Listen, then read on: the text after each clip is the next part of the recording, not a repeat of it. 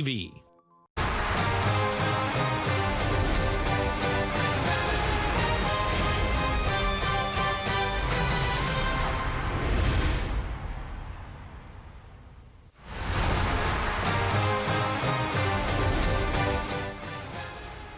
Georgian Bay Triangle U9 year-end tournament here on Rogers TV. Weekend in the rink.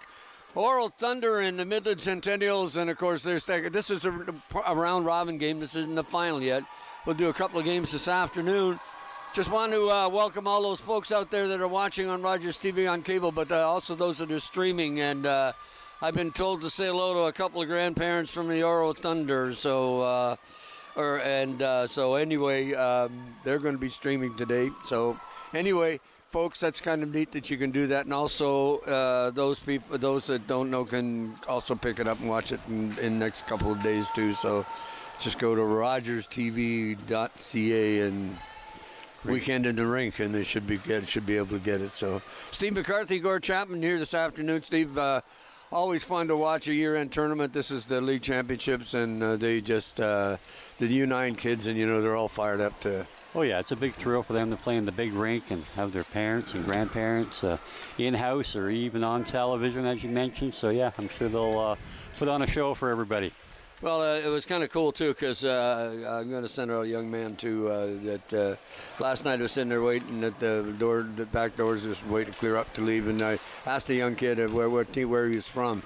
He said he was from Oro and played with Thunder, and they had that course on their jerseys, and his name was George Ashwood, and he's just so excited to be playing in the big rink tomorrow. So, no doubt. But she said tomorrow, which is today, yep. So I think somebody has a horn that we're going to hear all day. So Georgian Triangle U9 year-end tournament, Tavares Division, you're going to see where these guys are at. So games played, one win for Oro, one win for South Grey, and of course wanting to even that out today, of course, is Midland, and they have one loss. So they want to make it 1-1 in this part of the thing, but they're here this afternoon, so Midland should give them a game. I mean, these guys are pretty all close together, and so It should be fun to watch these U9 kids. Yeah, I'm sure, they got a little bit of a uphill battle, losing, I think, their first game 7-2 or 7-3, but it's U9. Anything can happen. Oh, that's for sure. These kids just come out and they play. It's all heart, and they just want to perform and do some fun, and you see them. I saw them in the dressing room earlier, and they were all excited and getting dressed, and the coaches were outside the dressing room too darn noisy with all those voices going. But, that's what it's all about. It's that camaraderie. It's that team. It's that part that's probably more important than the actual game, is these kids socialize and get together and form lasting friendships over. Yeah, absolutely, and they'll cherish this day for a long time, getting to play in an OHL building, and being able to go back to school after March break has been over, and tell everybody all about it. True enough, and you forget about that too, is the fact that it is an OHL rink, and with these little arenas, the Oro, I know the arena isn't very big. So, I mean, this is huge compared to what they normally do at seeing all the seats and whatnot. And the other thing, too, is they were talking about they knew the game was going to be on television. And the kids were excited about it, too. And some of the kids, like I said, I spoke to George last night, and he was just so excited. They didn't realize they were going to be on television. And I said, well, the game is at 11:30. I thought we were starting at 12, but he said 11:30. And I said, well, we're broadcasting at 12. And he said, oh, well, I thought we were, well, whatever. We're doing the first game. So here we are on Rogers TV as usual. This is our final telecast of the year for our Weekend in the Rink, but we hope you folks enjoy it. I have said for years that the Attack aren't the only team that plays hockey in Owen Sound, and if you want to get a chance, we'll come down this afternoon on a Sunday afternoon. Beautiful day. Come down to the arena. Watch a couple of games. Doesn't cost anything. And you'll see some pretty good hockey played by a bunch of 9-year-olds from all across the Georgian Bay area. And you can see them on your in red is Oro Thunder, and They're starting to get themselves all together at the benches. And in white, Midland Centennials. Thunder has a win. Midland looking for one. And getting the final instruction from the coaches. We'll play 10, 10, and 15. I'm not sure if it's stop time, but it certainly will be a hockey game. So there's some good skaters out there watching on the wall. Starting in goal for Midland is number 31, Theo Drake. And for Oro, number 1, Thomas Filatruo. I hope I got that right. I asked earlier, but he's going to be playing goal, and he's number 1 in red. And Theo is in white with Midland. And the Oro will start to our right, and of course, Centennials will be to our left. And also, might as well get this over pretty quickly. Thomas Filatruo, it's his birthday today. And on behalf of Rogers Television and his parents and his grandparents, want to wish him a happy birthday. And I'm assuming he's turning either 9 or 10. I'm not sure, but yeah, I think he'd be turning 9, I would assume. That's a big day for him. And guess it would be kind of nice to get a birthday present and win this hockey game. But we'll all get started. And but anyway, happy birthday. And we hope that you have a great game today. Picking it up quickly, taking it down the ice is Houghton. Houghton gets a shot. Good stop by Drake. This started real quick. Centered out in front, back it comes. Here we go. Parnell. Parnell has it, trying to bring it through center, taken away by number 8, Nathan Smith, as Smith got the puck down the ice. Wasn't sure, but Smith is number 8, even though his shirt's tucked in the back. On the far wall, Martin throws it up the ice. Nice lead pass, got it up to Houghton, who had the shot. There's another one, fired it high and wide as it whistled that thing by the corner. Yeah, he's had 2 attempts, and both of them big blasts. Holmberg takes it off into the corner, slides it around the other side. Lucas Mass onside of that puck, gets a nice pass up just in behind. Number 14, Parnell, as he was breaking through center. Smith along the boards. Smith back to his defense partner on this side. Just slides it up, gets up into center ice, gets it out of trouble. There's the chance. Shot in by Warlow, I believe it was. Puck in behind the net, trying to center it out in front. As the Centennials have a chance to get at it. Warlow had it off the stick of Goldsmith, and then picking it up quickly right in on goal is Giroux. And he lost control of it, but the puck's in the corner, picked up quickly by Woods, and Woods trying to dig for it. Gets it out into the circle, but right onto the stick of number 8, Isaac Perron. There's a shot from the point, bouncing in front and then just off into the corner. Boy, that was an adventure for Theo Drake there. He managed to get his pad on it and direct it into the corner. Ooh. Shot out in front. Come off those back boards. You know, we know those boards can really. Christian Vipon couldn't get it out. Comes back to the point. Brown into the slot area. Not enough on it, and it just gets picked up by Midland as they bring it out. Lead pass just missed. The forward, his shirt's tucked in his back pocket, and I can't figure out what numbers. We'll have to get, hopefully he got one on the sleeve. 16 misses the puck coming up ice. That's Woods. Woods has a chance. It gets taken off. Lead pass just off the stick of number 12, George Ashwood. It's unfortunate he couldn't catch up. He had a clear path to the net, but the pass got away from him and ends up in an icing. Ashwood, I should have told him last night when I was talking to him to leave his shirt out of the back of his good thing they got numbers on the sleeves, otherwise I wouldn't have known that was him. Center, Isaac Parent getting ready for the draw. Wins it. Gets it back to the blue line. Smith has it. Smith off his stick. Then fired it off a leg and into the corner. Getting after the Vipon. He just dumps it out and goes down the ice. Chasing after it is Anderson Holmberg. Holmberg has it. Turns in his own zone. Going to get a little...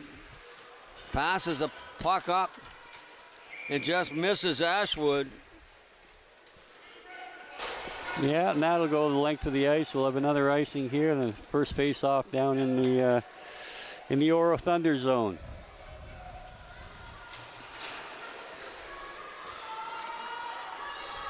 Thunder getting set for the face-off. And the blue line, Parnell. Parnell facing off against Smith. Referee's getting the...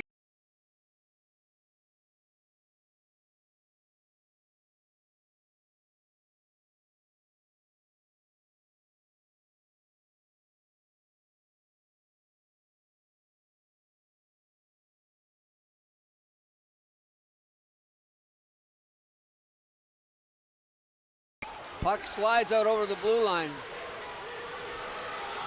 Chasing after it are the Centennials. I believe that's number 14, Calvin Parnell, and Parnell get...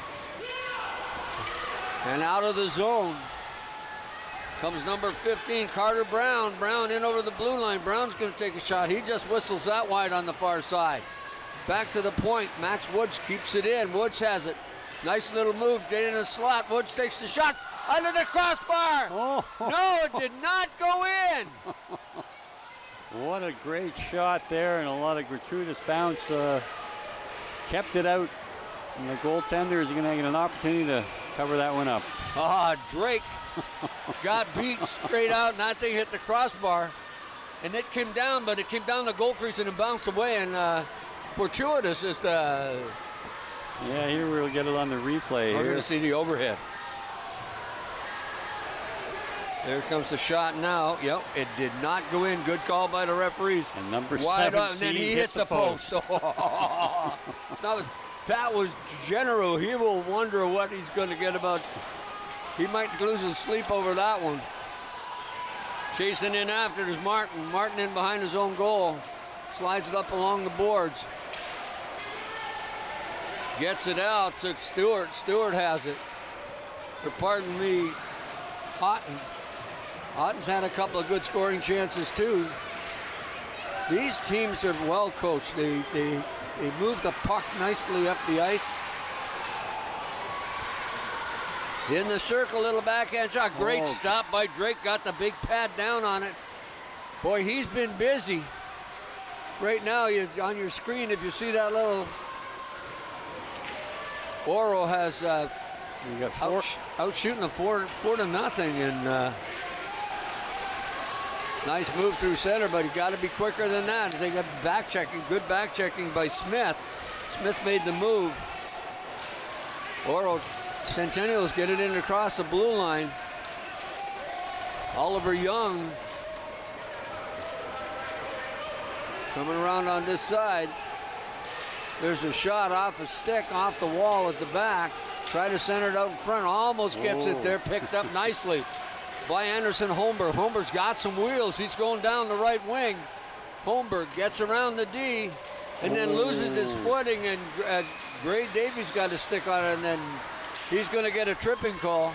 Yeah, he might have got a piece of him. That was a pretty close call, but almost looked like he might have had a bit of a speed wobble there as he was going by the defenseman. But unfortunately for Midland, they'll serve two in the box, and the Thunder look pretty dominant so far in the offensive zone. We'll see what the extra man will do for them. At center where the draw is Max Woods. Woods wins the draw, gets the puck off to the wing by General, and he just, but there's the shot.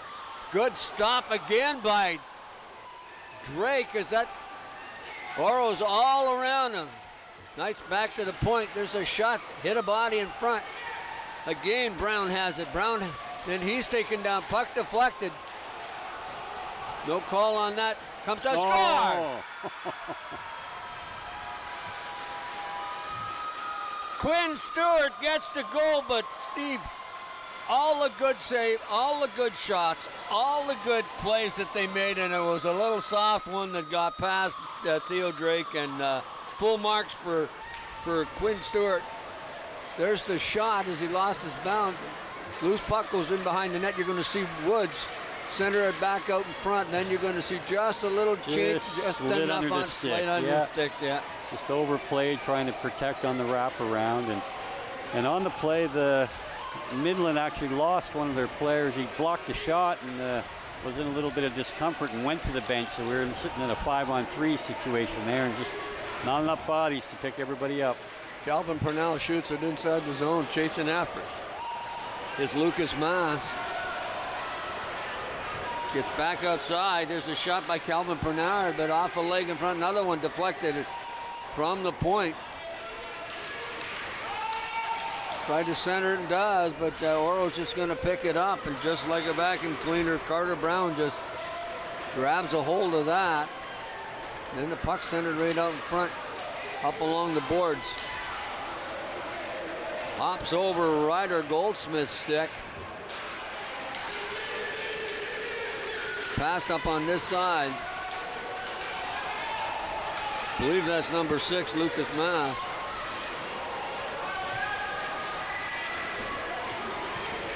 Getting on the zone is that's Van Loosen. Loosen can't handle it. Puck comes back to the blue line. Gonna get a shot from the point, bouncing puck. Off the wall at the back. Shot right into the goal crease, and it looks like Drake's just gonna put that big mitt on it. Good shift by Oro. Number 8, Nathan Smith. Carter Brown. And of course, Reed Selly was out there too, so. Max Wood's going to take the center. On the points, Martin. And number 8, Nathan Smith. Or number 9, pardon me, Anderson Holmberg. Puck comes back to the blue line, kept in by Martin. He fires it right back into the corner, chasing after the Van Loosen gets it to it. He does.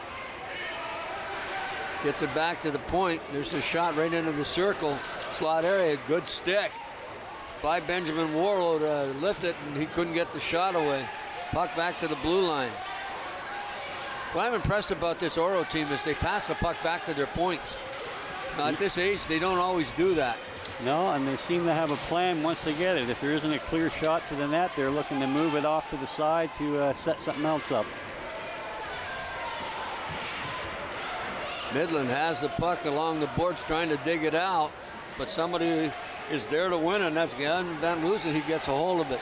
Out in front, Max Woods has a chance into the slot. Backhand is wide. On top of that, Gray Davies. We're time running down in the first period.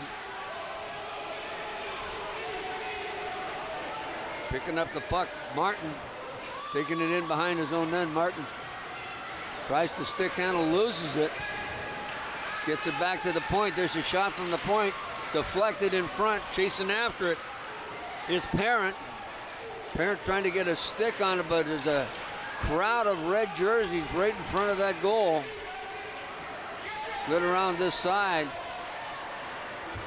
Tipped out by Stewart. Stewart tried to tip it up, wasn't successful.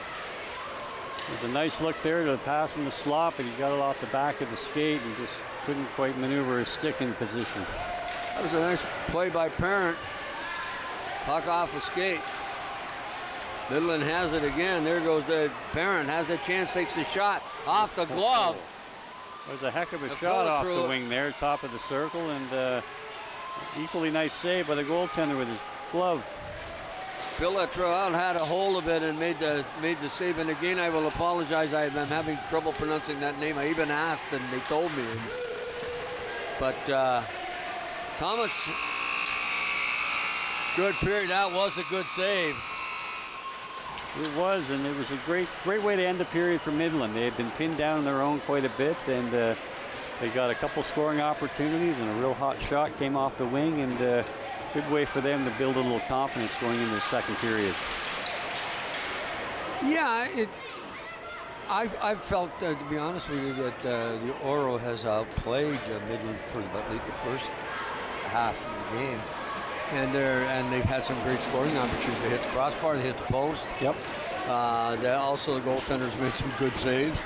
Can't take that away from Drake too. He's been there when it's been necessary. But the goal was hard work. Yeah. That's basically where that was coming from, and they did a nice job doing that. So. You see there on the graphic on the screen, we do have a 7-1 shot advantage. Oro with the 7, Midland with the 1, but the 1 was a hot shot and almost resulted in a goal. Thomas Philotro made a nice save on that one, but boy, the puck ended up at his feet, thank goodness, because it went off his glove. Face-off. At center ice. There's a shot. This is going to be icing, I think. Is he trying? Yep, it's going to be icing. Yep. Tried to headman that puck a little too hard off the boards, and it went down the ice.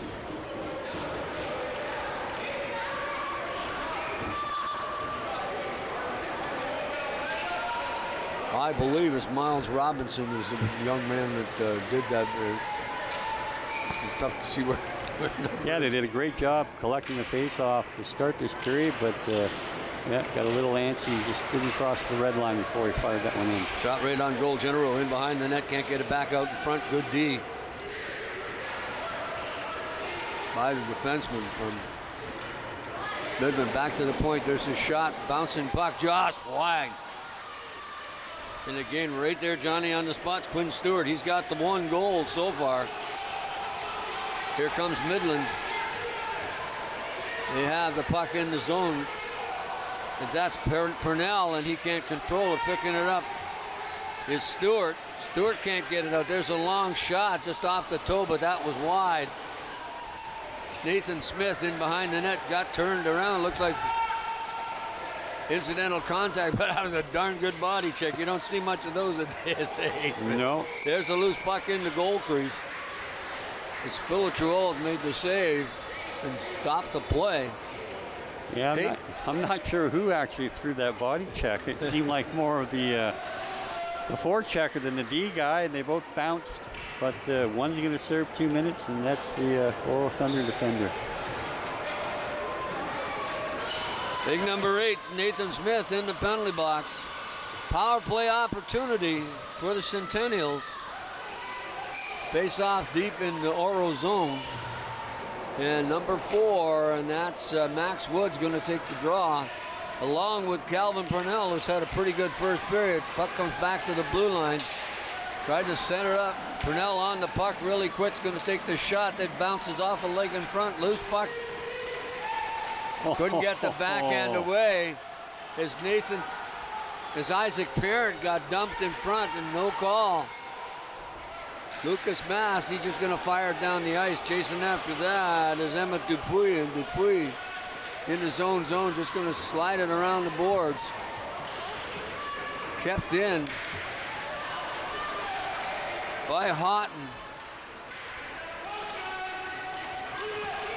And here comes Midland through center, and of course, Purnell, 2 red jerseys all the way around him. He's not able to move. Kept that puck in. Was Young at the blue line. Young again gets it into the slot. Purnell trying to backhand it through. Can, and just fired right down the ice. Johnny on that spot, just going to get it right back up. Chased it down the ice, but that's going to be icing. It should be icing. It got waved off. I'm not sure if the... Emmett Dupuis knocked it down the ice. Loose puck in the slot. Young couldn't keep it in. Taking it back in right underneath our broadcast booth. Oh, we got a real bad line change there. They did, and luckily he lost his footing. Poor Oro anyway. Young gets knocked down by Max Woods. We get another penalty coming. We got a little hook in there, and we're going to get a... I think Woods is going to the penalty box. Max Woods.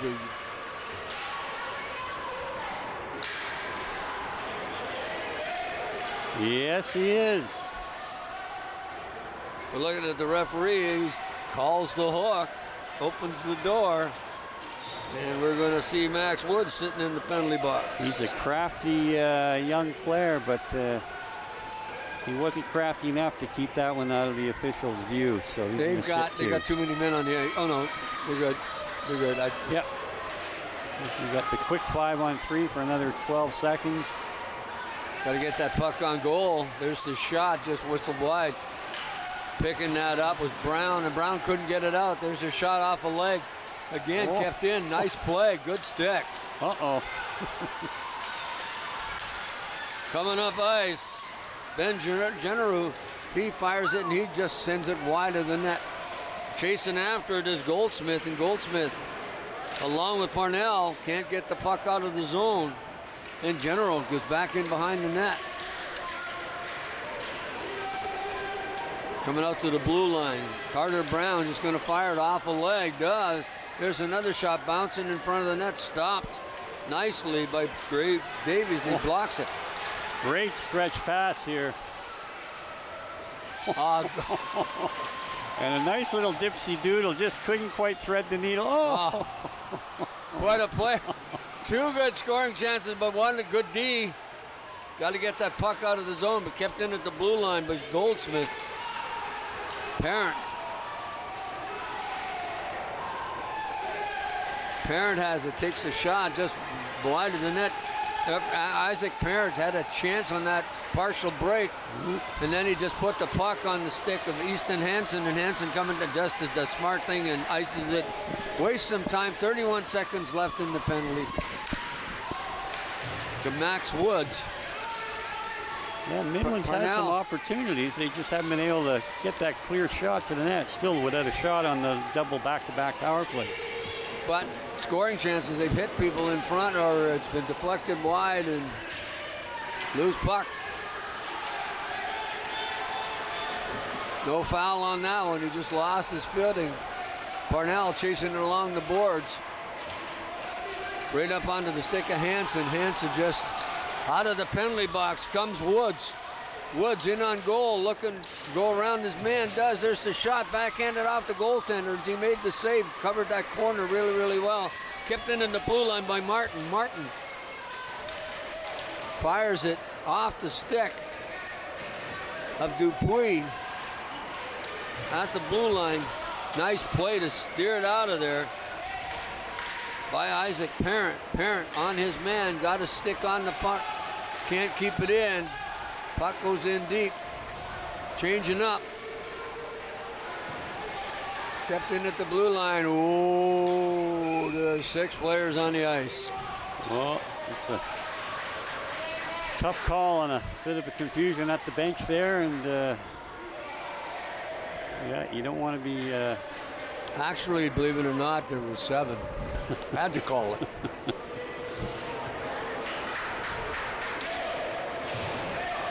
Bench minor, too many men on the ice? No.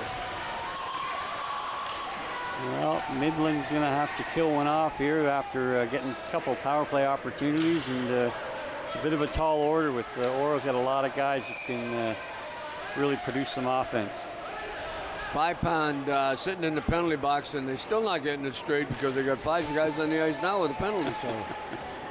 So Centennials in a little bit of trouble right now. Puck back to the blue line, or back to the top of the circle, to the defense, and of course Brown just dumped it on towards the net, but wide. Smith takes a shot. Another big stop by Drake. Checked at the blue line, kept in. Deflected off into the corner by Drake.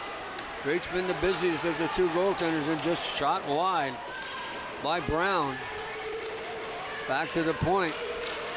There's a shot off a body in front as Houghton trying to get the point involved. On this side, Brown. Brown trying to keep it in, does, as his buddy Houghton come along, and he dumped it in behind the net. Centennials on the puck quickly, trying to get it out. Can't just yet. Lead pass up. Has it. Oh, good stick by Brown to knock it off, because if he could have got that pass open, he had a winger wide open. Nice play to get it by the goal, by the forward, by number 11, Ryder Goldsmith. Along the boards, Houghton. Stolen by Brown. Brown has a chance to get by the D. There's the shot. Good stop by Drake. Yeah, Drake held his ground there and gobbled up that rebound. But, again, good job by Midland on the penalty kill here. A lot of neutral zone possessions, and after a first little bit of a flurry, they were able to get the puck out and get it down into the Oro end for a little bit. Well, at 2:55 remaining here in the second period,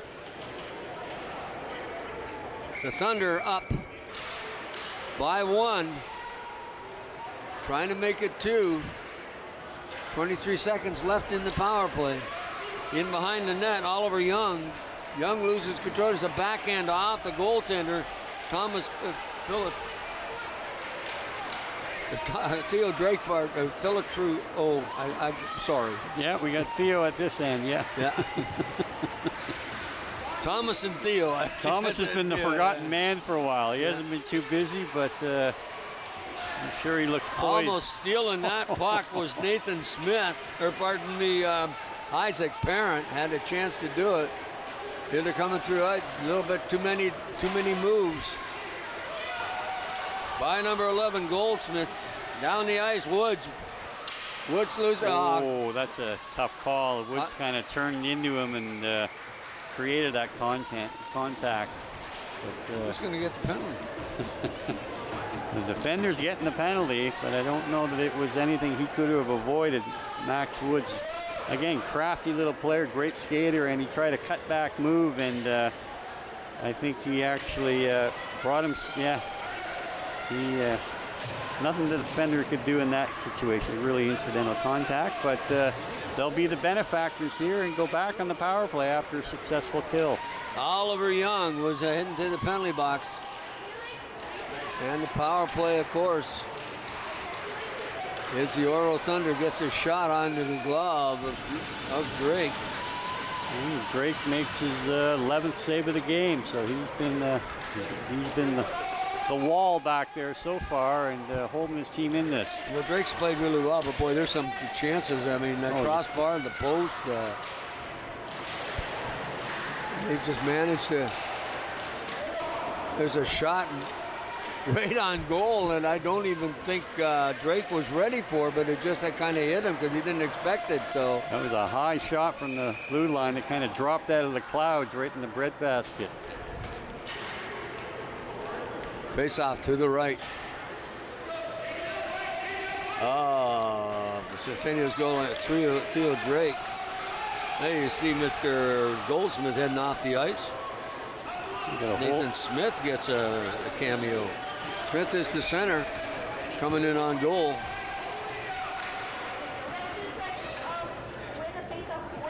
Just like to, that puck was back in the corner out of the draw by Woods, and he's got his stick on it. He's a pretty good little hockey player, this Woods. Out to the blue line, Brown has it. Brown's gonna carry it in. Does. Brown. He'll shoot. Score! Oh. Yeah, he had a big shot earlier in the game. He's a pretty big lad, and he can fire a puck, and he put it upstairs. No faulting Theo Drake on that. He was allowed to walk right down the wing and rip one top corner. It was a nice shot, and full marks for... Well, here you're going to see it on Rogers' replay as he comes in, and he adjusted that circle and got top above the glove hand, and boy, that never hurts to shoot the puck. No. Power play goal. So that helps. Yeah, that creates a little more tough sledding here for the Midland Centennials to get back in this. With a 14-1 shot advantage for Oro, they're going to have to pick up the offense. Oro's had some opportunities, but there's a shot on goal. True makes the save. Yeah, great little look there, and but no chance for the rebound. Goaltender did a great job of plugging it up, but they're gonna get another penalty here. Little hook up. Well, Brown, who was the last goal scorer, is going to sit in the sin bin. And 14, Gavin Purnell is going to take the draw on the point. Gray Davis. And number 16, Emmett Dupuy. Dupuy off his stick. Uh-oh. Woods going to chance. Woods in on goal. There's the shot. Hits Drake with it. He tried to go upstairs too. He just skated himself out of a good shooting angle there, but a great opportunity shorthanded. Centennial tried to get the puck out. Doesn't get along the boards. Best scoring chance has been the shorthanded one. Again, Woods having a great game this afternoon. Dumps the puck back out to Houghton. Houghton's had a couple of good scoring shots too and just hadn't been able to convert. Houghton again gets it over the blue line. Chasing the puck down is number 12, and that's Miles Robinson. Robinson right on the stick. There's the shot and go. What a stop! Stop by Philitrew. Happy birthday, boy. That's a gift you can give your team. That was an outstanding pass to spring him loose, and an even better save. So unfortunate for Midland, they weren't able to get one on the scoreboard there, but full marks for Philitrew as he came up big when his team needed there to keep that shutout alive. Nice lead pass. You see this right in on goal, but you're going to see even a better save by Philitrew. Nice little move, and just couldn't quite get it up over the pad, but he did a great job moving from post to post to keep that leg out. And well, yeah, that was the key to that was the fact his lateral movement and how he was able to get over and the stick was there too, so that puck wasn't getting by him unless it was upstairs. He had to get it up, and he was probably 3-4 inches away from being successful there. But nice move, nice play, and great save. Well, you know, this is the exciting thing about watching. These are 9-year-olds, and they're playing a good hockey game. This is fun to watch, guys. You know, come on, folks. Come on down, watch these kids play. They'd love to have you in the stands. There's a lot of seats here. I think we can accommodate you. So, but this is, you know, I've said this for a long, long time. You know, the Attack play great hockey, but boy, the hockey that's played in this town is really good. And the kids give it their all to represent their communities. But this game is as good as any that I've seen this year. So, and these are 9-year-olds, and they got skill. Chasing after it. I believe it's Emmett Dupuy. Dupuy trying to center it out in front, does, but off a stick. At the blue line, Oliver Young. Young has a chance. What a shot! Oliver Young! That was an outstanding move. But he hesitated on his first shot opportunity, waited for the defender to clear the shooting lane, and got a high shot. The goaltender, I don't think, was able to pick it up through the crowd. And, I don't think Philitrew saw it at all. I think you're going to watch it here. There's all kinds of bodies in front. You can see the Thunder number 11 move in, Stewart. And like you see him looking, he didn't see it. You can tell by his posture. And he's been really good at, Thomas has been really good at tracking the puck, and that was a great shot. It wasn't hard, but it was labeled. It was labeled, and again, it's just a heady play to not shoot it into the defender the first go around. So we got ourselves a game here. So that was a power play goal too. Puck slides down the ice. We're into the third period. It's 15 straight. Oro up 2-1, and that Oliver Young just have that total as they were up 2-0 almost at the end of that period. You see Oro might get a little bit, start to move, chasing up ice. Well, we're going to have Midland go back to the power play. A little trip there as he was coming through the neutral zone, and looks like he's having a little difficulty getting off the ice, but I'm sure another goal for his club will make his leg feel a lot better. Gavin Van Loosen heading to the penalty box. It looks like tripping. And I can't see the number of the kid. I guess it's number 9. I should, Brendan Hayes.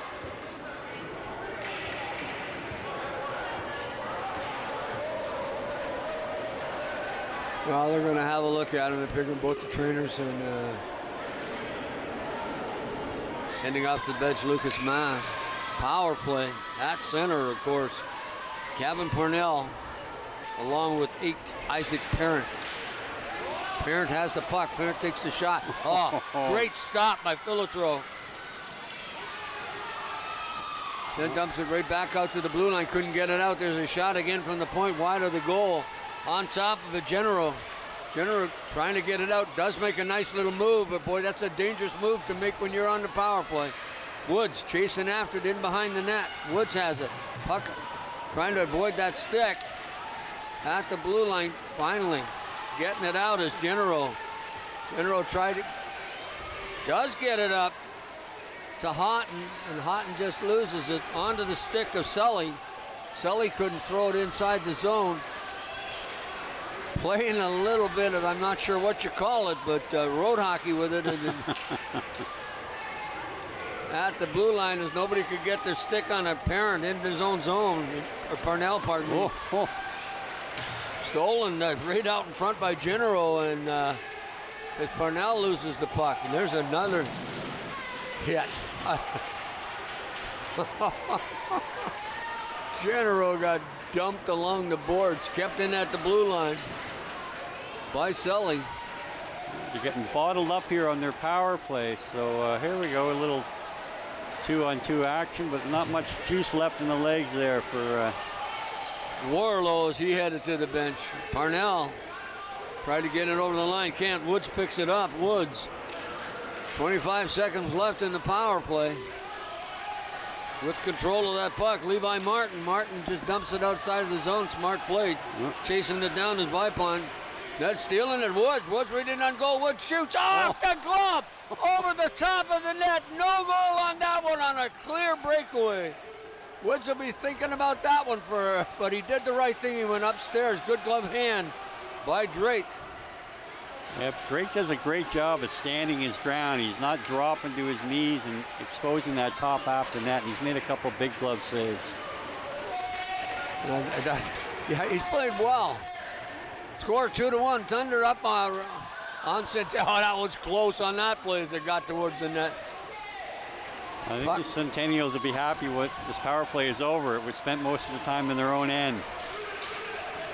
It was kind of, it was kind of amazing that those four players kept that kind of control for Oro, but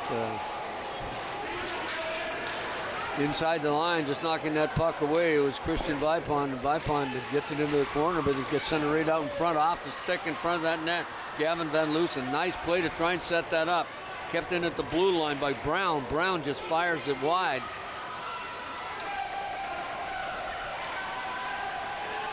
Losing that puck, and he tried to carry it out, was Gavin Parnell. In the corner after it is Stewart. Stewart's got a goal this afternoon.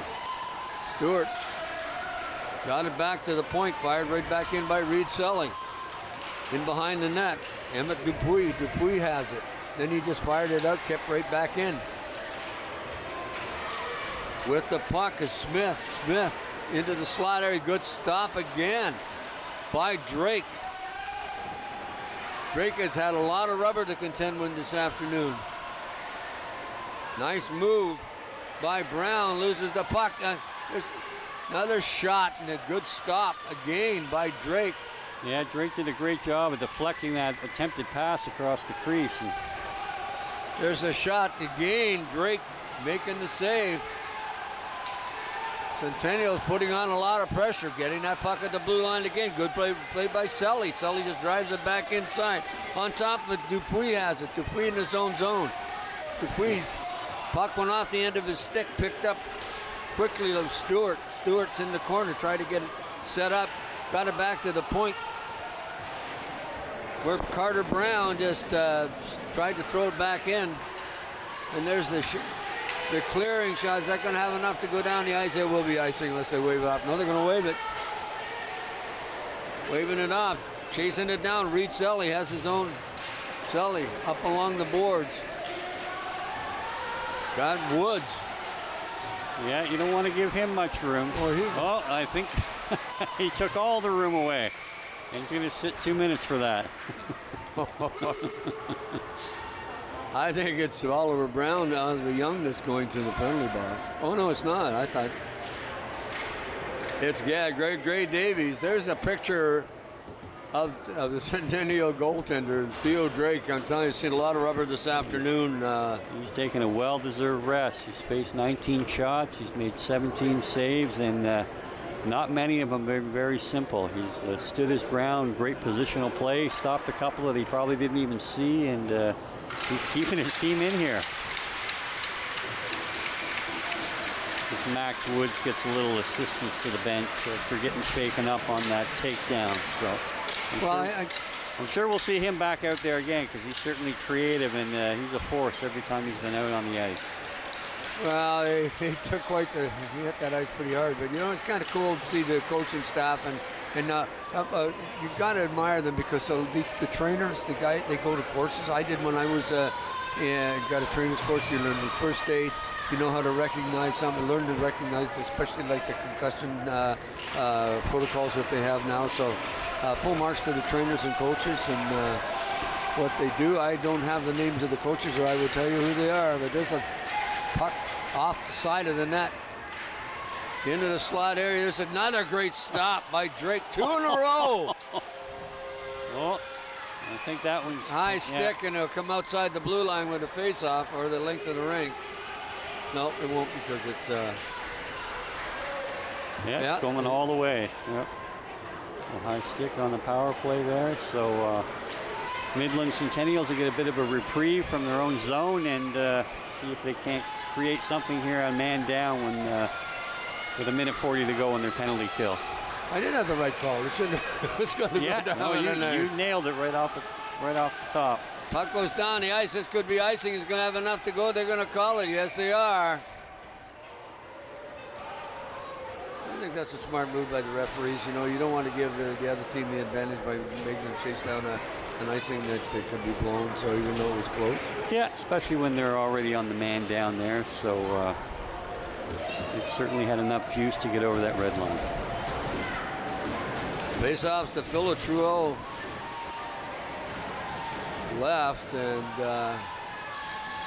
in the face-off circles, Houghton. And number 12, Miles Robinson. Then stealing that puck on almost had her after it is Parent. Parent has a chance to go to shoot the shot into the glove of Philotruo. This game is really close. When you look at this thing right now, it's a one-shot game one way or the other, because the next goal is extremely important, because it's a tying goal. If it's Midland, it's the insurance marker. If it's and Isaac Parent's had a couple good opportunities, and good to see him back out in the ice. He blocked a shot in his last trip out there and had to be helped off, and actually got to the bench in his own accord, but it was shaken up a little. Some discussion between the linesman, or the referee, and they're going over to the Oro bench. I don't know what the issue is, but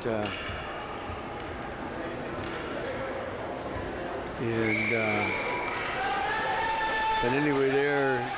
You never know, actually, because here we go, stolen that puck. That's Woods. Woods back on the ice. Oh, nice defensive play by Goldsmith to knock the puck off his stick. Short-handed. Taking that puck in, Levi Martin. Martin down the left wing, and then it was offside. Yeah, I think Easton Hansen got a little excited and crossed over the blue line to throw the whole play offside. Glad to see that Woods is back up on his feet. Took a little shot in that a little earlier, and these kids are resilient. Off the stick as Van Lucen couldn't control the pass, and it went down the ice. Losing his footing here behind the net, Carter Brown. Brown goes sliding into the. Now here comes Oro. They got 3-on-2. And it's the dangerous Max Woods again with that puck. Woods around the goal, around the defense, and then loses his footing, heads up in behind the net, picking that puck up. Here's Generou, center out front, scores! That's the big goal we were looking for. Yeah, Power play marker there, and what a terrific little saucer pass from out behind the net to get it over the defender's stick and the goaltender, and he knew where to put it, get it upstairs when you had Theo Drake actually down on his knees. Woods loses the puck behind the net, but then you're going to see number 17 Van Lucen get it. Just bring it out in front. There it is, right, Johnny on the spot. Hello. Left-hand top corner. Theo Drake got a piece of that off the shoulder and upstairs. So again, a valiant effort, and he's held his team in this, facing 21 shots. But you can't give this team too many opportunities, and it's come back to haunt them on the power play. Carter Brown's got go. How many times have we seen that where goaltender thinks he's got it lined up and it just hits the stick or something and goes into the goal? I'm not even sure who scored that. I think it's number 8. That was Isaac Parent, who's had a couple real good opportunities and can really shoot the puck, and didn't get it up high like he has in the past, and it was right along the ice and deflected up over his goal stick. And actually, Phil Latrobe played it right. It's just that he was not in position in the net to make that, because he almost. That's Parent again. He can really shoot the puck, so they got a chance anytime he's out there with the puck on his stick. He's had a great game. Well, I'll tell you one thing. You see a little jump in those legs right now of the Centennials as they got that goal. Dupuis has the puck off the boards, puts it on the stick of Ashwood. And Ashwood loses it too, but creeping along the boards again is Smith, and Smith just dumps it off into the corner, chasing after again, but then Lucen in behind the net. Up along the boards to Warlow. Warlow loses it in the circle, and they're playing with it, chasing after it. Warlow again has it, tries to get it up the boards, can't. Forechecking Stewart. Got a goal this afternoon, Stewart. With some hard work, there's a shot off the glove of Drake and knocked off into the corner. Off the ice comes Robinson. Good back checking by Holmberg. And here comes the Carter Brown's got 2 this afternoon. Brown couldn't get by.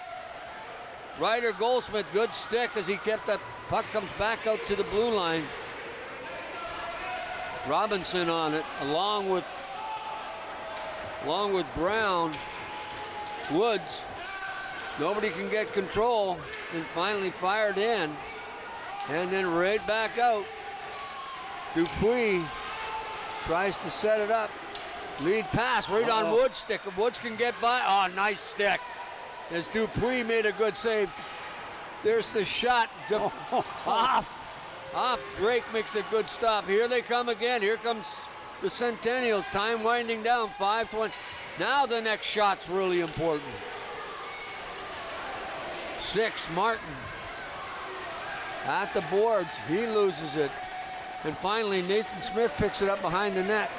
Smith got to make a play. Except it's right on the stick of Dupuis. Just gets it in over the blue line. Then finally, Oro gets it out. Oro's a little on their heels right now. Because boy, that goal that Isaac Parent got has really put a little bit of giddy up in their step, I'll tell you. There's a shot trying to clear it out at the point. And Oro has the puck.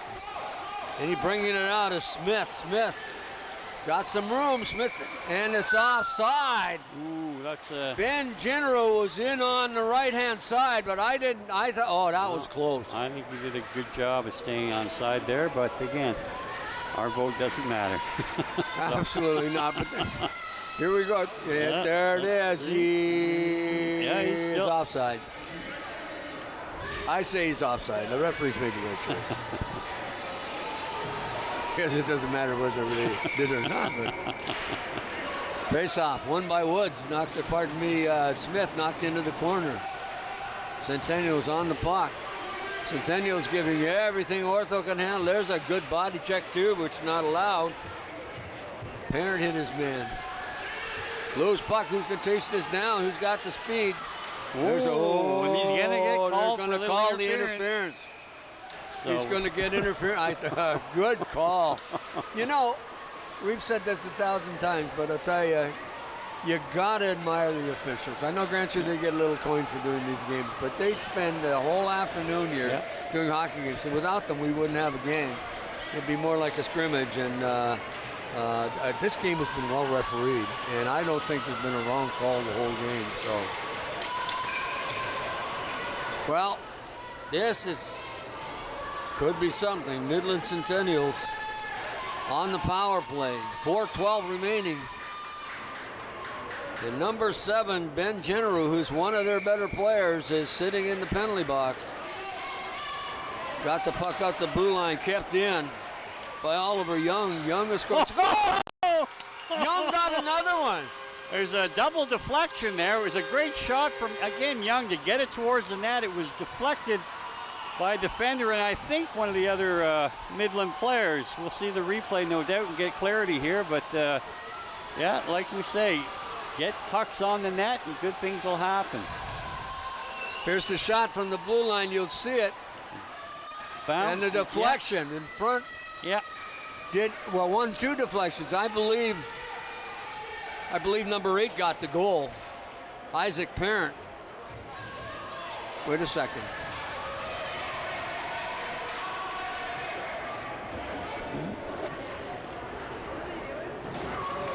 What looks like we're going to have a timeout here by the Oro Thunder, who are certainly had no idea that they'd be sitting here at a 3-3 tie with 4 minutes to go. You know, leading with the shots on goal 23-8 and dominating a great portions of this game. But you know, things happen, and again, both teams have put forth great effort today, and it's been quite a game. Well, what the coaches at Oro's got to do is stick with your game. They can't press. They've got to do what they've been doing, and they've been moving the puck up ice well. They've been doing the things to get it in, and they've had great scoring opportunities. They've outshot 23-8. So the trick now is to put it where the goalie isn't. Yep. And 3-3 tie, 4:03 remaining, power play goal. And I believe Isaac Parent was the one that deflected it, even though the shot came from the point. I gave it to Oliver Young, but I believe Parent was the last one to touch the puck.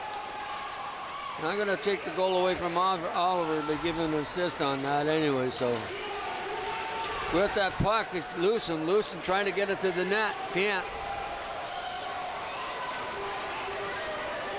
Woods along the boards, keeps it in. Woods gets into the slot, takes a shot off a body. Chasing after it is Houghton. Houghton in behind the net. Woods again, just tips it forward. Woods. Kept at the blue line, but they're not allowed it to get out. There's a shot. This drives it right back inside off the stick of Parnell. And they're calling it offside.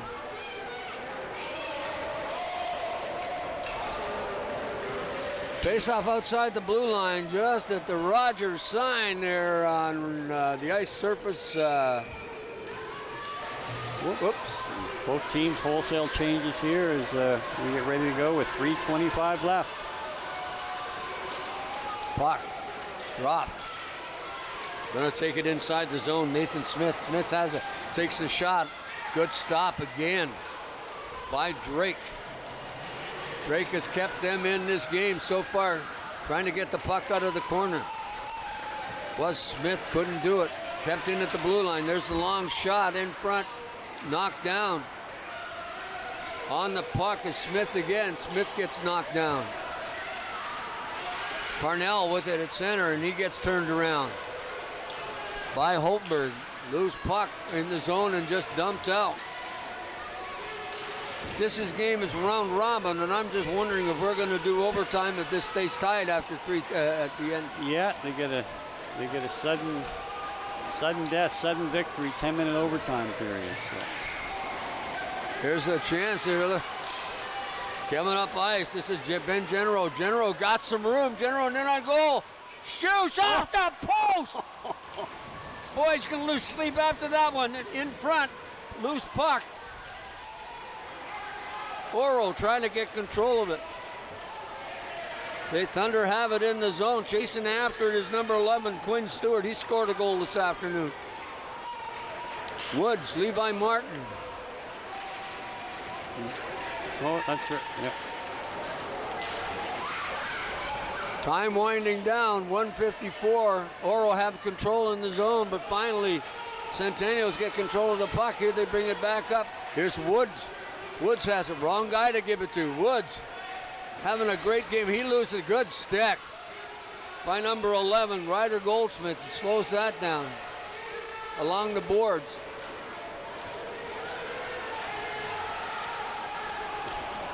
Puck gets off the stick.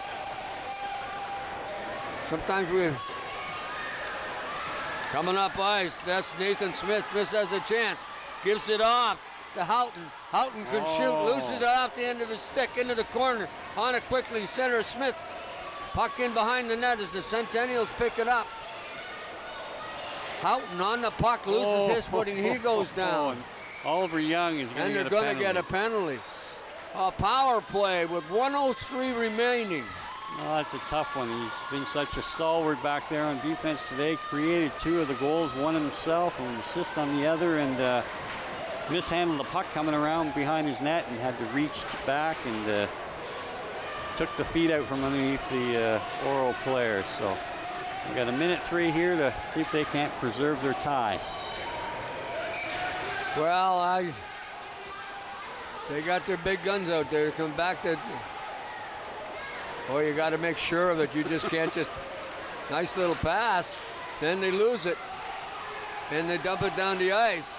That's going to get right on goal. Just a bit wide. But you get the benefit of being able to ice the puck at this point is might bode well for. Up along the boards, picked up by Gavin Van Heusen. Van Heusen down the wall. Time running down. 32 seconds. Got to get a shot on goal to win it. Then it's just fired down the ice. That's all they're doing. Of course, that's the best thing to do. Chasing after it. Smith got 20 seconds. Smith got to make a move. Time for one more big dash. And great job. Defending and knocking that puck loose. Woods has got 9 seconds. He's going to have to unload it pretty soon. Shoot it. Shoot. That's what he's got to do. Woods gets the puck knocked off the stick. Going to be 3-3.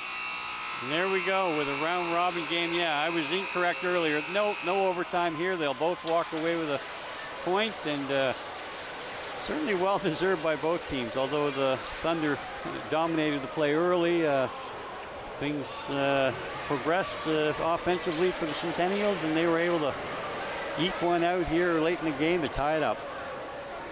Well, there's no doubt that full marks for Thunder. They're down and managed 3-1 and managed to come back. You wouldn't let the kid out of the penalty box. Yeah, just to join in the celebration that he was a huge part of their game today, Oliver Young. That's funny they got locked in. Good. Let me out. I want to be part of the celebration. Oh, that's great. Anyway. A well-deserved cheer from their supporters there before they leave the ice. Well, Midland was a tough game in the beginning as they ended up losing 7-2, she said earlier in the their first game here in the round robin. Yeah. In the round robin, and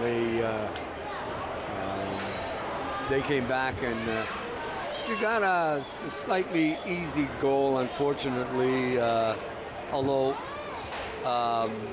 Philotro had it played properly, but the problem was his position a little deep in the net. Yeah, and it went off the stick and up into the net because he looked like he had made the right move. But those ones, how many times have you to make sure them? When you see them coming slow, to what you have to do with it. So, full marks though to Midland to come back. Even once they got that goal, that second goal, they had a little bit of jump in their step, and they ended up coming through on the power play and getting the power play goal. Again, we've got to pick players of the game, and the Centennials. I love this little Oliver Young.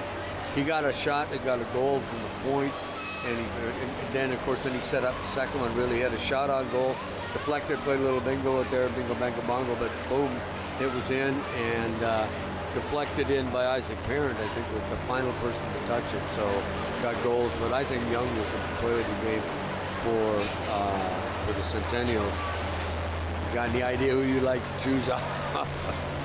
Well, geez, I mean, the Theo Drake certainly backstopped them and kept them in the game, but on the Oro Thunder, I think Max Woods was just a dominant player every time he was on the ice, and he was certainly dangerous and drew a few penalties because of his elusiveness, and he would be my pick, I think, irregardless of who got all the goals for Oro. Max had a pretty good game. I think he did too. I think he was a player of the game in a lot of ways. He carried the play, he carried the puck, he got the puck in the zone, he could skate.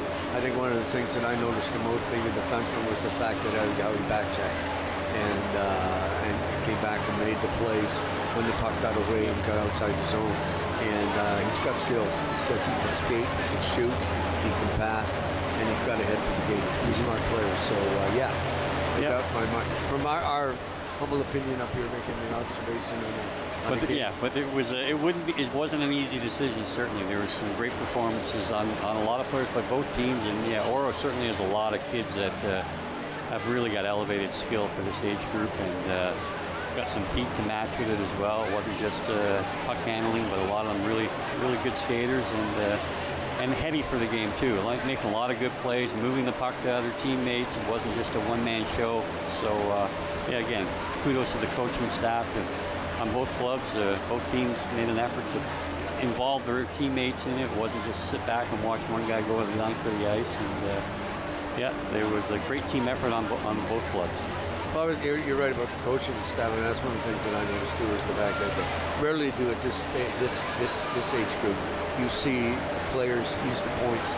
Both teams pass the puck back to the points, the guys to get the puck in deep or shoot it on goal, and it resulted in 3 goals in the game. Yeah. Two for the Centennials and one at least for Oro Thunder.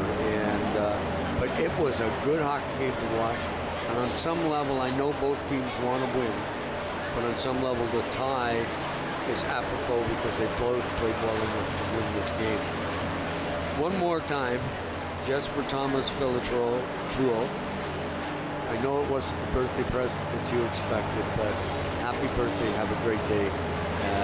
Enjoy the rest of the tournament. I got a sneak suspicion we'll see you later today. So you guys have the rest of the day.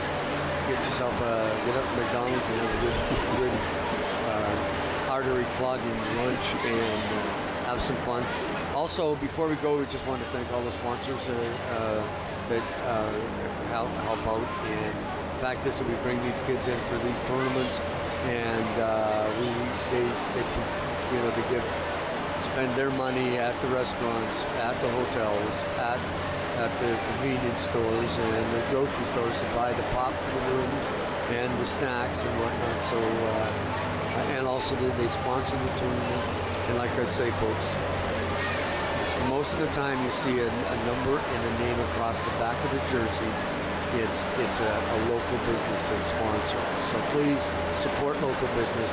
They support us, and not only just hockey, but we're talking soccer, baseball, all the minor sports. If it wasn't for the local business, lots of times these kids wouldn't have the uniforms or the places to play. So please, thank you very much for all your support. Yeah, well said. It's what really keeps the beat of amateur sports going is certainly whether it's coming out of the parents' pockets, everything that we can accumulate on the sponsorship side just makes it easier to keep it moving, humming along. Well, I appreciate it. We're going to take a short break. I hope Mark is, and we will be back with some more of Weekend of the Rink here on Rogers TV.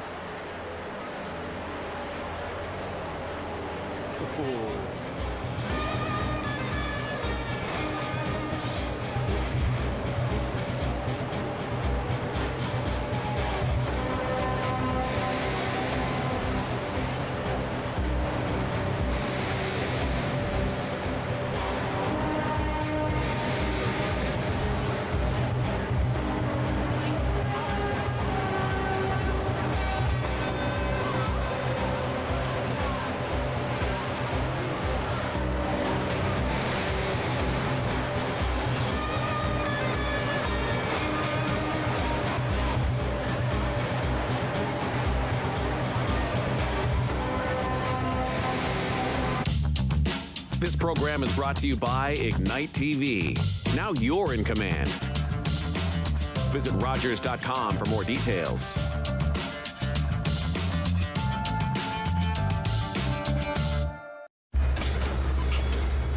This is a brain in urgent need of mental health care.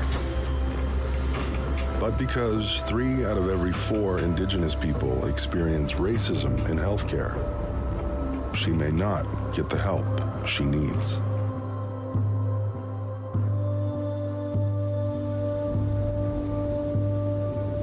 Become an ally.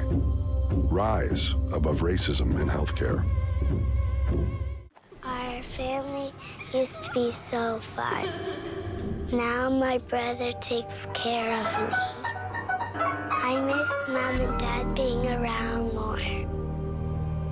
Mom says things are going to get better.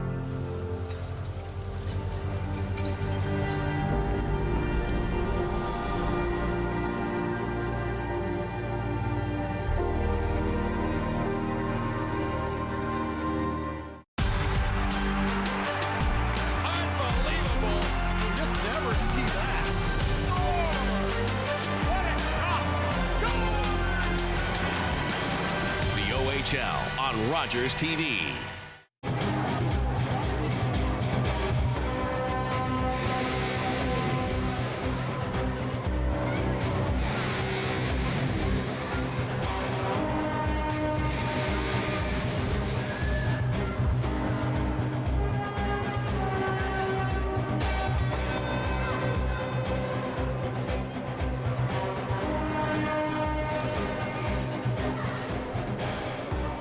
Well, folks, here we are back at Rogers TV here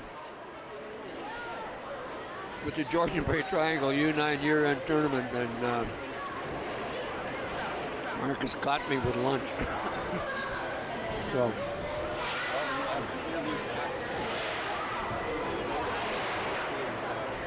I believe both lost their first game in the round robin, so a couple of close battles, 5-4. Honeywood lost their game, and Clearview went down 5-3. So we'll see if they are evenly matched, and if they can come close to the game being as good as the game we just watched. It will certainly be a treat for everybody that tuned in. well, you can see the Oro Thunder has got a win. So you can see 3 teams at the top. So Honeywood and Clearview have to win this game to keep pace. So even though they've lost in games played, so this is the round robin part of the tournament. It is imperative they win. Yep. Both of them actually, to be honest with you, they didn't have a chance at moving up the standing. And they are. If these kids can put on the show that the last two kids, the set of kids, we're going to have a good hockey. Of course, we're this weekend at the Rink on Lodges. Steve McArthur and George Chaplin. We hope that you tune in and bring us into your living rooms. Hello to those folks that are streaming. Going to watch their grandparents and whatnot. They're supposed to say hello. And I know being grandparents, I know sometimes it's difficult to operate the computer. So I hope you got great coaches. Georgian Bay Triangle year-end tournament, Marner Division, Shelburne Wolves. You can see the top 2 teams, 2 wins, 2 losses. Shelburne Wolves 1 and 2, and Grand Valley is 1 and 1. Georgian Shores is 1 and 1, but Osprey Hawks and the Georgian Shores for local League 1 is actually they're probably done. So it'll be tough.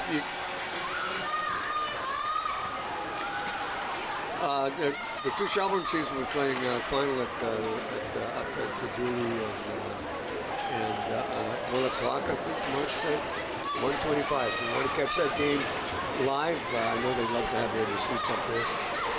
It's a great place to watch the good hockey.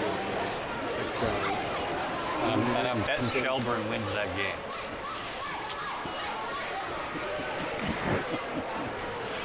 Guaranteed, folks. Guaranteed. I have to work with him all afternoon. Oh, man.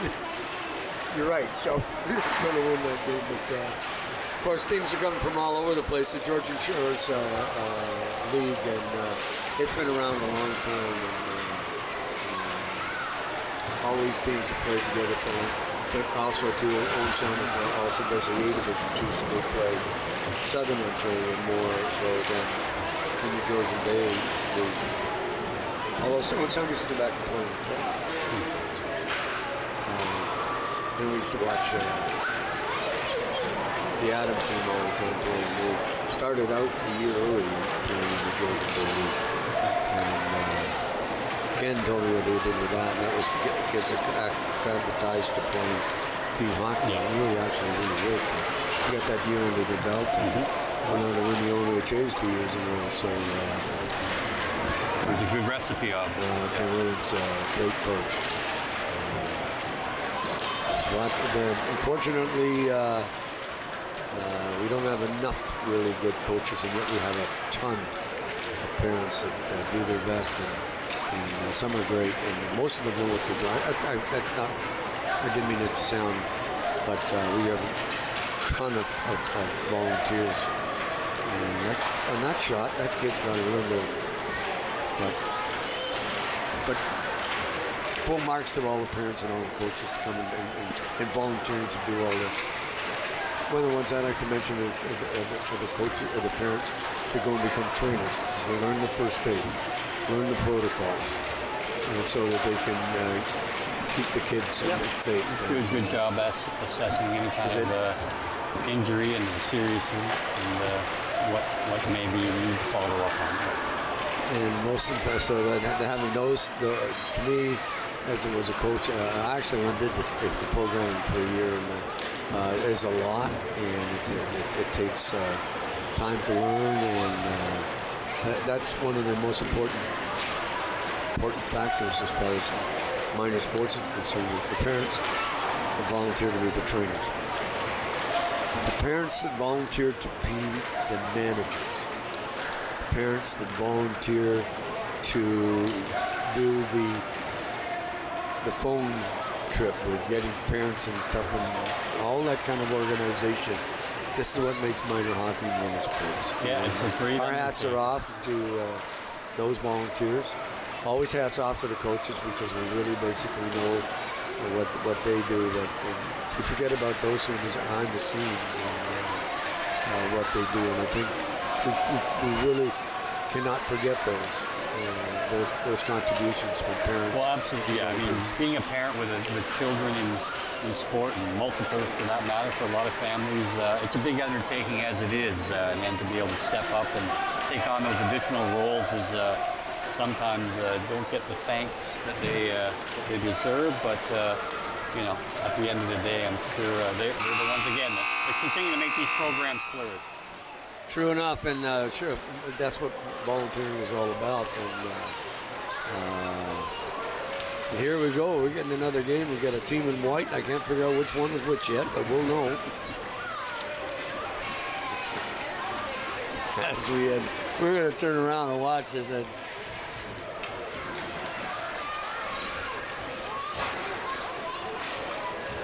have you figured out who's who yet? Well, there we go. Honeywood is the Maroon Club.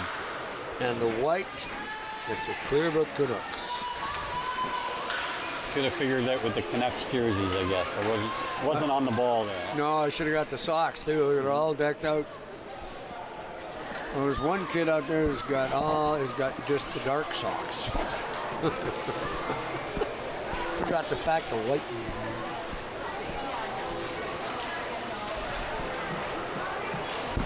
Anyway, Hurricanes to our left. Sadie Surson is in goal. And we haven't figured out what the number of the goaltender is yet for number 35 is the goalie, Jackson Pettipas.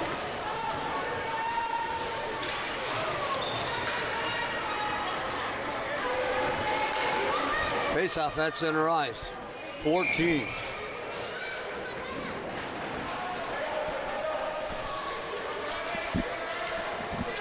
Puck along the boards. Here they go. The game's in. A lot of high numbers. 26, Vackney. Oh boy, we're gonna have some pronunciation with. So hopefully we get 24. Katie Dewitt's in on goal. There's the shot. Surson makes the save and has a loose puck. First big scoring opportunity goes to the Canucks. 28, Sadie Surson in goal. Yeah, she had a lot of clear real estate to the net, but got a lot on that shot and looked like she's trying to go 5-hole, but again, a goaltender closed the pads. Breaking through is number 14. Of course, that's Ryder Alcorn. Alcorn in on goal. What a great stop by Pettipas, and I hope I'm pronouncing that correctly. Well, we're 39 seconds into this, and we've had 2 great scoring opportunities by both teams. So looks like we're in for another dandy of a game here. Jackson Pettipas made a great stop. Surson made a good stop on the first play.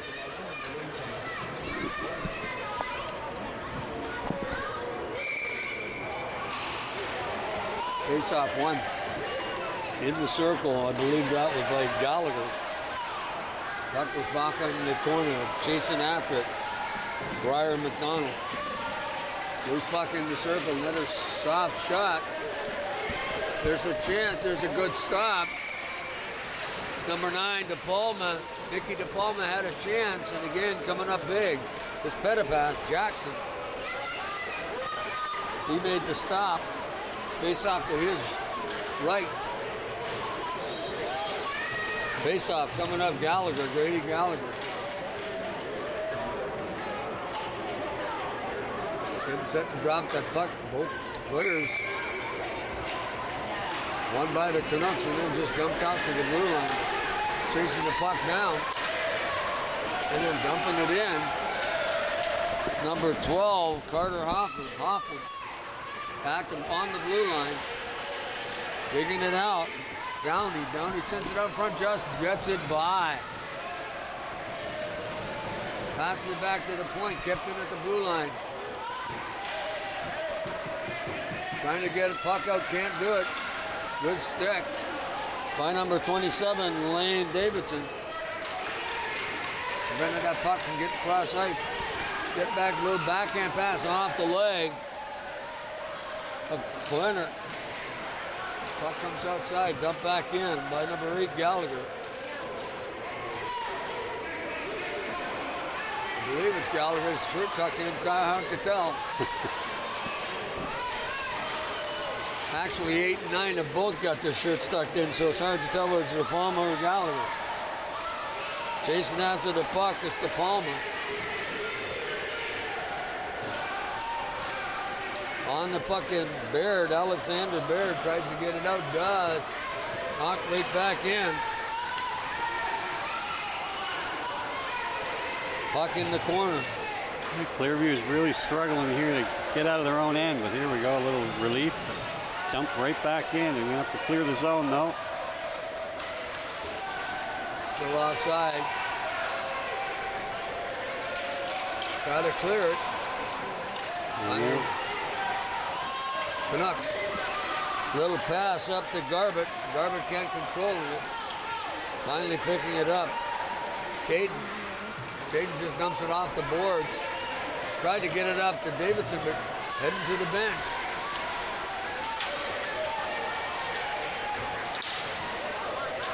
.23 is Garbett. Had a chance to get by the defense, but couldn't do it. Gets back out in front. Get a chance to shoot it.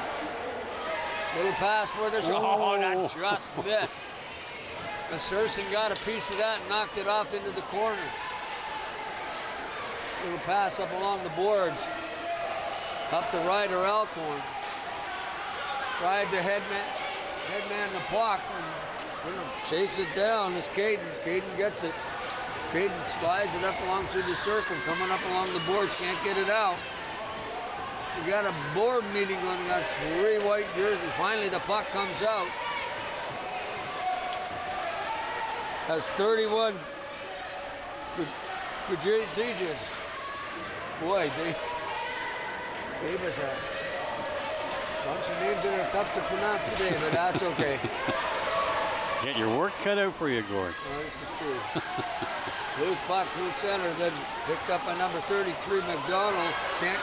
Then stolen by Alcorn. Alcorn has a chance. He slides it by, deflects it off. They're going to get a penalty. Gee, Got a hook. Well, I know we're always complimentary to the officials here, but this one you might want to have back. Regis is heading to the penalty box. Bodie.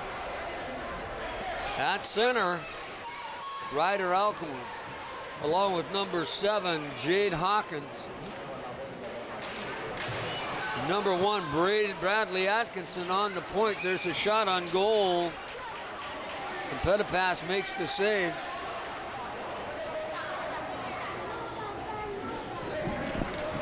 Not sure whether I should use the French pronunciation of that or not, but at center, again, Alcorn.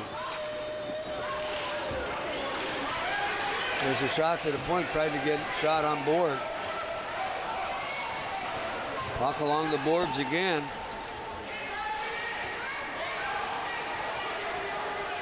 In behind the net. To 27, Lane Davidson. Davidson got it up along the boards. Kept in by Shaw.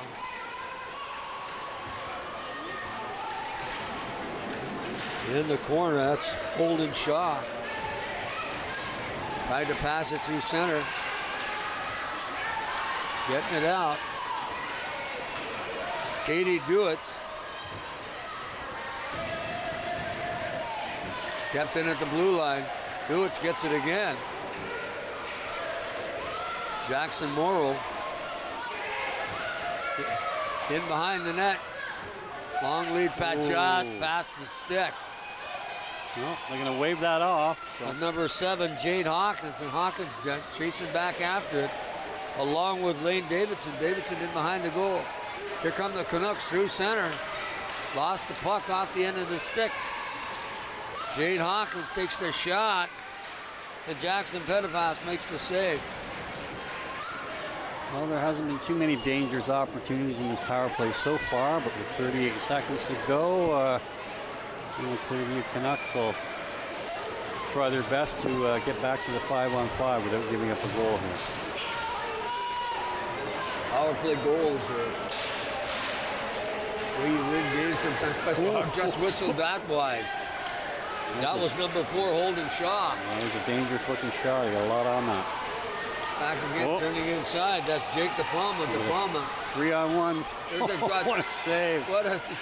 Oh, and you got the shot. Oh! 3 shots in that goal. I can't believe that. Grady Gallagher had a chance. DePalma had a chance. Again, here comes Gallagher. Gallagher on goal. Finally. Gallagher gets it. Again, nice puck shot up high in the net with the goalie crouched over. It was pretty much indefensible there. They kind of had a 2-0 going to the net. And, well, Jackson Pettipas was absolutely was absolutely amazing because primarily, I mean, the one little save he made, I don't know whether they're going to show the whole sequence. But here's you're going to see the goal. And a little flip shot up over the top and go high upstairs with the can corn, as they used to say. Jack DePalma just knocked the puck back inside. Ooh, that's a crazy one. Those boards, we know what they're like, and sometimes these guys don't. Yeah, that was a pretty innocuous looking shot from way out that almost came off the backboards and hit the pad and trickled in. So the Hurricanes up 1-0 here with 3:40 remaining in the first period. Our second game of the 5 games on Rogers weekend in the rink.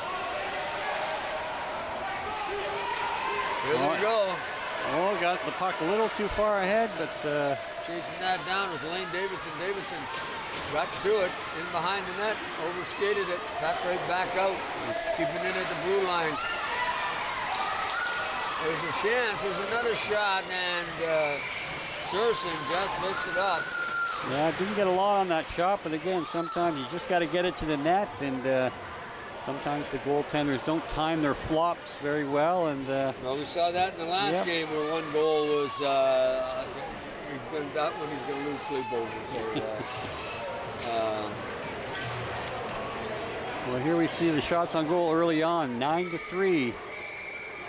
Honeywood on top of Clearview in the shot on goal category so far.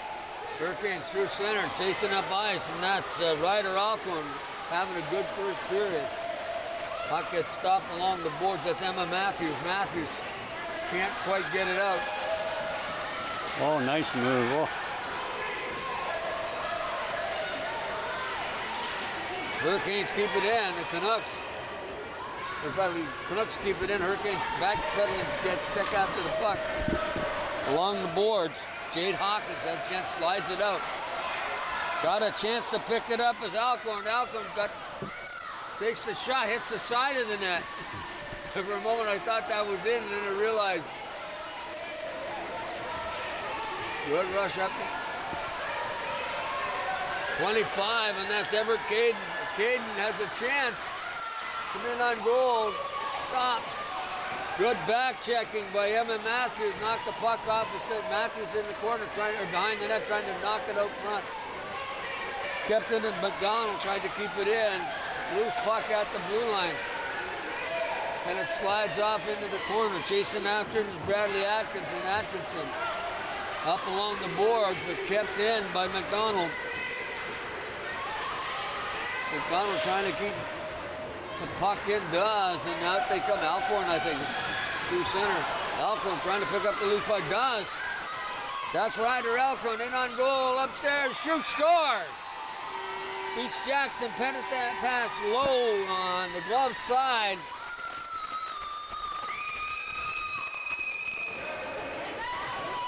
Yeah, did a great job picking up that puck in the neutral zone, and again, nicely placed shot just over the pad, and she went down in the butterfly. Got a lot on it. Jackson makes the save. Or tried to make the save, got down low, but and that whole break came on a flurry of activity in the defensive zone, and just able to chip it out into the neutral zone and catch up to it, and give themselves a 2-0 lead now. That Ryder Alcorn's got some wheels. He could get up the ice and manage to get to that puck, and then of course put it away. Stealing the puck is Morrow. Morrow's taken out. And it looks like we're getting a call. We're going to have a power play here for Clearview. See if they can't get back into it late here in the first period with 1:01 to go. Jackson Morrow, feeling the effects of that, he's deciding to stay out on the ice. He got up and was checking his body parts in the shirt. Figuring he deserves the opportunity to stay in the power play after taking a little bump along the wall there. Jackson Morrow going to take the face-off. 1:01 remaining here in the first period. Face-off deep. To the right of goaltender Sadie Surson.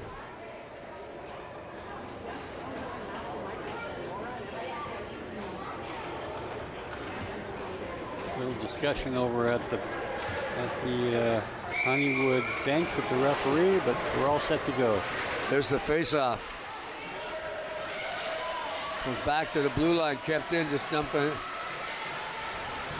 Tried to get up by Courtney Downey, couldn't get it out. Downey on her knees and slid up the boards and chasing after it. Oh, well, that was quite a collision. We got a delay.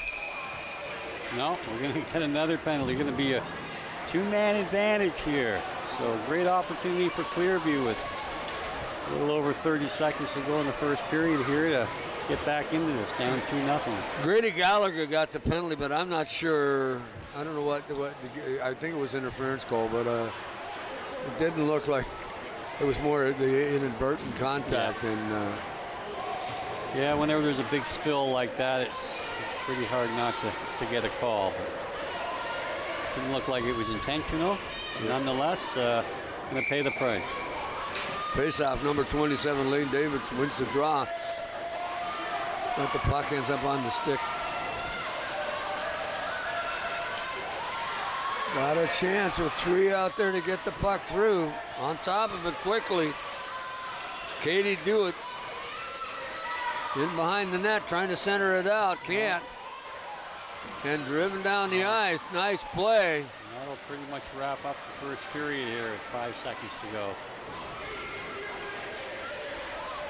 Getting that puck is Krigas.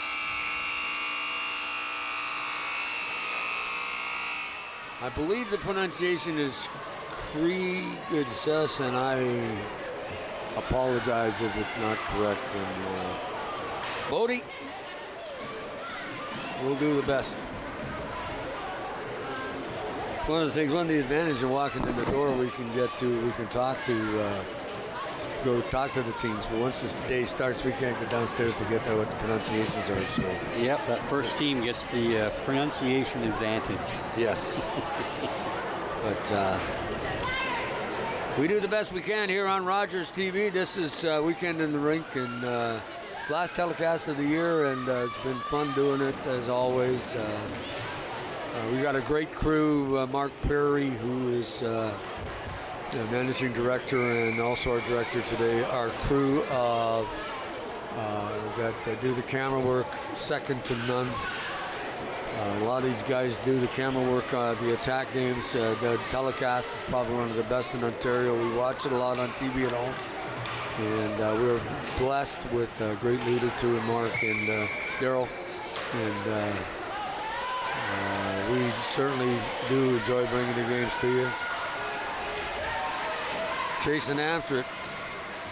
Katie Dewitt. They got a chance. There's a shot right center, right out in front. Loose puck. And knocking it off. And picking it up. Of course, this is a player we've been watching. That's Ryder Alcon. Got a goal. Alcon takes it down the right wing. And he's killing a lot of time carrying that down. That's one way to kill the penalty. Well, Hurricanes get it out, just slide it down, chasing after it. Is holding Shaw.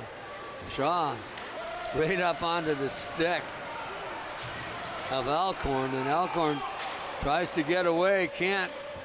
what? No, he does. As the puck comes off the board, there's the shot. Big stop by Pettipas. As Alcorn, never dangerous, ends up going towards that goal. Yeah, got a great scoring opportunity, but something that didn't look like it was going to happen. But just he stayed with it down the wing and got in, and again looked to go 5-hole, and the goaltender from Clearview, Jackson Pettipas, made the save. And a good one at that too. A good position. So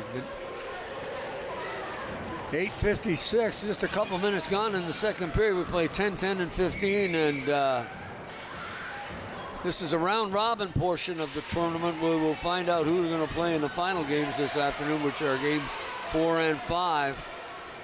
But both these teams need the win to even have a chance in their division to move on. Puck slides off the boards. Trying to chase that down is Morrow. Still Honeywood managed to kill off that penalty. And the two-man advantage, and Clearview really never had an opportunity to score. They just couldn't get control of the puck in the zone, and Honeywood did a great job of dictating play, even though down 2-man at one point, and then later on to 1. Big factor in that penalty kill was Ryder Alcorn. He took the puck up the ice on a goal, on a semi-break to get in on goal, didn't score, but also took the puck up the right side, brought it down, wasted time, kept control, kept it away from the Canucks, and it was a good way to kill the penalty. Sliding by, Leonard has it along the boards. Here they come up through center ice. There's a chance. As Jackson Morrow gets through on a breakaway. Morrow reading on goal. There's the shot. Oh, nice stop save by Searson. Got a piece of it. It's a great individual effort by big number 34, and that's Jason Morrow. Had a chance, could a goal, couldn't quite get past the goaltender. Oh, we're going to get an offside here. Getting through the zone. Oh boy, I tell you, Jackson Morrow is going to be thinking about that one again. But he looked like the shot was well placed. You're going to watch him come through center here on the Rogers replay. Comes down and he gets free in there, on goal. Sets it up, takes the shot, just good stop, good position by Surson to make the save. And boy, he's going to be thinking about that one. Yeah, well, if he continues to move his feet like that, he'll probably get a couple more opportunities. That was a great burst of speed. He handled the puck well all the way up the ice, and that's the second and third time he's been in and had an opportunity. Puck just outside the circles, right in this high slot, and finally knocking it out is Jade Hawkins. Puck slides down the ice and slapped up along the boards, kept in by Lily Henry. Loose puck in the slot area. Somebody fanned on it and had a chance to clear. I wasn't sure that was going on goal or going. Puck just slides down the ice, chasing after it. Number 25, Everett Caden. Caden, nice stick, knocks that puck down. Again, proud along the boards. And they believe it's number 31, and that's Kriegas. Puck slides down the ice. Somebody could have played it. That's number 10, Emma Matthews. Matthews slides it up along the boards. Kept in at the blue line by Lane Davidson. There's a backhand shot off the good save by Sir to get that pad on it. I believe that was number 27, Lane Davidson, that had that backhand shot. Kept in at the blue line. Davidson slides it past the goal. Boy, Sadie Surson sure has some idea where that puck is. You know, we watched that go into the corner, knew exactly where it was. Very focused. There's the shot that's going to be icing. Yeah. 5:43. No, it's not. It was on goal. Yeah. Goalie had to play it. No icing. Wave it off. Sliding it up along the wall. Got a chance. Chasing him. That's do it. Do it, Todd. A dangerous deflection by the defender there.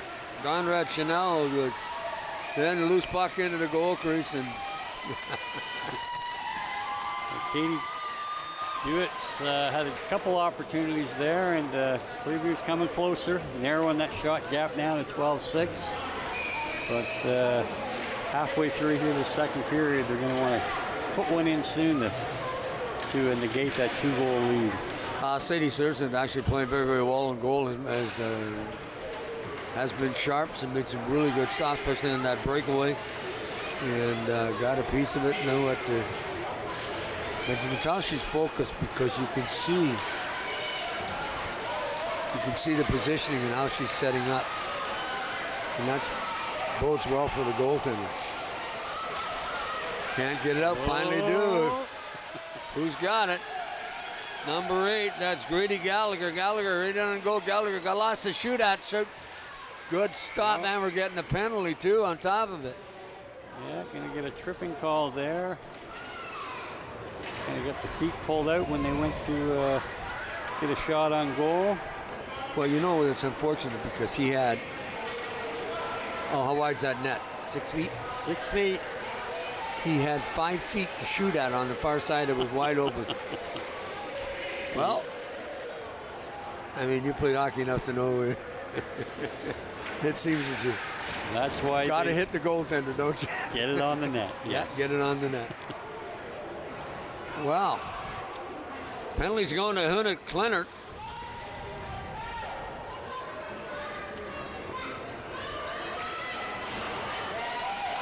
Kleinert's getting the 2-minute penalties for that. Puts Honeywood on the power play.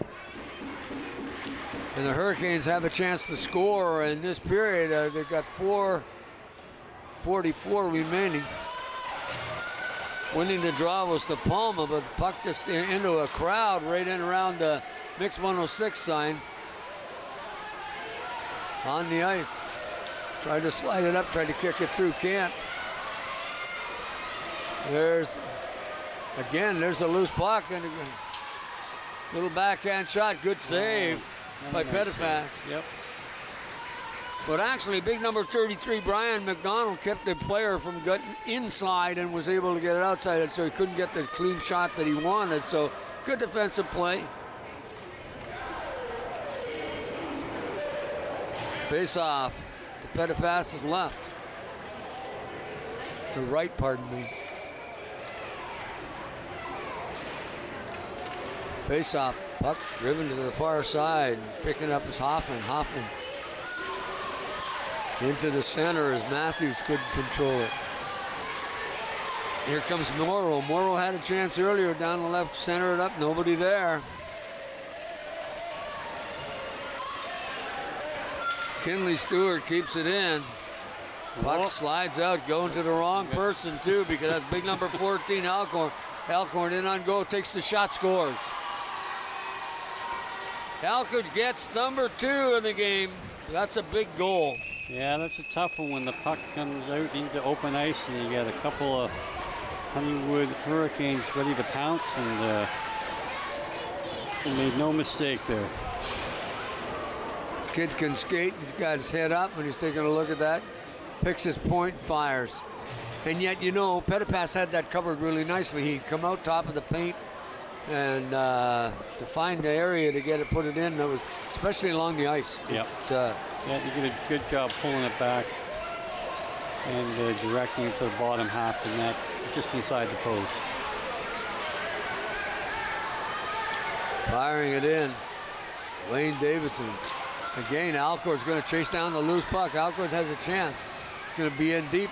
Trying to set somebody up or do the wraparound. Tried to set, there's it up in front. Tried to get it out. To, I believe, number 7, Jade Hawkins. And Hawkins just couldn't get the stick on it. Passed in front, chasing it on the far side. Zachary Fisher gets it out. Fisher down the left wing. Fisher being bothered by number 13, Cianello. Well, we're going to get an offside call on the entry. Well, Surson still made a good save on that. Yeah, yeah. Won't get credit for it, but best to make sure none of those go in. Honeywood Hurricanes up 3-0 with about 2:44 remaining in the second period here on Rogers TV. Weekend in the rink. Bringing you minor sports and minor hockey here on Rogers TV. Hope you folks are sitting back enjoying this hockey game. You're watching it at home. We certainly enjoy bringing it to you. Puck outside the chasing after it. Hawkins has a chance. Hawkins just slides it, and she loses her balance and ends up on the ice. Just a joke about it. When that usually happens, we'd go, see. It's too bad because it's a good opportunity. Yeah, those I believe it was opportunities are piling up right now. Yeah. So again, Clearview's going to need to get a break here to kind of, stop the momentum of Downey. Courtney Downey wins the drop. Puck along the boards to Hawkins. Hawkins forechecking. Picked up by Everett Caden. Caden in behind the net, loses it. Right at the side of the net. Nice poke. And finally, coming out. Krigas gets loose. Krigas in on goal. There's the shot, score. What a nice shot. That's a big one. Again, Bodie's had some other opportunities earlier in the game and just couldn't shake loose, and this time directs the puck again just inside the post and the stick side of the goaltender, and broken the ice here and getting back into that 3-1 with 2 minutes to play here in the second period. Rogers replay, you see the nice goal, but beats Sadie Surson with authority, and that was a good shot.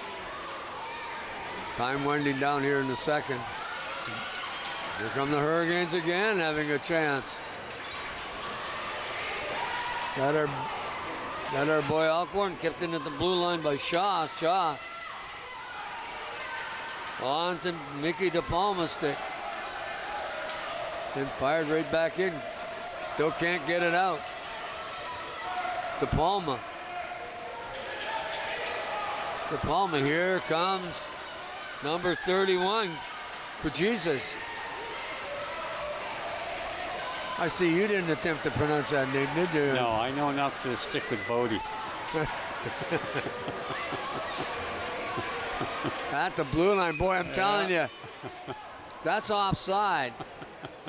But there's a good case for too many men on the ice. It's getting pretty perilously close there to a call, but again, they'll settle for the offside.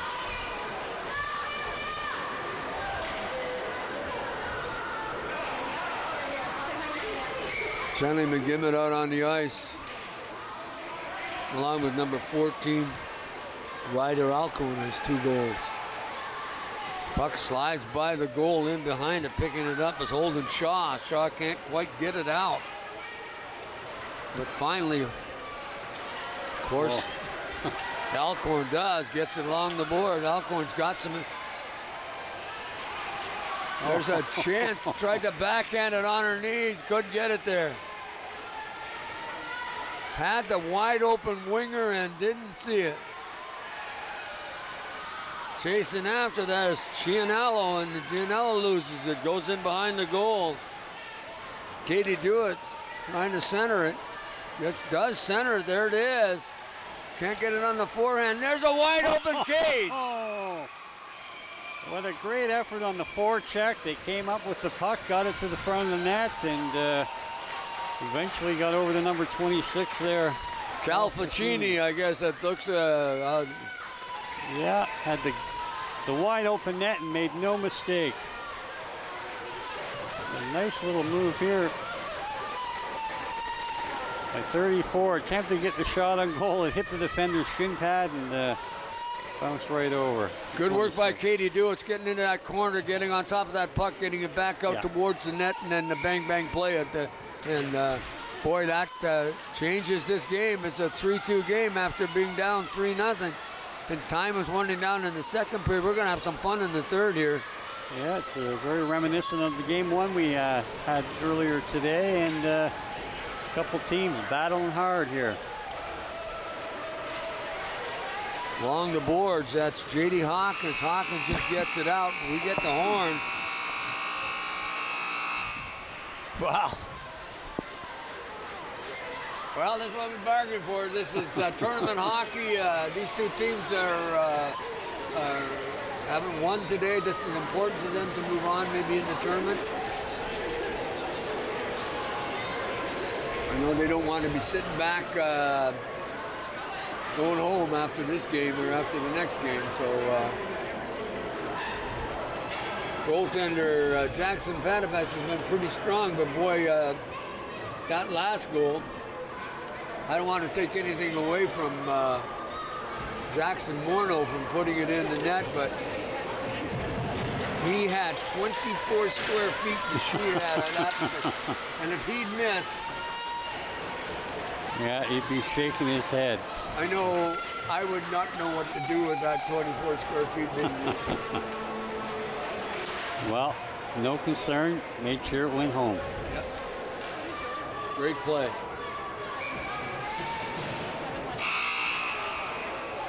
Garbutt on the left end.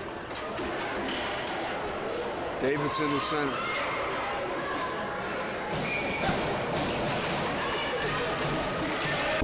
He wins the draw. Puck goes up. The Fisher couldn't handle it in the zone.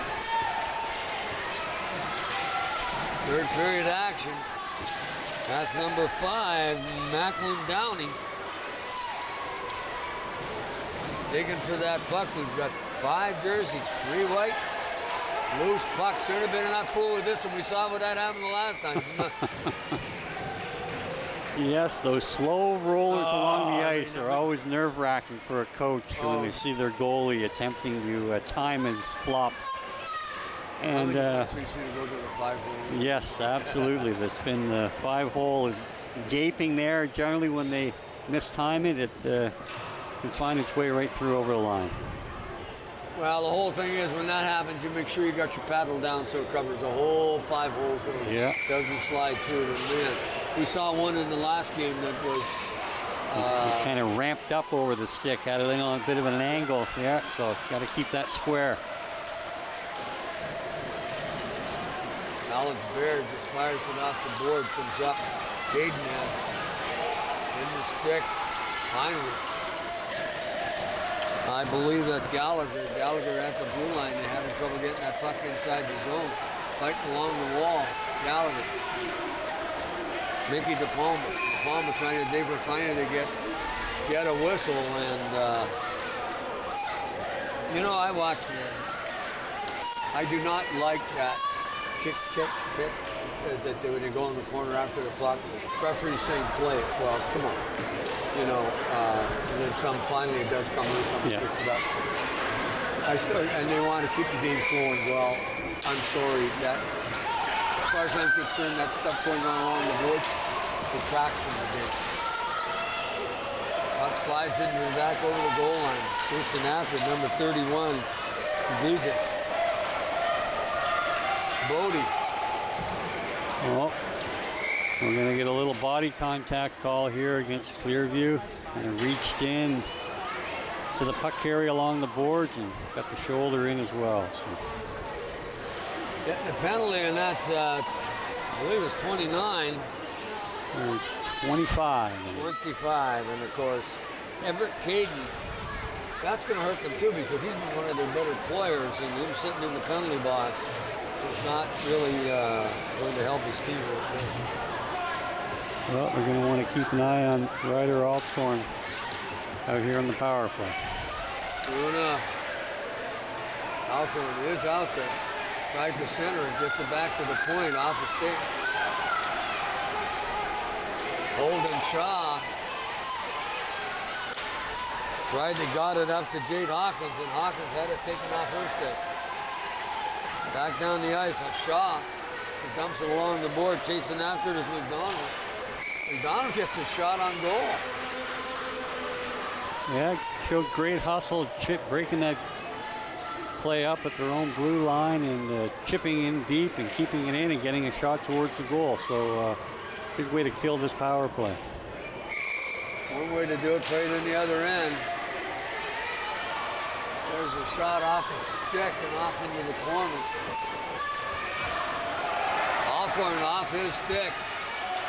Got a chance, got somebody with, got number 7, and that's Hawkins with, loose in front, got it, just keeping it at the blue line. Hawkins had a chance.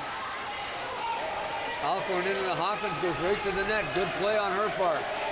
Back to the blue line, Shaw keeps it in, and then off his skate couldn't.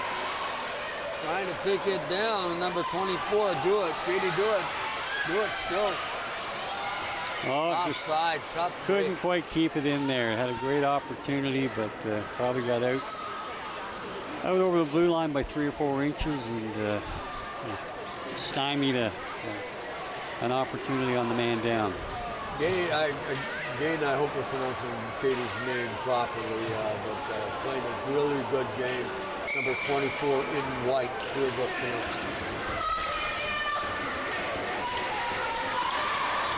Puck slides through center ice.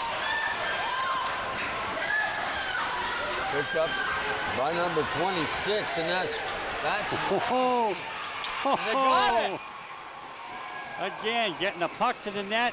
Goaltender couldn't quite handle the rebound, and it looked like Lane Davidson was the recipient there and made sure to put the rebound home. And we've got a tie game, and with still 33 seconds on the power play opportunity. That's a shorthanded goal, too. Yeah, that's a big one.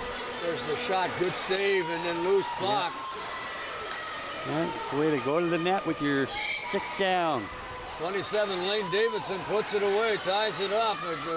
Here early in the third period, now we've got a game, folks. 3-0 deficit. Honeywood in control. All of a sudden, things change. Clearview Canucks now tied this game 3-3. Going down the left wing. There's a shot on goal, deflected wide. Jade Hawkins into the corner, sends it right back out in front through the goal crease. Good play by Pettipas as he knocks it down. Hoffman on the puck, going back deep into his zone. Hoffman pass it up along the boards to Cianello. And then dump right back in again to Hoffman. Hoffman up along the boards again. Hoffman's having trouble getting it out. Hoffman has it again. There's a shot. Knocked down. Jade Hawkins slides through center. Just dumped back. Picked up by number 23, and that's Garbett. Garbett loses it. Off the boards. Courtney down and knocks it out. Off the stick. Chasing it down is Briar McDonald. Puck is brought out by number 31. Krieger, chance and on goal. Krieger's going takes the shot. Good stop by Surson. Outstanding shot and even a better save. Oh, no! Oh, wrap around. It looked like the goaltender had that. Sadie Cruzen had it covered, but somehow it managed to squeak in the short side there. And what a comeback so far for the Clearview Canucks. Surson actually made the play on this thing, but we're going to see the shot. She makes a really good save here. Yeah, there's the save, blocker save into the corner. Took a look one way, and the defender overskated the puck behind the net, and got it 5-hole. Yeah. Well, it's great heads-up play. I think that was Krieger too who got the goal bodied. Yep. Oh. There's the shot. Good stop. Loose puck in the goal crease. Finally, Pettipas just squeezes it. That's Alcorn again.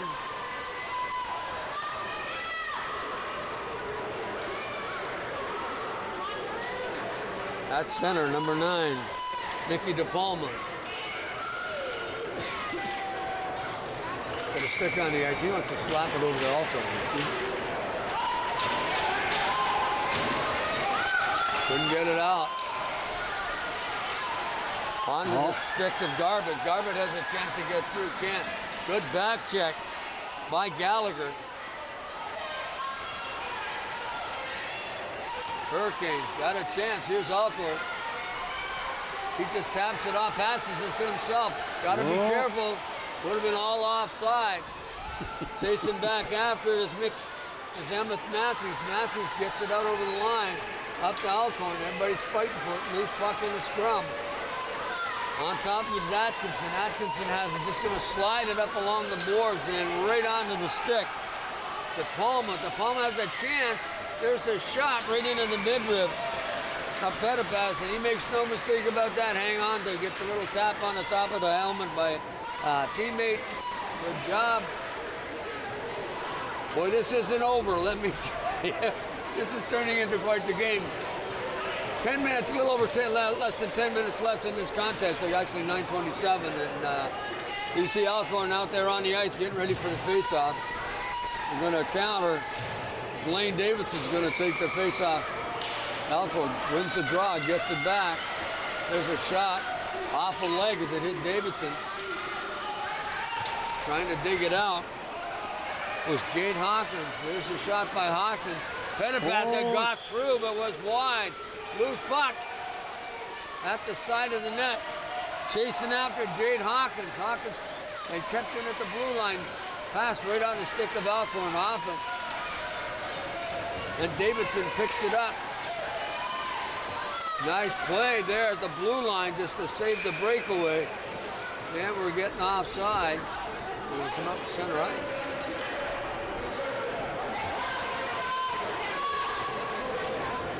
Well, it's end-to-end action here. These guys have turned this game really into something exciting to watch. And boy, folks, it's fun when you're in the rink, let me tell you.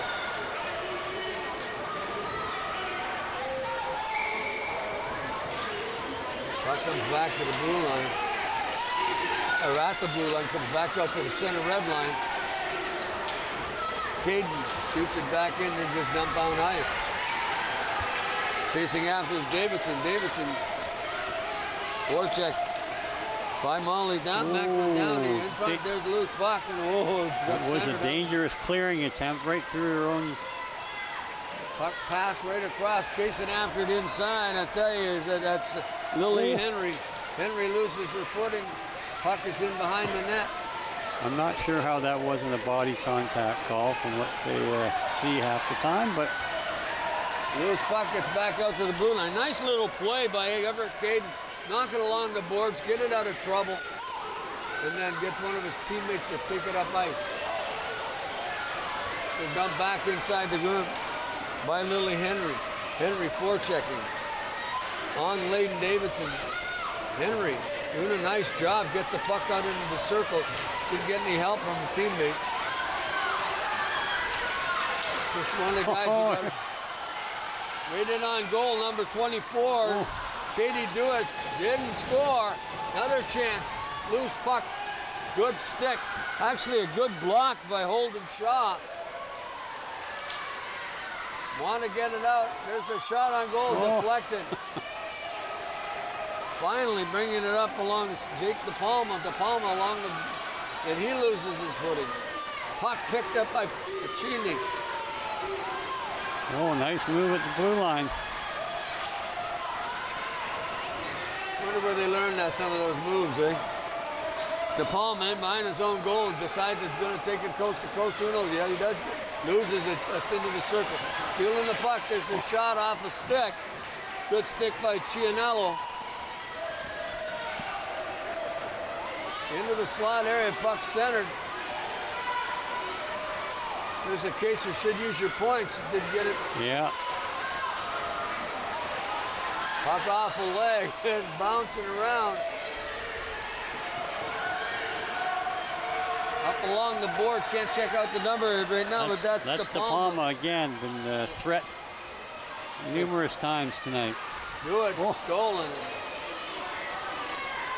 Katie Dewitt's having a great game this afternoon. Having some opportunities along the boards. Got to that puck, Stewart. Stewart gets it up ice. Gets it to Pacini. And chasing after along Cianello in behind the net. Cianello up along the wall. Good breakout pass and stolen it by number 31, Bodie Kiegas. I don't think I've said that the same way twice. You're bound to nail it though, so.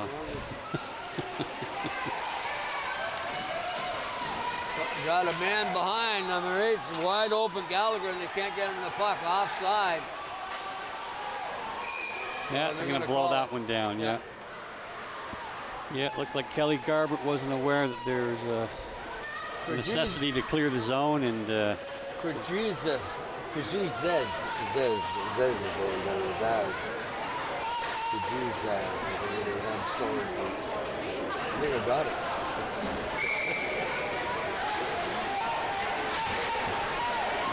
Puck slides in on goal. Got to be careful of that. Just slides by the net. In behind the net, number 1, Brady Atkinson. Atkinson gets along the wall. Gets it up to Grady Gallagher. And here we go. We got Alcorn going to get a breakaway right from center. Alcorn's got some room. He's got some help, too. There's a shot. Oh! Jade Hawkins had a wide open cage and just slid it by. On a great play by Alcorn to get it up on the goaltender on the rebound. And yeah, that was an outstanding save again by Jackson Pettipaw, but it was mercifully bailed out by the inadvertent shot wide of the 24 square foot cage. Great play by Alcorn. Actually, it was a great play by Hawkins to get in position.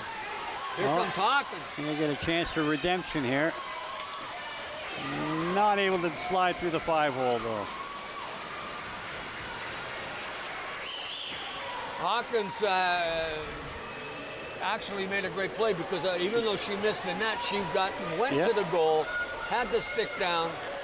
And here we get to see it one more time. But you're going to see that Alcorn takes the shot. She's gone to the net.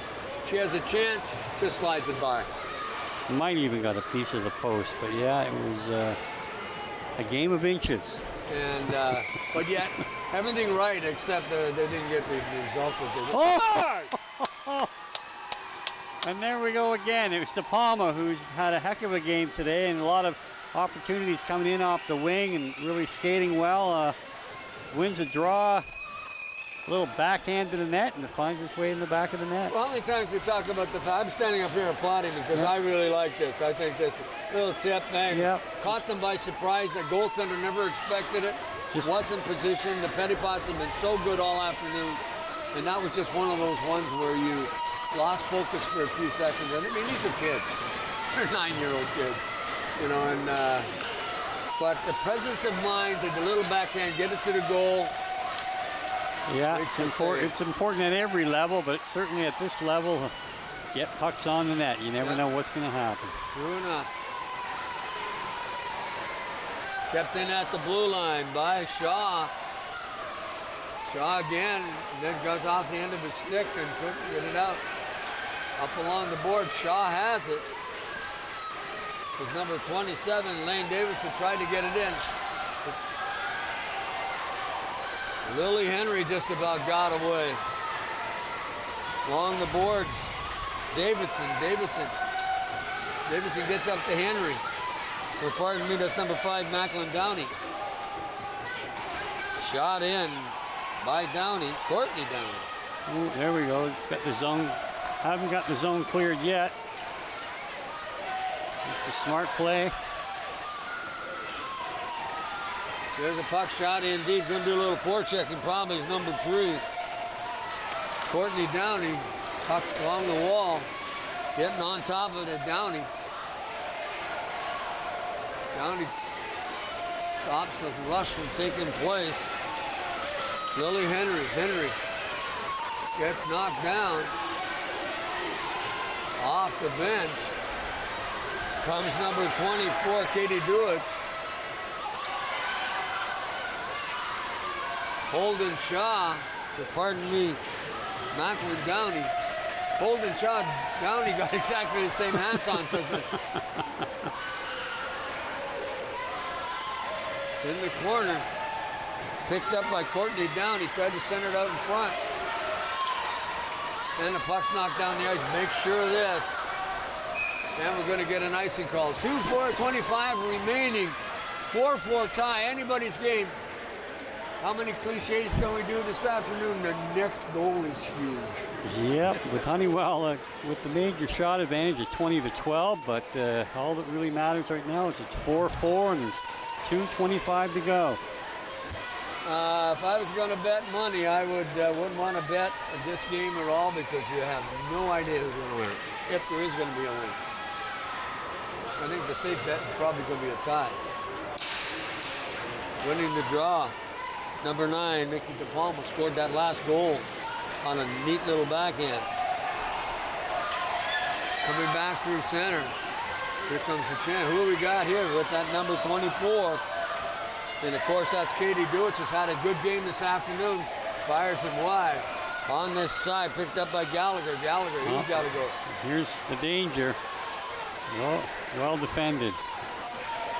3-on-1. 2-on-1, pardon me. Then ended up picked up by Gallagher. Gallagher gets over the blue line, got Alcorn with him. Gets a little backhand just off the edge of the stick. Back out in front. De Palma couldn't control it. Palma right on Alcorn, takes the shot, score! Alcorn! That's a dangerous guy to leave behind everybody behind your defense, and made no mistake. Just a nice chip over the goaltender on the short side, and yeah, if there's a player on Honeywood you want to pay close attention to, it would certainly be number 14. Yeah, Ryder Alcorn. Yeah. Third goal of the afternoon, but I'll tell you, Brady Jesus has 2, and I believe you'll see the goalie come out. So they got to watch it too. They get that puck deep in the zone. Gallagher, he's got to go. Alcorn again. Alcorn tried to center it, can't. Puccini get it out. Taking that puck is De Palma to Alcorn. Alcorn has a chance again. Passes it off. There's the shot. Good play. Gallagher. He got through. It got through and they chipped in the rebound. Looked like it had the original shot covered, but I think it must have trickled through the arm hole and I think sat there. Gallagher get it? Or Alcorn? There's the shot. Oh, no. yeah, I think Gallagher. The shot was across the goal before tapped it in, so got through the. Getting the timeout. Yeah, we're going to pull it over. Why not? Well, the time's running down. I don't understand why the time. they get the 30-second timeout there. Yeah. So they'll get their board out here. See if they can execute the instructions. After having an outstanding third period and getting back into this game after originally being down, they kind of. Oh, down 3-0, went up 4-3, and then of course Hurricanes tied it up. Boy, I've got to give a lot of credit to this Canuck team. They looked like they were out of it. And then we got a couple of goals and empty net to our right. Loose puck. Taking no prisoners here with this loose puck. Jade Hawkins, I think that was one of the best body check, boy. Knocked her man down, and I want that puck, she said. She wants another go at the empty net. And she'll get an opportunity here, but the goaltender has to come back in with the face-off being deep here in the Clearview zone. 42 seconds left in this period and this game. There's the shot. Kept in by Atkin and fanned on it. I thought he was going to keep it in. Puccini takes it. Oh, well done. Goalie's heading to the bench. We got a chance. Got to slide it up along the boards. Got an open man. Can't get it there. Jade Hawkins. Time is ticking down here. Well, I guess Jade Hawkins won't be too upset about the fact that she missed that net like she did because they're up by 2. There's Hawkins on it now, off a leg. They're going to go. Horn's going to sound in about 2 seconds, and Honeywood Hurricanes win this one. You'll see the celebration, and well earned too. They worked really hard. And yeah, they should be. They should be celebrating and congratulating Sadie Searson, who kept them in the game for the longest time until the Canucks couldn't mounted a bit of a comeback, and they.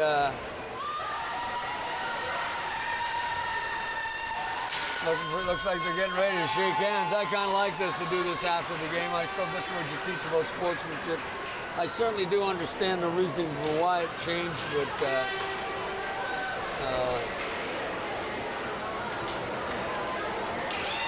I think they're, I'm not sure what they're doing. Players are lining up on the ice. You can see the was going to shake hands. I thought they were lining up for some kind of presentation, but not.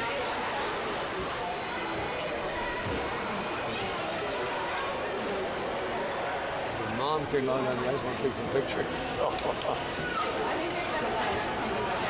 That's great, coaches. Yeah, again, another exciting game. Yeah. And the momentum swings and some great individual efforts, and yeah, again, everybody that was involved in this game Well, I'll tell you, that was a pretty decent hockey game. Clearview Canucks, that's 2 games in a row we've had really fun watching. And kids had a great time, and they're, what can you say? I mean, you know, this is what it's all about. It's participation, it's give and take. We had a team get up 3-0, and then the other team goes up 4-3, and the next thing they come back and win the game 6-4. Full marks to. I really liked how well Sadie Surson played. I wouldn't necessarily say she was the best player in the game because we got to go down the page and get to that. But when push came to shove, she was, I believe, she played as well as any. She gave up 4 goals. One of them was one of those kind of goals, but generally played well, kept the team in the game. I think on some level that's probably a good reason why they were able to maintain it. And also when it got a little rough, made a couple of really big stops. But again, too, you look down that board and you take a look at this Ryder Elko, number 14, 3 goals. Yeah, he certainly was a dominant player. Anytime he got open ice, he was very dangerous. And I think Mickey DePalma as well, number 9. Got that, I think it might have been I'm not sure if it was the 4th or the 5th goal, but was in it, involved with the later goals as well. And again, really carried the puck well up along the boards. Not the biggest player on the ice, but certainly high skill level, and those 2 were certainly an offensive force. Well, honorable mention too with the Hurricanes. I got to give credit to number 7, Jade Hawkins. Got robbed. But was there, made the right move, went to the net. Unfortunately, didn't get the results she wanted. But she had other opportunities, and she played very, very well. Honorable mention, I think she had a tremendous game. Lots of upside to her being a player, and Honeywood Hurricanes future looks good for your team and your organization with the kind of kids that you've got playing for you. Yeah, they certainly jumped out to a commanding lead, gave it back, and then took it back when it mattered. Well, it mattered. Clearview Canucks, we're looking at Jackson Pettipas played really well in goal too. Can't take anything away from him. But he was caught. He was last man standing on a number of occasions. And unfortunately, you know, that's a killer. But I'm going to do it one more time. To me, the player of the game was Bodie. Bodie, you're number 1. Okay, we really appreciate Clearview. You had a tremendous game, and in my book, I think you're the best player on the ice. I think Katie Dewitt as well, number 24, had a strong game, set up a goal, and again had a number of opportunities as well. So, well, it takes a team, and you know, all these kids played well, and coaches turned the lines over. Everybody got a chance to play. It was fun to watch. Can't say enough about participation. Again, too, Canucks didn't win, but yet they walk off the ice winners anyway. Yeah, you know, and again, just to see the elation on them with the momentum changes, being down early, they kept at it. To come back and take the lead when it was certainly unexpected by early play of the game, and didn't really see a lot of stick slamming and head shaking at the end of the game. They were, you know, they should have been proud of their performance, and it was a heck of a game. Full marks. Yeah, the coaches did a tremendous job with both these teams and playing it well. Jackson Pettipas, again, honorable mention. He saw a lot of rubber today. Yep. Could have bought enough shares in Goodyear. He saw so much rubber. So, I mean, but that's hockey. And one day you're good, you stop everything, and days you don't. But he kept his team in the game for the longest time, and they had an opportunity to win. But as they say, cream came to crop, and cream came to the top, and Honeywood happened to win this game. I think they played well enough to win it from the very I think beginning. they just had a couple, you know, they had a little more depth as far as the skating skill goes, so anytime there was an open ice opportunity, they were a bit more of a threat to score off the rush. So I think probably would have been an upset had Clearview pulled it out, but you know, it looked like they were full marks for it for a while, but just couldn't hang on. Well, we got another game coming up for you on Rogers TV. That's going to be the third game of the afternoon here on the Georgian Shores tournament, year-end tournament. And we hope you'll stay with us and watch Steve and I bring you this game on Rogers TV. We're going to take a short break.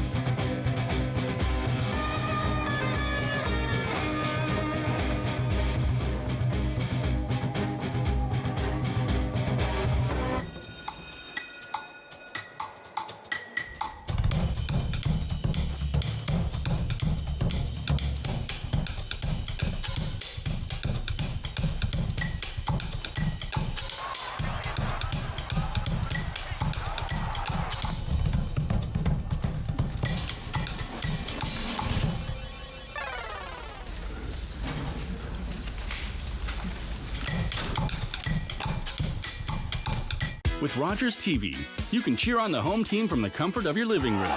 We'll head to the rink, the field, the court, or the pitch, so you don't have to. Tune in and cheer on your local amateur athletes on Rogers TV.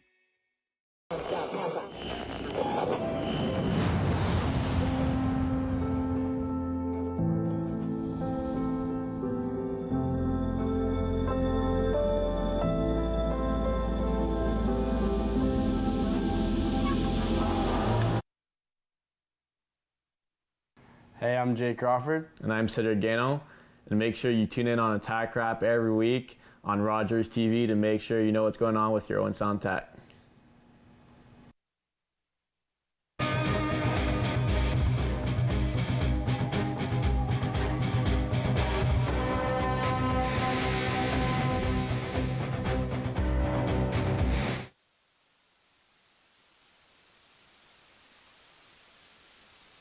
Like most of Canada's film and media industries, Todd Studio is mostly straight and white. But by pledging to check their privilege, Todd Studio can now help fund programs to finally create a more diverse talent pool. And Todd, you can stop hiding behind this plan. What? Actually, I'm in the vents. Stop hiding from our industry's lack of diversity and pledge to help POV fix it. Go to checkyourprivilege.ca. Was that 4 or 5? He's lost count and still thinks he can drive. Do you think he knows that when he is caught and charged with impaired driving, he'll lose his license and a lot more? If he gets in his car, he'll face costs exceeding $20,000. Does he realize he could have a criminal record for his choice to drive? And it could be much worse if he crashes. I wonder what he'll be thinking tomorrow. I'm for have a Holden one at 1-5. Visit arrivealive.org to find out more. Arrive Alive. Drive sober. You're watching an interesting local show on Rogers TV and you want to know more. That's when you head to rogerstv.com. Our website provides more information about our programs, our hosts, our schedule, and about how you too can get involved with Rogers TV. Visit us online at rogerstv.com. Join us on the next episode of Grey County Life. We'll be joined by the cast of Something Rotten from the Roxy Theatre. Also, we'll talk to Bob Gray about the upcoming Kemble Maple Tour, and Renee from the Owen Sound Animal Shelter will be in studio.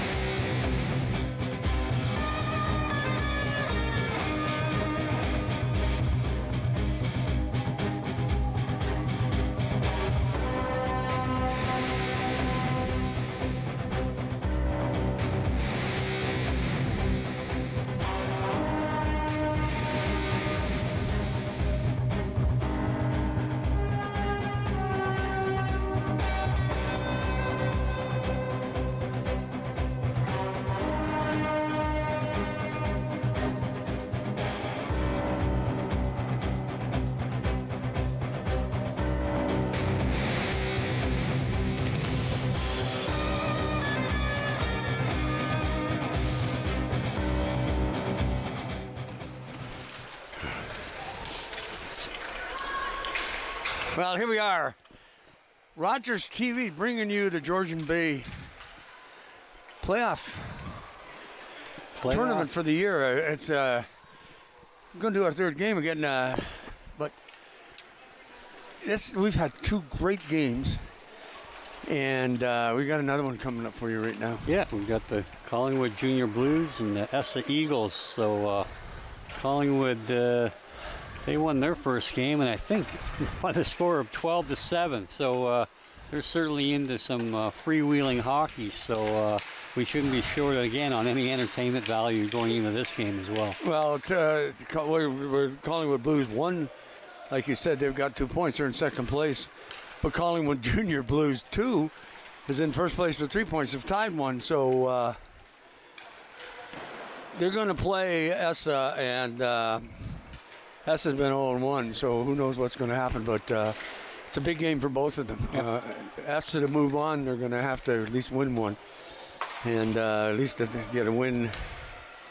So it's pretty tough when this round robin. And yeah, you got to rely on help from some of your friends sometimes when you drop that first game. Well, tournament play is kind of do the round robin. Of course, it's usually the first two teams that go, but then there's other factors that come in: goals for, goals against, face to face, head to head, all that kind of stuff comes into play, and.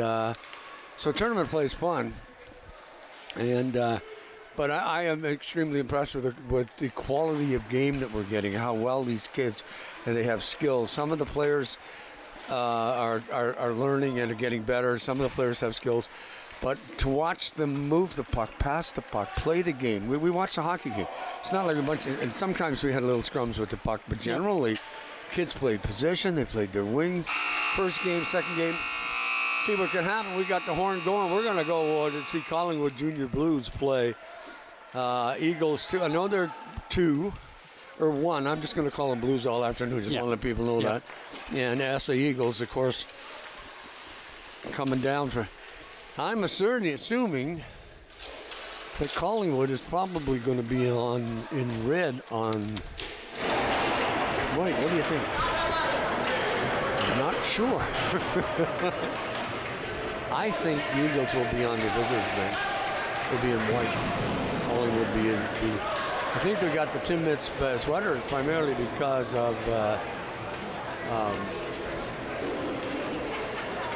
I'm not sure. That's their home uniforms, or their local league uniforms. Yeah, in both cases. So.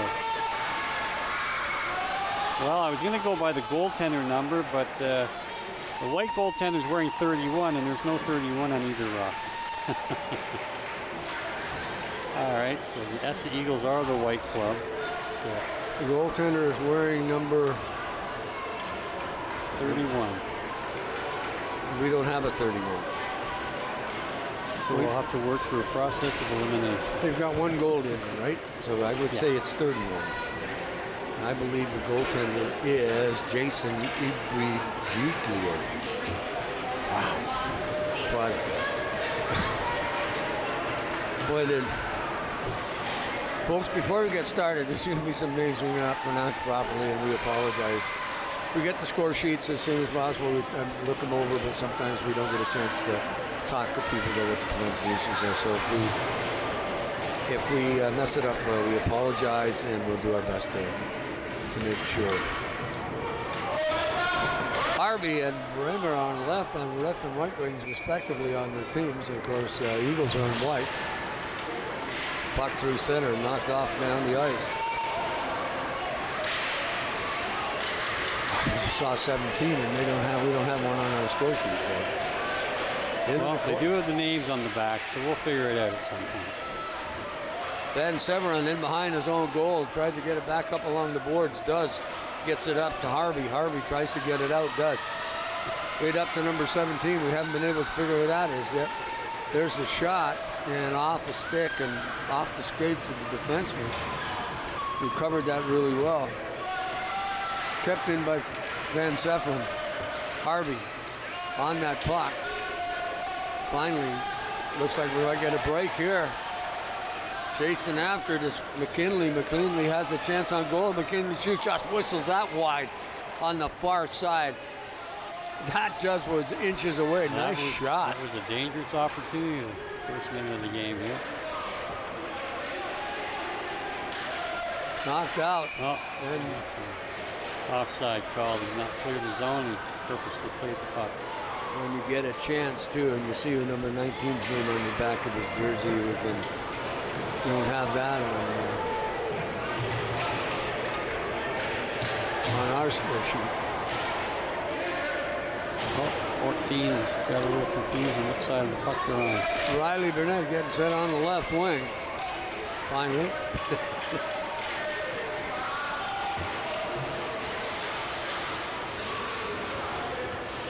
King trying to get the puck.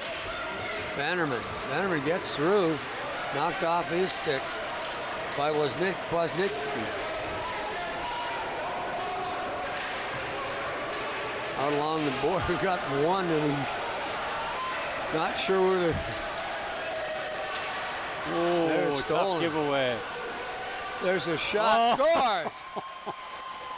Ethan Mitchell gets the goal. Yeah, again, got the puck towards the net. It looked like the defender actually tipped it in between the goalie's pads there to seal the deal, unfortunately. A tough giveaway in the high slot area, and it led to a shot towards the goal, a little deflection, and we got a 1-0 game. Ethan Mitchell gets the goal. King along the boards. Passes back out into the slot to Burnett. Burnett just sends it wide of the goal. Blues bring the puck out along the wall. Alvin Marchie in on goal, has a chance. Nice save. Again, great end-to-end rush there. Got to see if we can get a number on the goaltender. We're not sure who's the goalie is, so. Chasing after that puck was Niski. Gets it out through center ice. On top of it is Panton. Panton gets a hold of it. Hunter Van Severen. Dangerous play, bringing that puck in front of your net. Got away with it. Kicked up into the slot area. Got a little bit of scrum going on. Loose puck and then squeezing it was Ibrigio.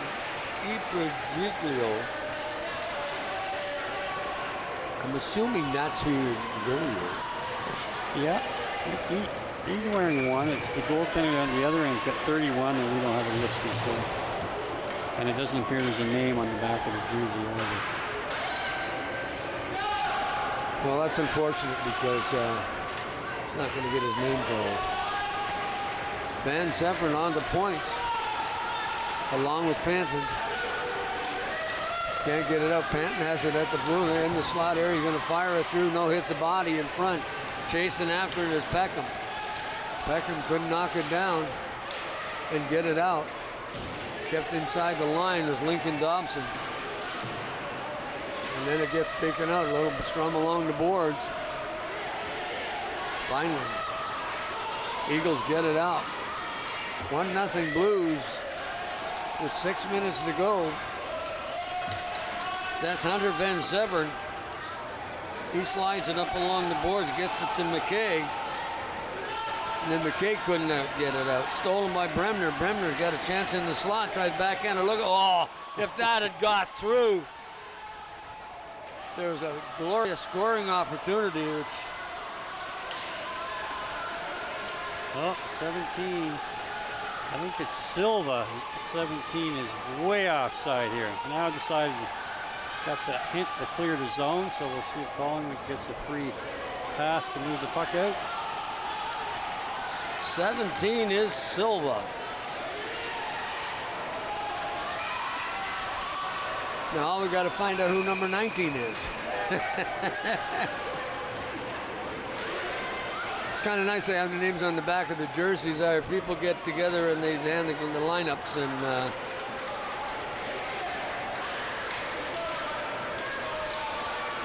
there's number 19. Can't quite see his name yet.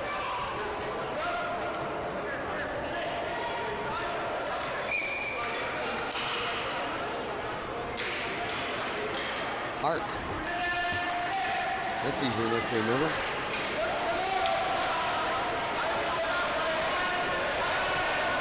Burnett grabs for the puck. Yep. Oh, right up on the stick to Burnett. Burnett has a chance to be offside. No, he waits it off. There's a shot wide. Well, he had Hart with him. Could have chucked it over and probably been a 1-1 game here. Harvey tried to center it. Tried to get it to Hart. Hart couldn't get stick on the puck. Outside the line to Beaulieu. Kinley's going to be offside. He stole the puck at the center and then ended up his left winger went offside. 1-0 Blues here in the first period. Owen Sound. Lumley Bayshore Community Center. And bringing this game to you on Rogers TV. Those folks that are screaming, welcome aboard. Glad to have you. And it's something that different. Of course, if just remember that you can get these games even after they've been played. Rogers.ca. Look for Weekend in the Rink, Owen Sound, and you'll get it. You can have that game. Racing call here. Pardon me, RogersTV.com. I got it the other way. I got something the other night when I was looking for something. So. But obviously I probably did it with .com. So. Rogers.com is how you get there. Center ice. Mitchell got the goal already so far for the Blues. 30 seconds left in the 4:25 left in the third period. Or the first period. Doing too many games. So the first period picked up by Mitchell. Mitchell trying to does get it down the wall, but ended up getting knocked off a stick into the corner. Van Severin took a swing at the puck. There's another chance. Lesky couldn't get it on goal. Picked up. Kept at the blue line by McStay. Onto the puck. Mitchell, and the puck gets outside the zone again. King trying to chase it down. Along the boards is Dobson. Dobson digging in with Lechke. And number 16, and of course that's Ethan Mitchell. Mitchell is almost like he's got it a chance. Mitchell's got a chance to get around the D. Losing his footing was Panton, but then Johnny on the spot was Van Severin, knocking off the stick. Van Severin has the puck, slides it up to Dobson. Dobson has an open man into his skates, couldn't get him free as King had a chance, but just couldn't grab the puck. Oh, nice Bremer, nice move, got a break. Brenner in on goal. There's that shot, good stop by the Eagles goaltender. Puck off of shin pads and down the ice, but couldn't get anything from it. They got it again. Good hustle. As number 12, Lindern, finally got a piece of it and knocked it away. Chasing in after the corner, Sawyer, McStay. McStay just dumps it in around in behind the net, coming up the far wall. And losing his footing and knocked down, but here comes number 6, that's Bremner, Bremner has a chance. Bremner comes in on goal, shoots off the goalie, into the paint, and I can't get the number of the kid that made the save on that to knock it out of that precarious spot. Well, King down the wing, we're going to get a penalty. Yeah. A trip there as it looked like he was just about to turn the corner and got the feet taken out, and we'll see if the Eagles can't even this thing up on the power play. Coming to the penalty box is number 12, Arthur Lintern. Gonna spin 2 minutes or less in the sin bin. Hart. Burnett. Roberts. On the power play. Hart gets the shot. What Good a great stop. save. Ibriglio makes a great stop. Got to make sure, but you want to get it out, and finally does. And that's McKinley. Roberts in his own zone, going to take it back. Up to Edwards. Burnett. Riley Burnett just gets checked by McKinley, who's all over the ice. Chasing after it as Bulow tries to pick it up. McKinley back in there again. Puck into the goal crease, off the stick. It's something to get a shorthanded goal right now. They're out playing on that. They're backhand pass dominating in there. possession. Oh, a great stop by the goaltender from the Eagles. Yeah.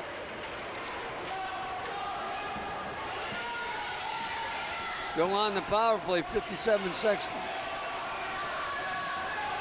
If you wonder who's got the power play, it's a good stop again, good shot. Wow.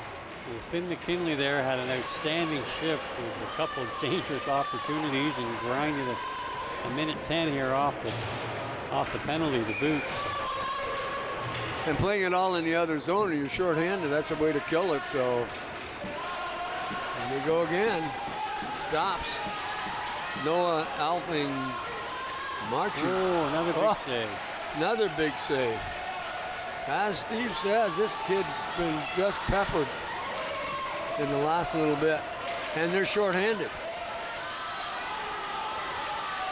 Blues are shorthanded. They've just been all over. So will you kill a penalty? Do it in the offensive zone. And Severn looking for the pass. Does get it. He's got a red jersey right beside him. And Noah Alfing Marchie. We're probably going to finish this period up with a 1-0 score. Yep, there we go.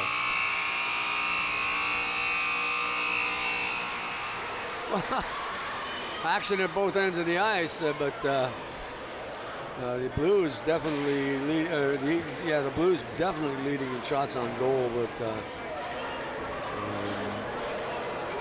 should probably take a second and just step out and talk to the parent, find out who that goalie is. So. Yeah, the Yessa Eagles had a hard time really generating much. They weren't able to shake loose. Other than a couple opportunities, Collingwood pretty much had them bottled up anytime they did get possession in the opposing end, and they're going to want to kind of poke those things loose in the neutral zone and get ahead of steam to get towards the net.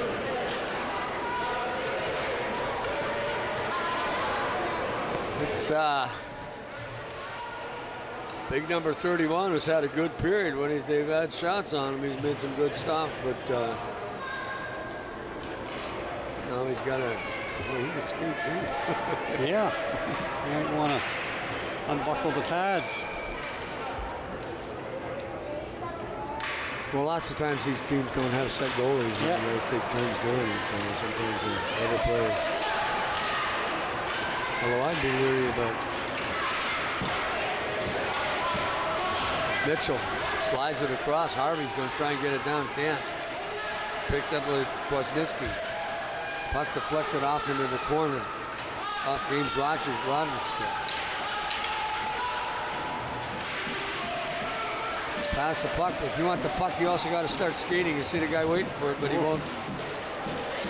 Yeah, you got to keep the feet moving. That'll be the key here. And create those opportunities ahead of steam in the neutral zone. Well, the interesting thing is that how many times you tell a coach one of the toughest things to do to kids to do is teach them to play with the puck, what to do with it when you don't have it.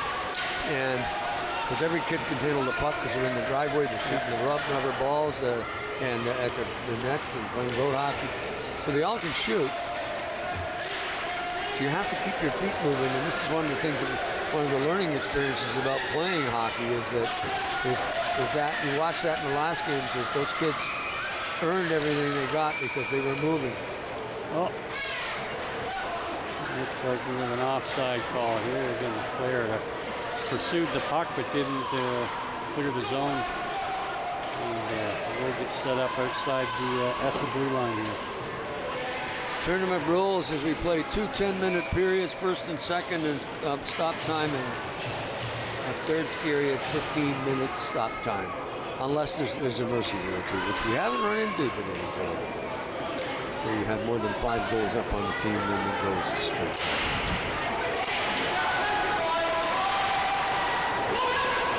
Okay, Blues get it out. Eagles get it out. I remember what team I'm doing here.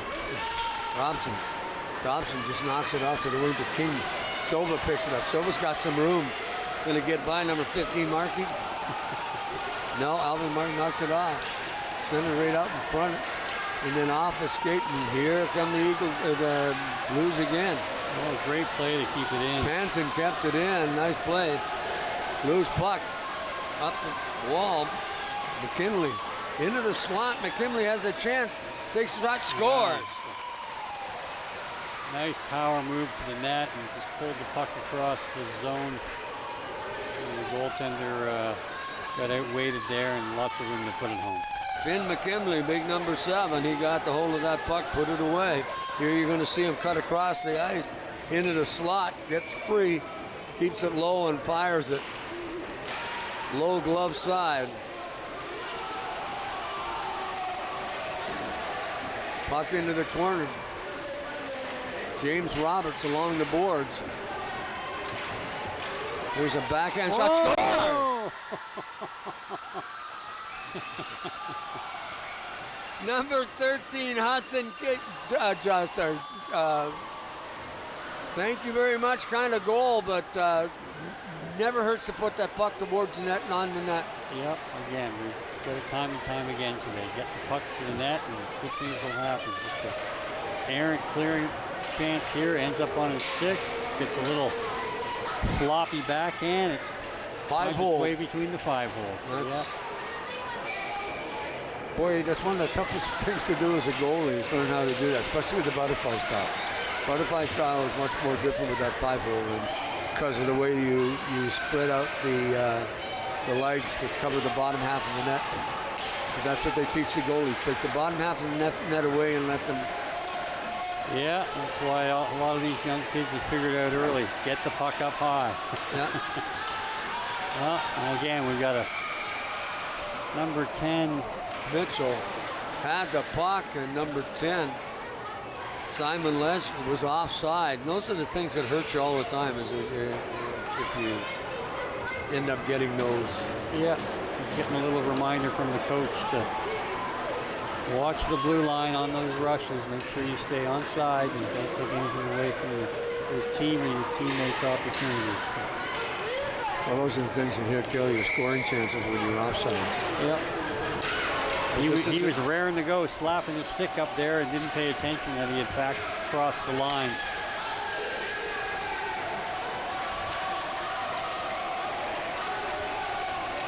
Well, we found out who the goaltender was, and his name is Downey, and we're so pleased that.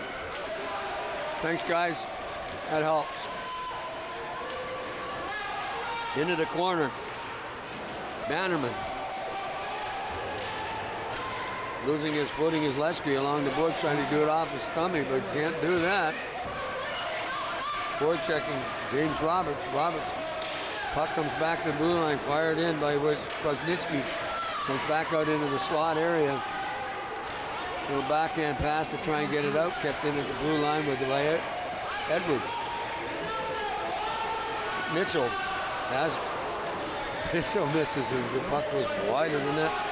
Ethan Mitchell having a good game today. Got one of the goals. 2-1 Blues over the Eagles. Puck kept in. Almost got it away. There we go. Chasing down ice is Burnett, but Burnett is. How can you not call that one? I don't know.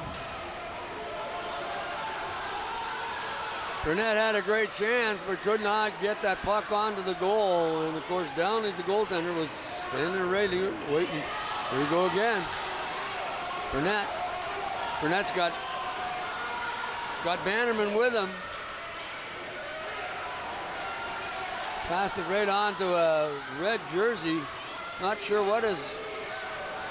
Oh, again, another offside. Oliver McKay had the puck, and again, the Blues are offside. And every time they do that, they end up with a good scoring chance because they had a 2-on-1. And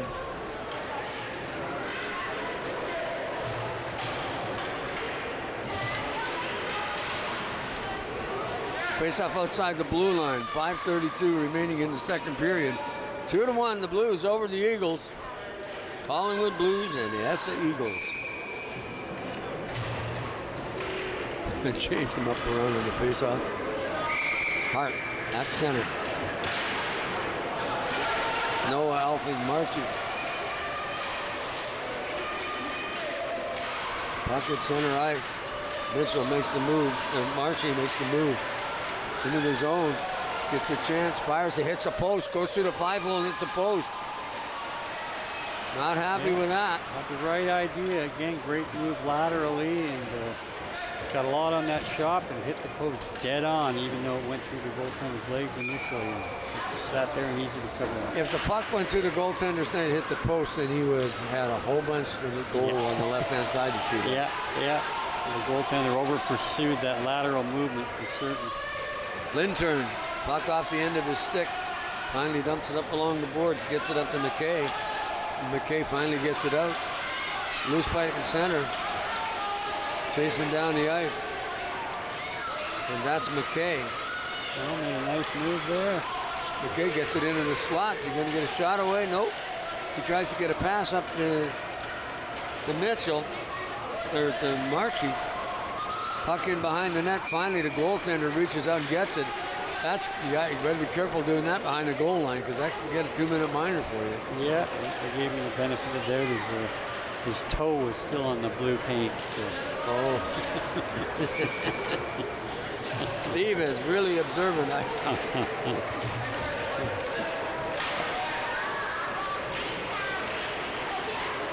In the slot, there's a shot off a leg by number 7, McKinley. McKinley's got a goal. Who's going to chase it down? Kwasniewski, good wheels, and then they're after it. It's number 17, Silva, was in there forechecking. Along the boards, little board meeting there. Couldn't get it out to Silva, right by him, but he's on it quickly, going to center up in front. No, hits the side of the goal. Right idea. Had lots of time. Sometimes you don't think you do. Little back pass out as Kwasniewski tries to get it out of the zone. Can't. Right on. Off the goaltender. Silva's had a nose for the puck here. This might be the smallest player on the ice, but certainly likes to make himself at home in the offensive zone. The Bridgie Leo, he made a beautiful stop on that too. Somebody's down, got a little Caleb McCaig. Oh, he's back up. There's the shot. Oh, a stop. But a stop by Downey, another one. Two of them to get it home. They've got it home. Downey made a couple of saves before they finally put it away. And I believe it was number 7. McKinley again got the goal. It might have been 6 Bremner that tapped it home at the side after the third poke at it. But if not, at least they were celebrating, working on their celly. There's the first shot. It was 16. Yep, you're right. Number 6. And take that one away. I'll give McKinley an assist on that one. And Bremner gets the goal. So, but that's that's going to the net, being in the right place at the right time. And that was a good play on this play. Yeah, just staying with it, paying attention. And Mitchell had the opportunity before that and couldn't quite put it home. Finally they got it out, but they didn't get it very far. Dumped out again. Dobson. Right, and finally Dobson does get a stick on it, but just knocks it into the center or ice area where the big wolf is. Or big bear, I guess I should say.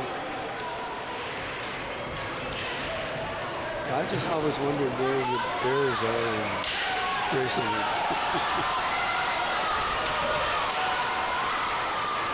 Dobson had a chance, had Silva with him and couldn't quite get the pass over. His speed is not his friend, and he couldn't quite maneuver enough space there for a clear view. Blues in on the puck, on trying to get at it is McKay. Atkinson.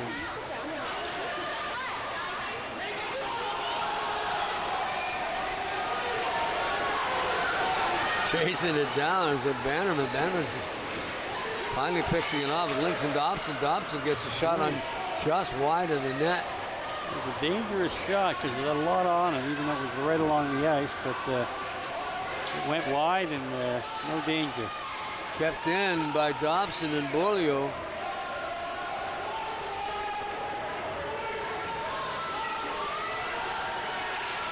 Beaulieu, I guess, is a proper pronunciation. I'll take a look at it again. In deep forechecking here are the Eagles, but can't come up with the puck and back out to Beaulieu. Well, here we go, another open ice opportunity. That's number 15, Noah Alfing Marchie, right in on goal, takes a shot, scores. Lost his stick in the process of celebrating. And the Blues jump to a 3-1 lead. Yeah, so far the Blues have taken advantage of a lot of those loose pucks in the neutral zone when they were able to get ahead of steam and chase it into open ice. And there wasn't a defender within 30, 40 feet here. So late coming in and got enough on the shot to beat the goal. Downey's been hung out to dry a few times today by his shots on goal, 11-5 after 2 to play. Here comes number 7. Of course, that's Harvey. Harvey in on goal. And he's taken down. Yeah, Bremner made a great play to come back and move that puck away. Taken by 7. Oh, great idea, but this is probably going to go for icing. Oh, another goaltender came out and played it. Jack Peckham just in front of him, couldn't get a chance to get to it. Well, right out in front of the slot area. Off the stick of Peckham, off to the board. On top of it is Harvey. Harvey trying to get it out. Gets it up partially to the blue line. Off the stick right here. We've got 10 seconds left in the period. Roberts. Oh. So that was Brendan partner. Boy. Good stop by Downey. 4.6 seconds remaining. Face off to the right.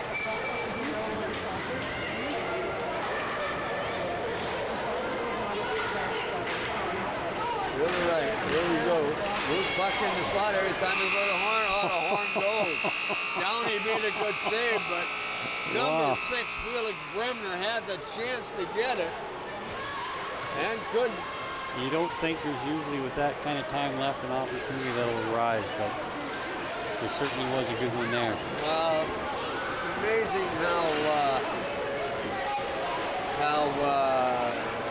many goals have scored in the last 10 or 15 seconds of the period, because you think, well, it's over, you don't have to. That's dangerous. That's why. But we're looking for hockey on television very soon. We're going to have the Attack playing playoff hockey. So they lost last night to Guelph again in overtime. But boy, good effort by the boys. Congratulations to the 3 overagers. Thanks so much for all you've done for hockey and sound. And we really appreciate it. Gore had a great game for his last night, picked up 3 goals. Sedley played well on defense and picked up an assist or 2. The Overagers showed. Yeah, they've certainly pulled their weight this year at the Attack. Burrow's got a goal last night too, so. And there was one goal they scored. I don't remember which one it was. I think Burrows was. But the 3 Overagers went back 2 sets.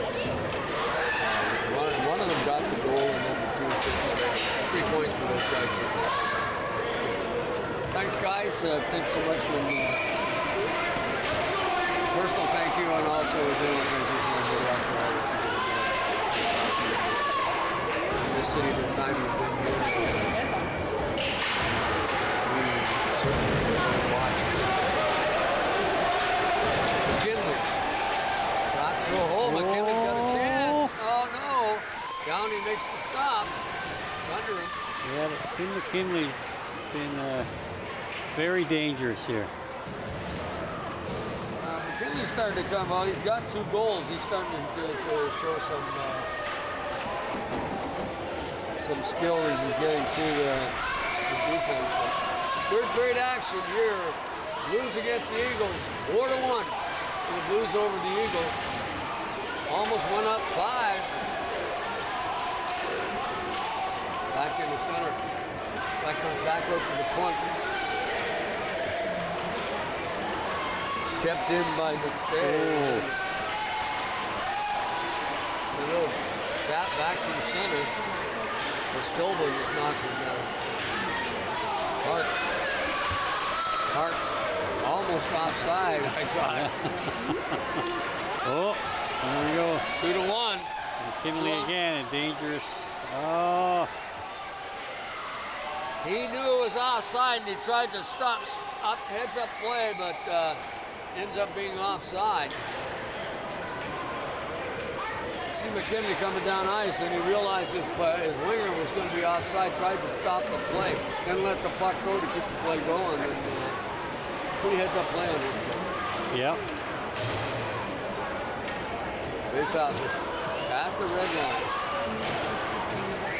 Pardon me, at the blue line. The red dot at the blue line. Yeah, now you got it. We know what you're talking about. Yeah, thanks for getting me on the go. Bill Alfred marching on the boards. Here come the Eagles. Coming over the ice. Number 13, that's King. Caleb McCaig trips over the goalie. Looking for the loose puck.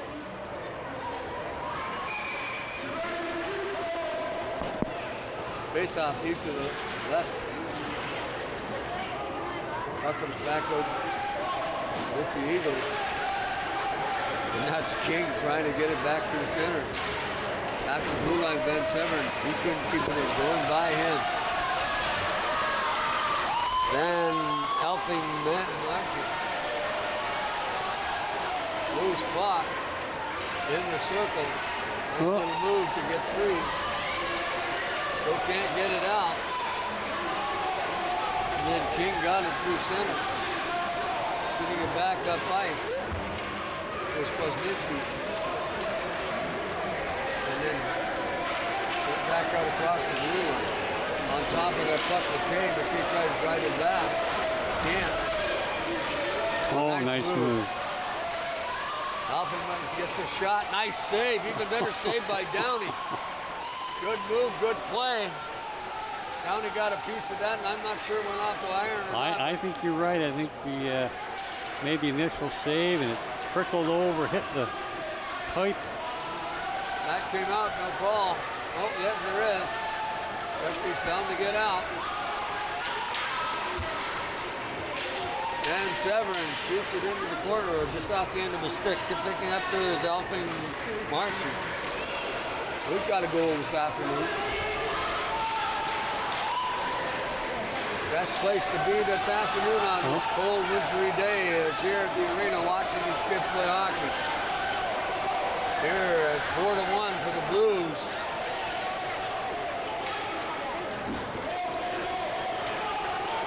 In their own zone, Zoba.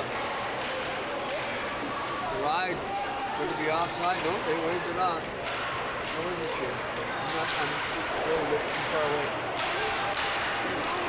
Shot through a maze of players, but just knocked back up by the big red team from Collingwood. At the King. We got another delayed offside coming. Renner Severn's in there too.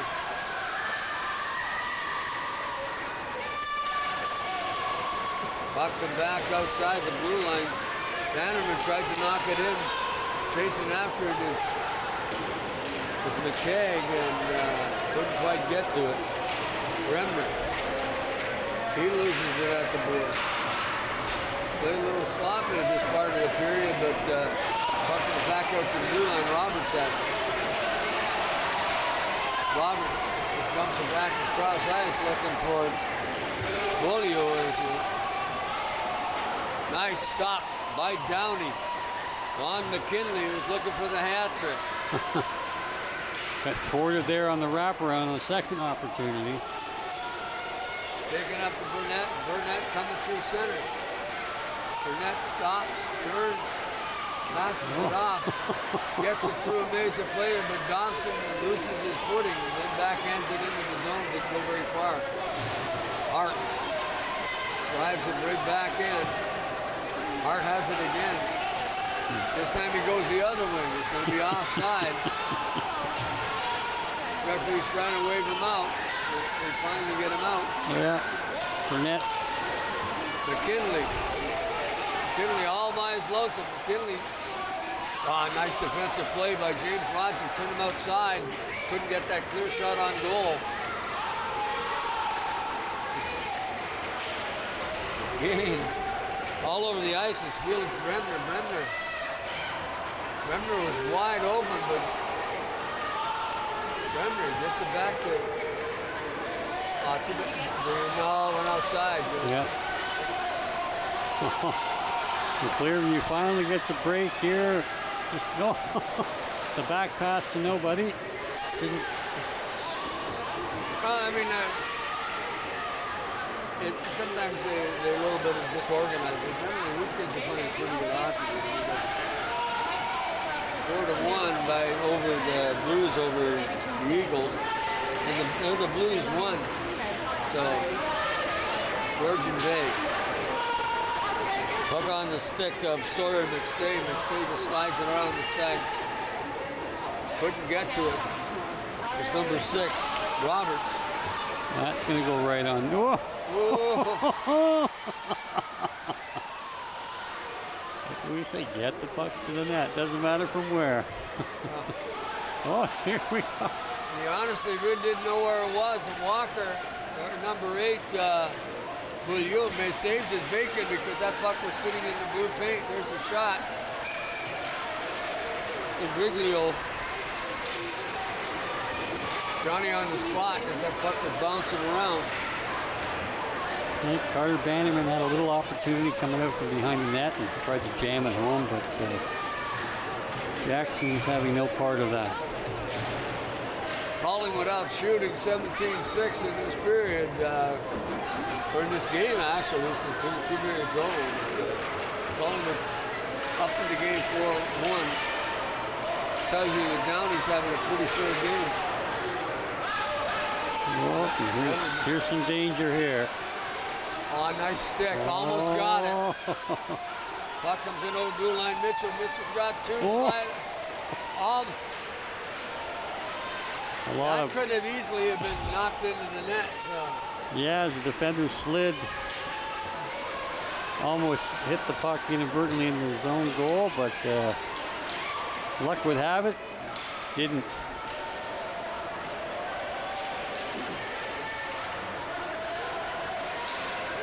You know, offside. Sometimes the play is kind of interesting because sometimes they all congregate in one of the yeah. The puck is loose and somebody's done. If somebody has the wheels, they can catch up to it and. Yeah. Seen some of the teams play already. Oh, what an outstanding move there. Nice defensive play, too, by King getting back on Mitchell. Or pardon me, Alfing Marchie. Has it again, and then knocked out by 17, Silva. Silva almost had a break. Brennan. Loses it. Simon Letsky has it, and I think we're getting offside and moving it again. 7:15 remaining in this particular game. Blues in control, up 4-1. And the Eagles are going to have mount some huge offensive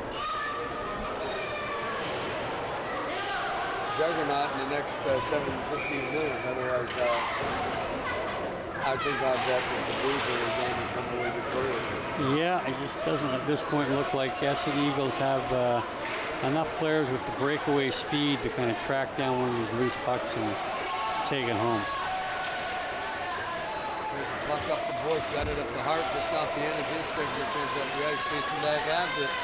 McKay, along with his defense partner, McStay. Ooh, oh, that's a dangerous pass, but it's almost worked out. That's the manager to keep control of the puck. Winter trying to get a cat, kept in by SC Eagles. Then set up. McKinley got 2 goals. McKinley going down the right wing, has another chance. McKinley's going to break free. And on goal, nice stick save by Downey. And a good defensive effort just to clear that puck in the nick of time. There's another shot off the pad just by the net. That was labeled too. Boy, the Blues sure turning on the Jets right now. Yeah, they're really handing in that stuff. Chasing after, but Roberts gets it in behind his own goal. Going to try and send it up, and he fans on his pass. Beaulieu picks it up, brings it outside, tries to get it up to Hart. Hart almost stole it. And here's a chance. Can't get a stick on the puck. There's Bannerman. Up the boards to McKay on the left side. He takes one. Scores! Yeah, there's a hard shot off the wing. I know the goaltender, after all the saves he's made, would like to have that back. It was right between the legs and didn't have his stick firmly placed along the ice. And, well, and you know, it's something you learn as a goaltender. The focus, he thought things were safe. And it never hurts the puck to put the puck towards the net. You're going to watch him, he's not set. Yeah. And he's not really set, and then all of a sudden the puck comes. And you know what? That might have got a little piece of his defender with the green tape on the stick. Looked like he just hit his blade of his stick and slightly changed direction, just enough to throw the goaltender off. But yeah, nice hard shot from the wing, and there you go. It resulted in a goal. Never hurts to throw it. I tell you, it surprised him as much as it did the Eagles. So yeah, when he got through. 5:22 remaining. Offside again. And Severn. Apparently the whistle wasn't loud enough, so Essa was just going to play on. Wondered where all that open ice came from. Wisniewski off the boards in the Timbit red uniform. Peckham is not happy because he had it on his stick and he was going to turn it outside.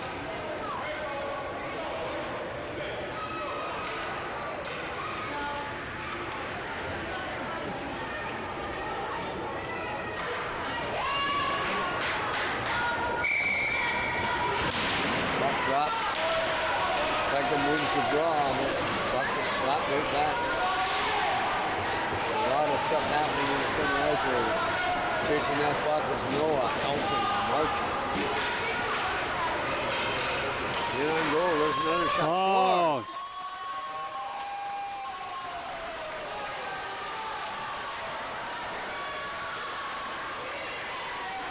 That's Elfin Marchand's second goal.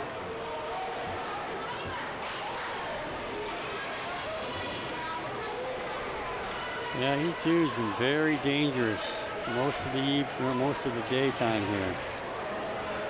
And again, just chipped it to the net, caught the goaltender kind of in between position there. Well, if you were looking at Brendan was standing right there. Yep, anticipating that pass. Yeah, he thought that would go through, and it didn't. I think he was moving to get Brendan. And he kept the goaltender moving. Loose puck out from behind the net, coming back out. Sprinting and twisting was King right in front, but couldn't get control. Then it dumped out along the wall. Ben Severn going after him, just past the official. And he just dumps it down the ice and wave it off. It's offside, so.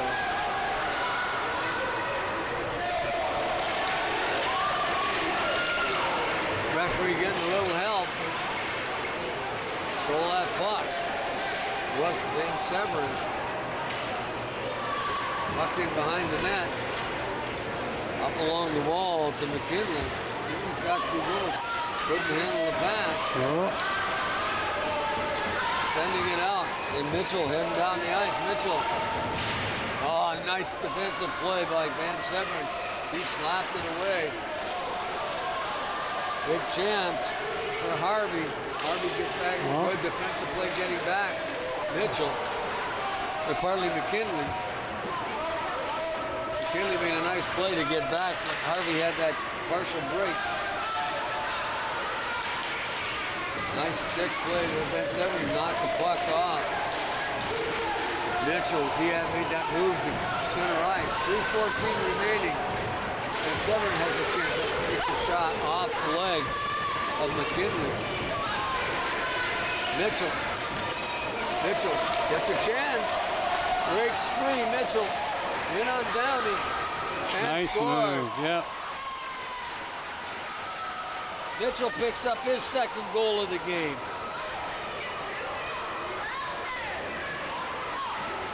Finley, Elfin, Markey, and Mitchell both have 2-goal games. Wimmer and McKay have 1 apiece, so.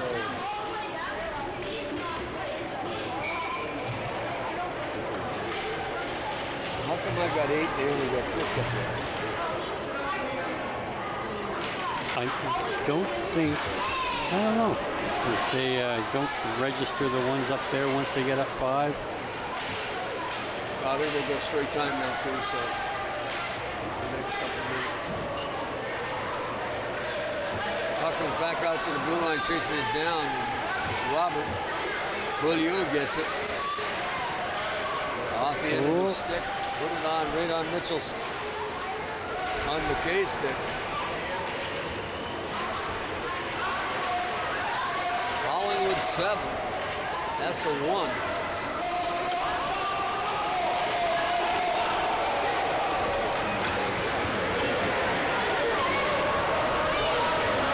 Center ice. Hart couldn't get it up to Silva, who had a chance by the looks of it. Silva's a pretty good little skater. Probably could have did something with that puck. Time winding down. Up to Hart. Hart. Silva's got to get the feet moving. Silva. Offside. Silva got the feet moving too good. Took himself offside. But, well, this is one of the games that, I mean,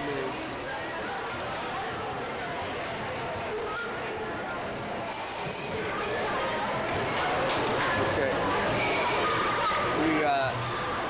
What they're telling us is it looks like that the Blues are going to be playing one of the final games this afternoon, which will air at around 4 o'clock. So,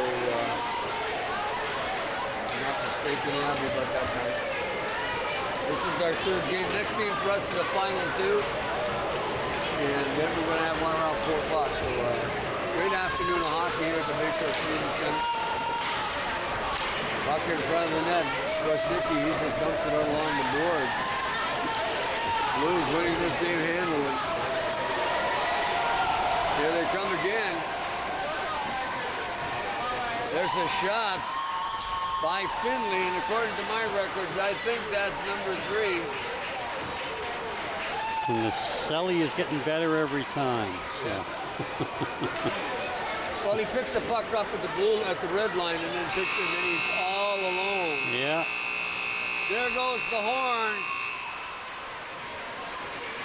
There's the shot, and boy, that's a goal scorer's goal.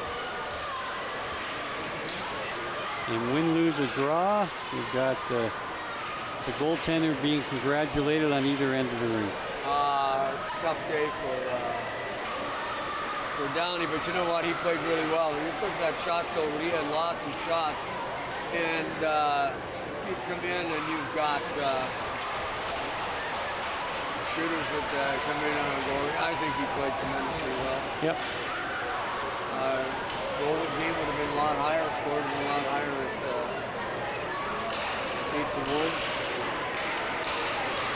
Goal scorers for sure. Now since I've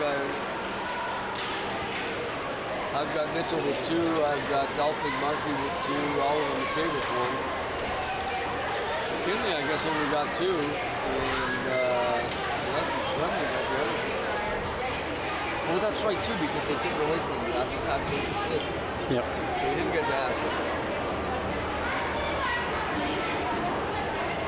If I were going to turn around, as we watched, we saw Clear game, and boy, I tell you, it's really good hockey. It's fun to watch these kids play. This game was probably a little more scrappy. Yeah, this was probably the only real lopsided game we've had, even though ESSA had their moments. They were kind of dominated by Collingwood today, and thus the 8-1 score. But, there was a lot of bright lights on that Collingwood team, and then a couple good performances on the ESSA team as well. Well, but ESSA, I thought their goaltender down. He played really well, considering. Yeah, he did play well. It's hard when you lose 8-1. You've got the goaltender not play well. Yeah, but it could have been 16-1. It could have been, because ESSA just didn't have any forwards with that breakaway speed to kind of pick up those loose pucks in the neutral zone and create scoring opportunities, where Collingwood had 3 or 4 that were pretty dominant when those situations arose. We looked at some of the players. King had a good game. They had some chances. Harvey had some chances. So the Eagles go home. You think about it. You get better. That's about what it is. Now, probably their last game of the year. What I understand, this is it pretty well for Georgian Bay. So, but like we try to say, win, lose, or draw, you're still a winner. You still come out. You did lace the blades on. You come out. You did your best. These kids will be thinking about this tournament for a while, playing in the big rink, Yep, absolutely, yeah. You think about Collingwood, what does it hold? 1,500, maybe 2,000, and you take a look at this. It's an OHL rink to come in and play and do the best you can. And but I guess, we look down this lineup for the Blues, and Finley, no Elfing, no Markey, Ethan Mitchell.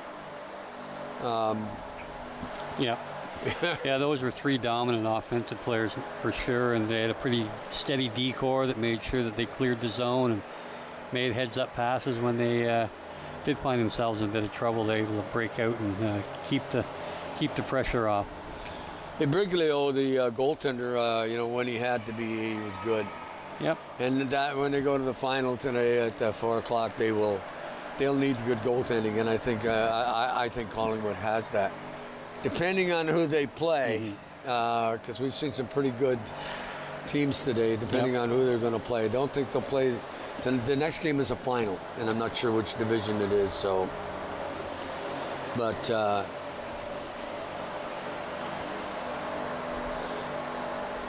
Nylander. I'm not sure. I got to take a look at our list here to see who we got. And wow. Nylander Division Final. We got the 2 teams already, which is Clearview and the Penalties Flames, U9MD. And, of course, this should be fun. It's a final game. These kids are going to leave it all out on the ice, and their record is something else. So it's we have a lot to see for this afternoon. I'm looking forward to this game. A lot of times we don't see these kids. We've never seen the games before. Yep.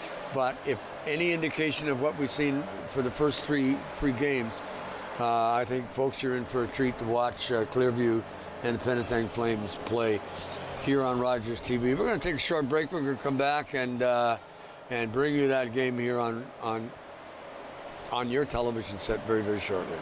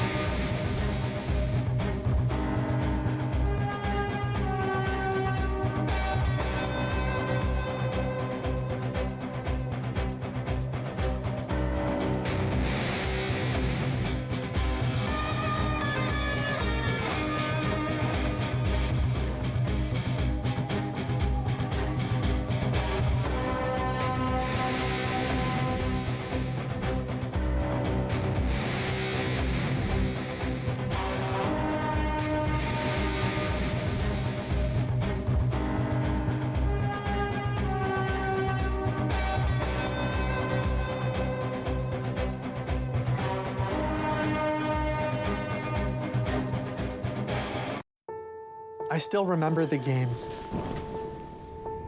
The laughter, the footsteps through the hallway. I'll never forget the challenges. Every day I come back from work, it's always like this. We're yelling in front of the kids. I'll never forget the help we needed. How far we've come.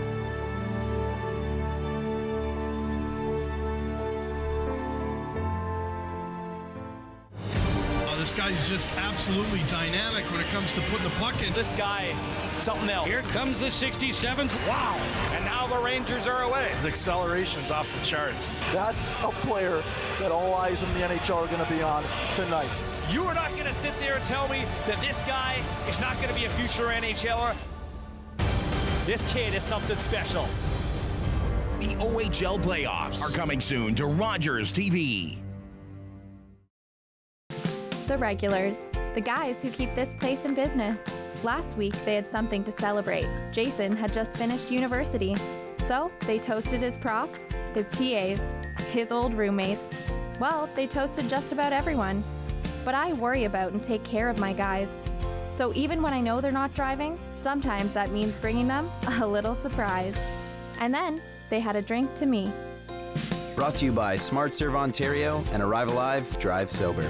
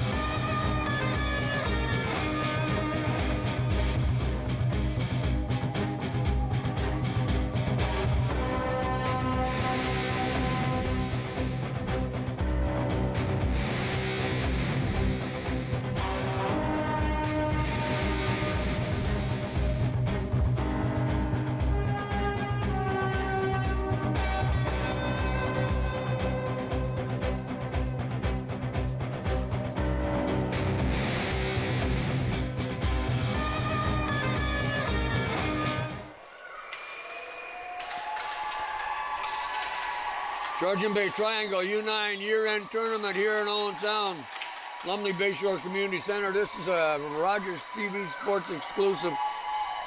We're in the J.D. MacArthur Arena watching kids play hockey. And we've got a final game, Clearview against the Penadang Flames, and who knows, anything can happen. Yeah, I mean, obviously, here we go. We got Penadang was 2-0. Clearview was one win and a loss, but obviously they must have won on the goals for and against, or head-to-head, whatever it may be. And yeah, I'm sure we're in for a good one here. We've had three real fun games to watch so far, and no doubt this will be one as well. Nylander division, or Nylander, I guess it is. Not my favorite player on the Leafs. No, not my favorite player on the Leafs. Actually, I'm thinking of becoming a other fan. I've got 3 Leaf hats. Okay. Okay. it could have been better. It could have been a better choice there. But that's okay. It's kind of cool how they've named the divisions after famous NHL players. Yep. And kids enjoy that too because they can identify these players. They watch them on TV. All kidding aside, Nylander's a tremendous player for Toronto, and all of the divisions that we've seen, these players of note. So these kids that come out here to play hockey this afternoon, tell you the truth, they really don't care who's they want now. They want to win, and you're going to see this is going to be a good game because Clearview's got a good hockey club. And Penalties always puts good teams on the ice. They've got a tremendous minor hockey association, and anytime I've ever been able to do games on TV, they always bring a team that'll give an effort. They may not always win, but you can rest assured that they will give everything they've got.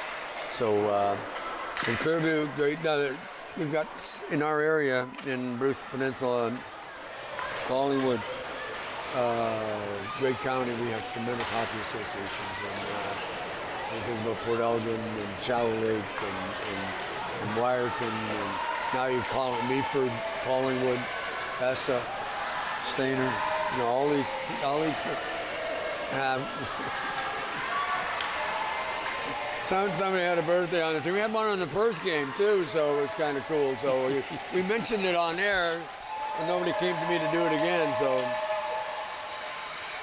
I'm wondering who it is, but boy, they got voices. They got. Did you hear that? Yep, it was quite an ovation. I think so.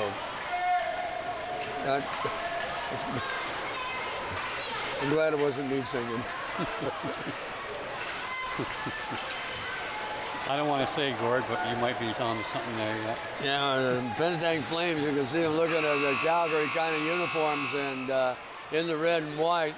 They'll be to our right, and Clearview will be to our left, and they're going to be wearing the blue, similar to the Maple, actually the Jets travel uniform, if you look at that. So getting set, horns gone, players are talking at the benches.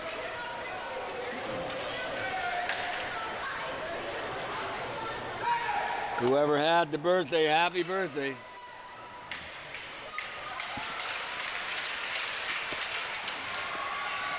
Number 11 just left the surface. I don't know why he had an equipment problem for, that's Josh Boucher. Face off at center ice. Boy, I'm glad those numbers are good on the sleeve because look at number 9 right out there at the beginning. He's Silas Stevens. Got it tucked in the back. Does that make you go faster? If I would have known that, I would have warned. I would have been just made you go faster anyway. Yeah, I could still use it. Yeah, I may have to try it. It's been so long.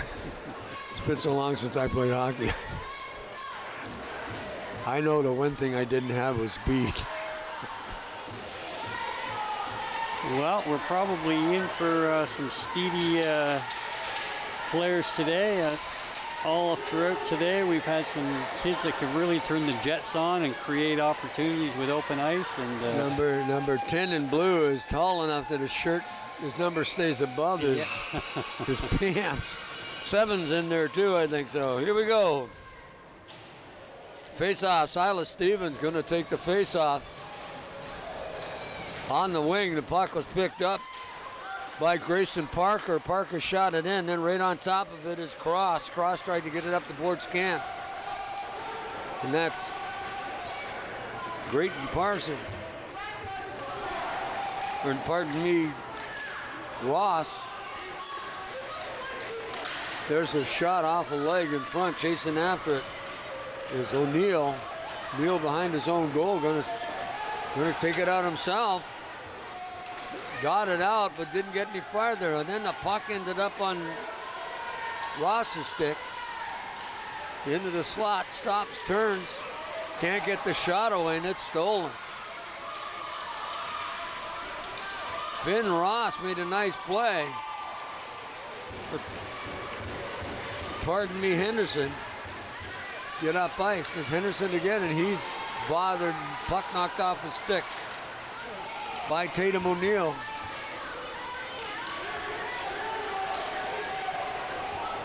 Puck gets in behind the goal.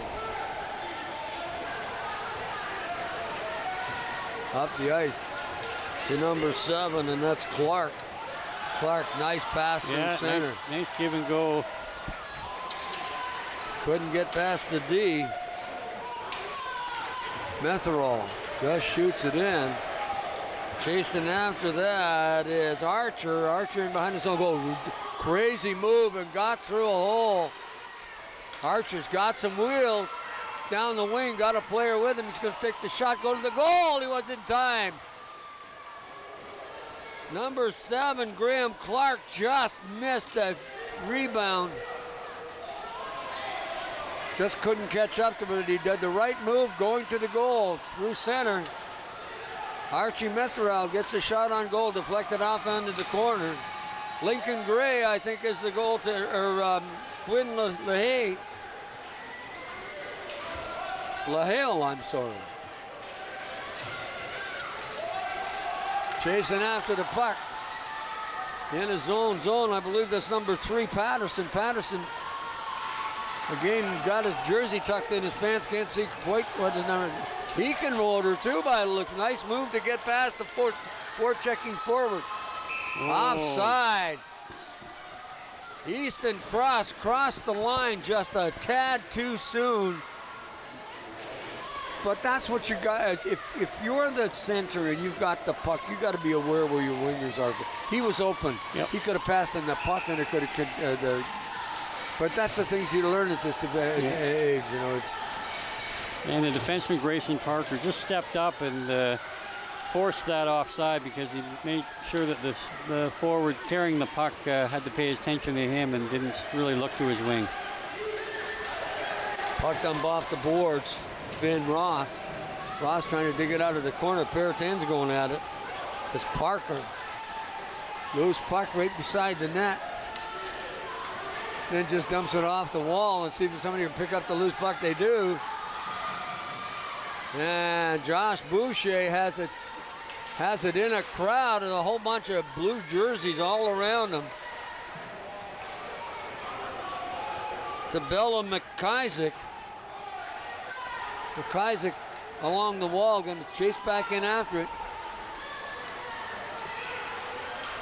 McIsaac trying to get the puck, couldn't do it. Comes back for Robitaille, lost it, and then of course Finn Ross right after him.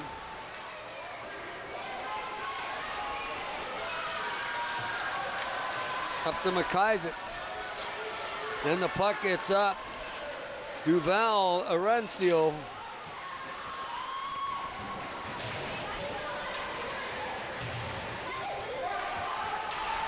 Puck through center ice, stopped by O'Neill.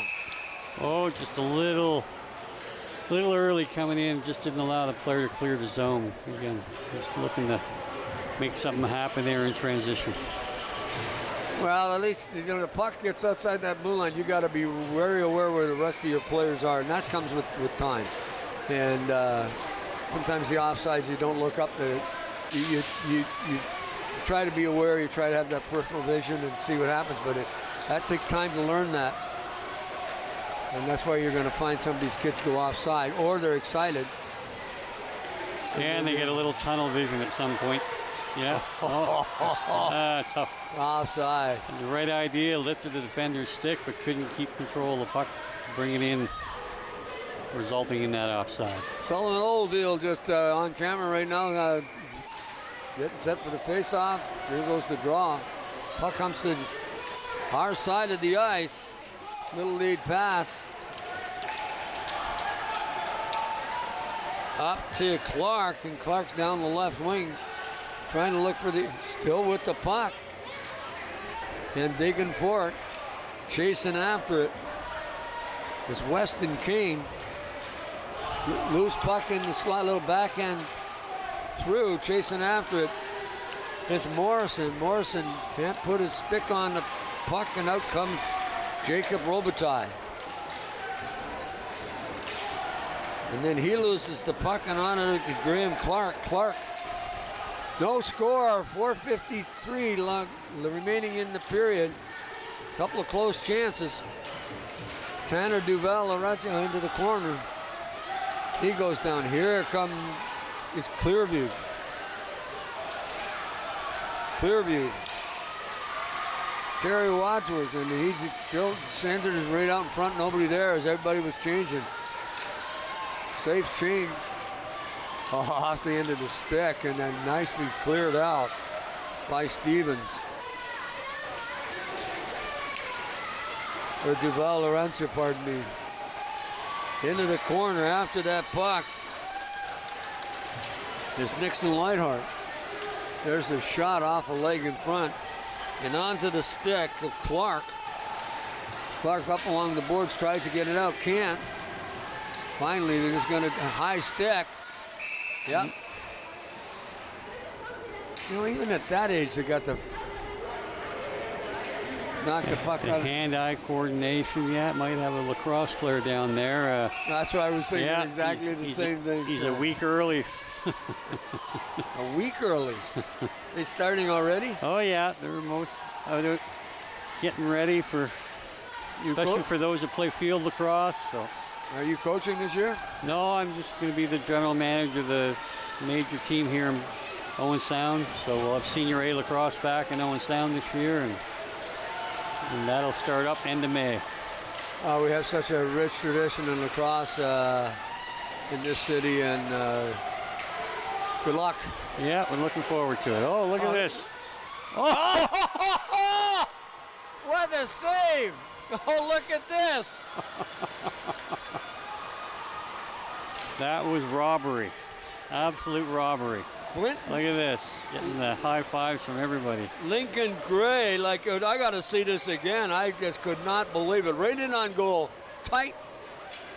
There's the save. Josh Boucher cannot believe that puck didn't go in. Well, I can't believe it didn't go in. That was a quick glove hand, I'll say. Wow. Best save I've seen today. In on goal. Quinn Archer scores. What a beauty that one is. Now we'll see that. And there was no stopping that shot. That was a rocket that went bar down. Josh Boucher puts it away. Yeah, he was redeemed himself from the earlier opportunity, because this, the goal didn't matter who was in net here. This was just a Johnny on the spot. The puck kind of came to him, and all in one motion ripped that up high, and the goaltender had no opportunity. Reed Archer took it to the slot area and was bringing it towards the net, and the puck just went off the end of his stick. And I don't know whether he intended to put it over there, but it got right on to Boucher's stick, and boy, he made no mistake. Yep. 1-0 Flames. And we got to mark that down, and Boucher's getting the goal, so.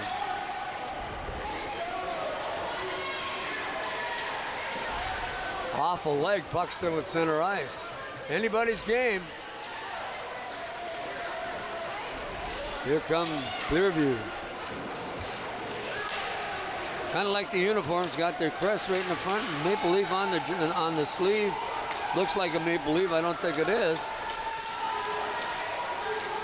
But from up here for a moment, that's what I thought it was. So yeah, I think I'll have to check that out. I thought you were right on there.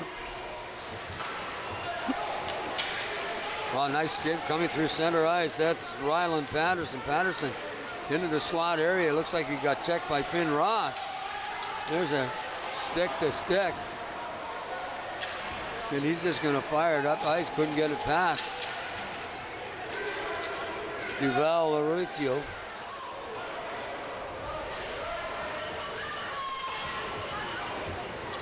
Laurentio had a chance to get it out, but that's. To get it in on goal, but managed to get it stolen and come back outside. Stolen by Duval Laurentio again. He takes the shot. It's off the goal. On the far wall, picked up by. Here they come. Clearview can't get it clear. On the stick of Duval Laurentio. Back through center ice. Here comes number 3. That's Ryland Patterson. Patterson's having trouble getting out. Good forecheck by Clark. Finally. Oh. Patterson Nice wants rush. to Yeah. Patterson's got that like it's a magnet. There's a shot right through the goal crease. Nobody there to help try and tap it away. Trying to center it was Wadsworth. And then slide back by Tripp. Zachary Tripp knocks it up ice. Forechecking Wadsworth. And that's just dumped out through center off the stick of Weston Kane and down the ice. Chasing after it is 13 Zachary Tripp. Tripp in behind the goal. Back in behind the net, right on top of that is Nixon Lightheart. Here comes Lightheart up the left wing. Lightheart takes it in over the blue line, stops, gets stopped, comes back out. Here's a chance. Well, defense come off the bench. A nice play by number 5, Weston Kane, to get to that puck before it became real dangerous. There's the horn. First period's done. Here on Rogers TV, we've got a 1-0 contest between the Flames and the Canucks. And it's the Georgian Bay Triangle Nylander final championship game. And right now, Clearview is on the short end of the score. We got another 10-minute period coming up, stop time, and of course we have the third, which is 15 minutes. So we've got 25 minutes of hockey that we've got to solve this problem and see who can win this hockey game. So yeah, Clearview had a couple great opportunities early in the game, but really the ice is tilted probably the last 5 or 6 minutes of this period with and again the ice has not been broken with respect to goals against here so far. We don't want to jinx anything, but Penetang, well, we're going to jinx it because Penetang has not allowed a goal yet through 7 periods of play in this tournament. So Clearview is certainly hoping to look to change that story. Right on that puck, Archie Mitherall really quickly on that loose puck in front. Turns around, fires it. Puck in behind the corner of the Flames. There's a shot off the side of the net. And that was Reed Archer, or pardon me, Easton Cross. Puck outside. There they go. Here's the goal scorer heading down ice. Looking for a shot, going to center it out in front off the side of the net. And that was Josh Boucher. Yeah, he had the right idea. He might have been best to continue around the net, stay on his forehand, and look for someone coming late. Yeah, so easy to do it from up here, isn't it? It is. It looked like he might have been trying to knock it in off the back of the goaltender as he skated by the net, which is sometimes a pretty heady play, but Boucher, was he hit? You got to wonder sometimes with some of the calls it made on contact, and that was a pretty good forearm to the jaw that went unrewarded. But anyways, play on. He bounced right back up, so good for him. But you could hear that one up here. That was the crazy part about it. Lead pass. He should have been kept on skating. Yeah. Going to be icing on that one. That is unfortunate. He's got to trust his teammate and, keep moving. If the puck gets there, he has a breakaway. So, Clearview's just not quite clicking yet on their offensive opportunities, but it's only a 1-0 game, and it's been a pretty close checking game. Only the shots on goal are 2-0. For a couple of teams that both skate extremely well, you would expect a lot more offense, but they're keeping each other in check. Well, so far, Flames have had the offensive control, more time in the O zone. So, nice play to keep that puck in. Taking that puck down the ice. That's number 15. That's Zach Easton Henderson. Yeah, the Penetang, all four of their defensemen are extremely good skaters, which is certainly helping them out with respect to not allowing any of those breakaway opportunities. Chasing after Tripp trying to get hold, centered right out back to the blue line on. There's the shot, hit a leg. We don't have number 14 in our lineup, so we'll call him anonymous. Loose puck. Parker picks it, part of the spin piston. Ross trying to get into the circle. Does. There's a little backhand. Oh, great stop by Gray.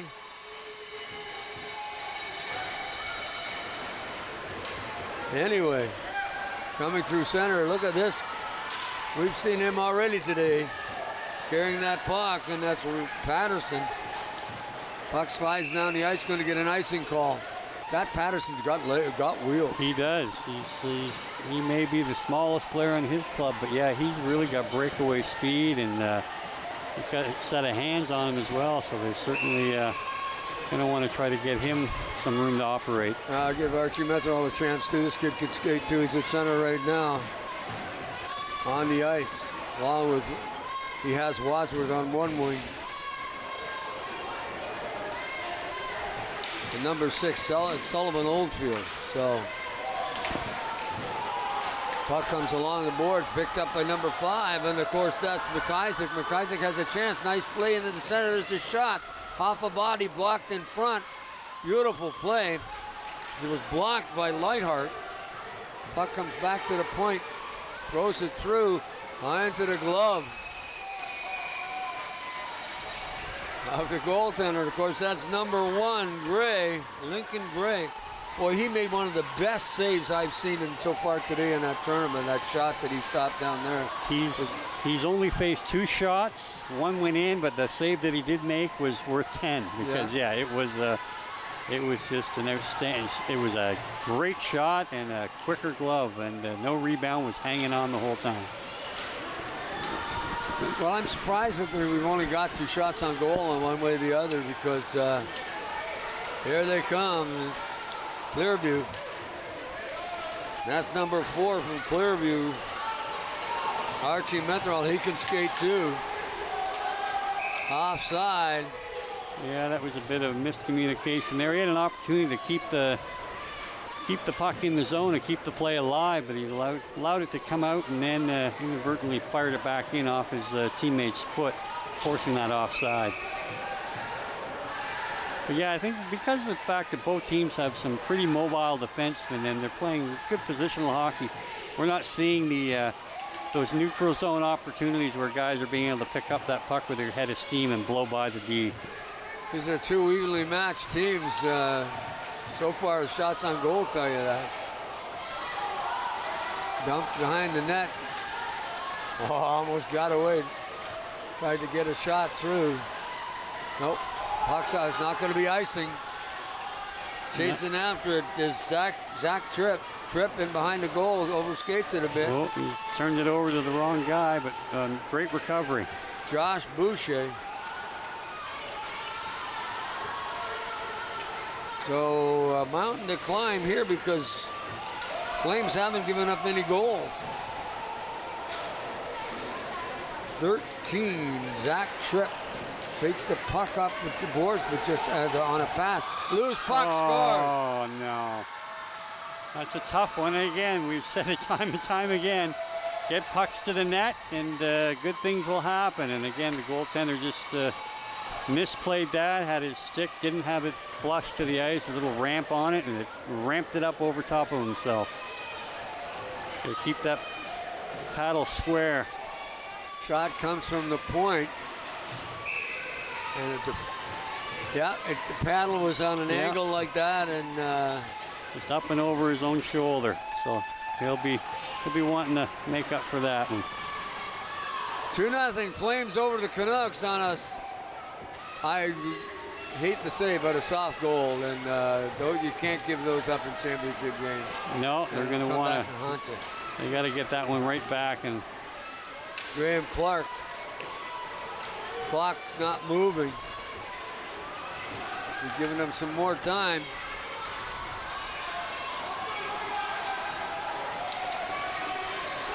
Anyway, we're trying to point at the clock. Nobody's watching us, so. Still hasn't started. Start the clock. 5:12 still remaining in this game. Still haven't. There it goes. Steve got the. Had trouble getting it going. Going to give him some time. Here comes right on goal. There's a shot. Another good stop. Loose puck in the goal crease. Another shot. Another one. Oh, wow. How many does he got to stop? Again, there's good reason why they haven't allowed a goal today. I mean, outside of having a stalwart defensive crew, they've got a little goaltender there that's great on his feet and got the cat-like reflexes, and he was all over that crease, making sure he got body parts on everything that went towards him. Quinn LaHaye is the goaltender. Boy, I'm telling you, that sequence, he stopped at least 3 and got help from his defense on top of that. Yeah. And you can see it going on in front right now. There's 1, there's 2, there's 3. You know, you ask your goalie and you get 1, maybe 2, but boy, when you start... Yeah. There's a shot just whistled wide by Duval Lorenzo. Loose puck, going to come back and pick it up. Well, who's there? Duval Lorenzo, all over the ice. Again, Spencer Morrison, he's out there, but that's number 3, Ryland Patterson. Morrison, his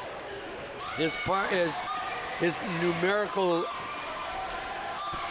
other guy on the other team. I can't think of the word I wanted to say. That should make the blooper tape. Anyway, on goal, of course, that's Lightheart. Lightheart takes a shot off a leg, goes into the corner, come back out to the blue line. On this side, Finn Ross.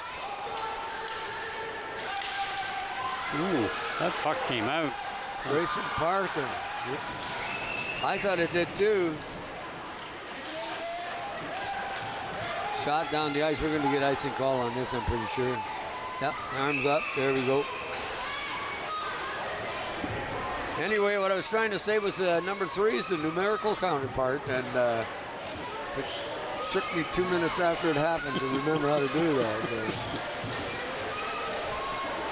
So. Boy, there's a goaltender that's playing one heck of a game. Quinton LaHaye, we got a picture of him wearing number 1, and right now, he's the reason why it's 2-0. But of course, he's played well this whole tournament because they haven't scored on him. So, up ice, Robitaille got some wheels. Robitaille. How can I'm sorry. Unless he made a little move, he could put Archer offside.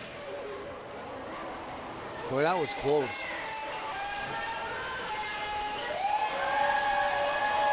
Yep. Jacob Robitaille, good little player at center.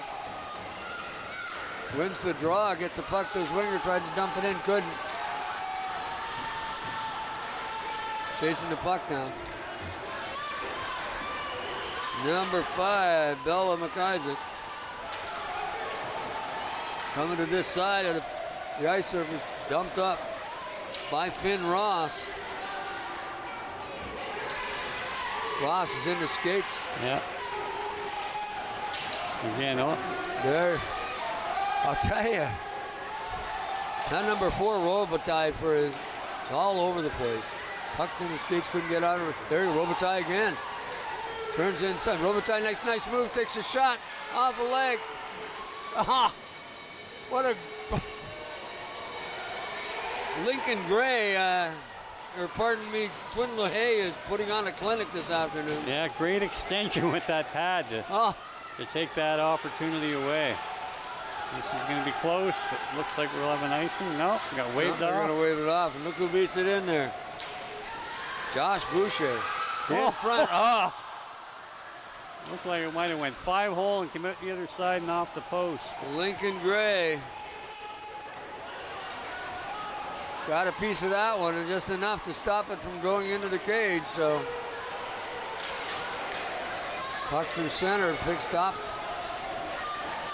by Parker. And then getting up to ice is Graham Clark. Clark turns inside, gets it into Reed Archer, and Archer couldn't quite control it, and little back pass out. And chasing down and after is Grayson Parker. Parker hasn't going to take it in behind his own net, comes back out the other side, and then he gets dumped. In front into the paint, but couldn't get the shot away. It was number 8, Wadsworth, and it was cleared off in the corner. There's another chance. They're finally getting their chances, but they just haven't been able to beat the goaltender. Well, he's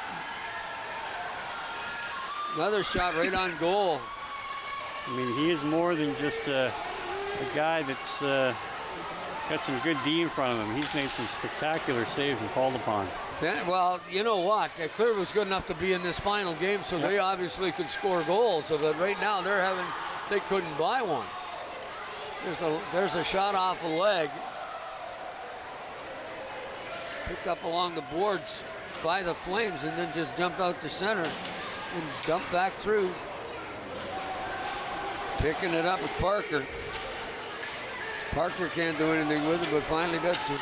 Yeah, stays with it and creates an opportunity here. Get it up to Clark, getting the shot, gonna fire it wide. Well, you gotta watch those boards. They are so lively here at the Bayshore. Puck can come out the other side.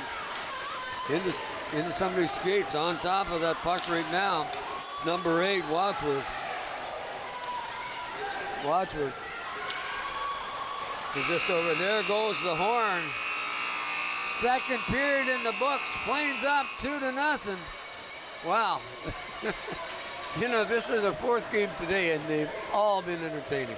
Yeah, even the one that was a bit of a blowout certainly had its moments, but this one, again, is certainly, as advertised, 2 good teams here in the final, and we've had great goaltending on the one end, where and a couple opportunities they made sure they buried on the other side of things. So it's still well within reach with 15 minutes of stop time hockey left. Well, it's you know, Clearview just has some players that have had some good, well, they've had some great opportunities, but they are getting beat by a heck of a goaltender. This Quinn LeHay hasn't given up a goal this whole tournament, and that is unbelievably fine. You can see why, because Clearview's a good team. Yep. Oh yeah. And they're getting opportunities. Defensively, the Flames have played really well in their own zone. But when they've given up the opportunities, and these kids can shoot the puck. That kid's made some great saves. That sequence where they had 3 in a row, you know. Yeah, got a lot of poise for a 8 or 9-year-old, that's for sure. Quinn LeHay is the reason why this game is 2-0, rather than 2-2 or 3-2. Yeah, because even though they've only been credited with, with 3 shots, they've scored on 2. Clearview's had 6 shots and yet to score, and of their 6, probably 5 of them have been extremely dangerous. Chances.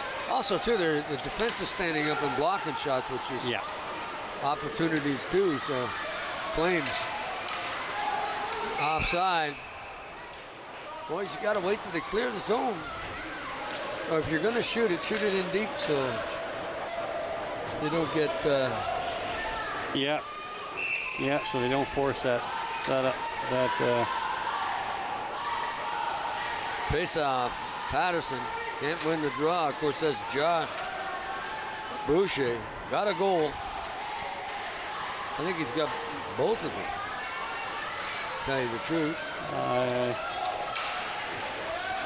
Well, he's certainly dangerous. He missed that one opportunity, got the other one, and the other one was a long shoot in, and it very well would have been him. I don't even recall. I remember the goal, not the shooter. It was number 3. Morrison got the goal. Okay. Got from the point. Boucher digs it out, gets it into the corner. He and O'Neill going together.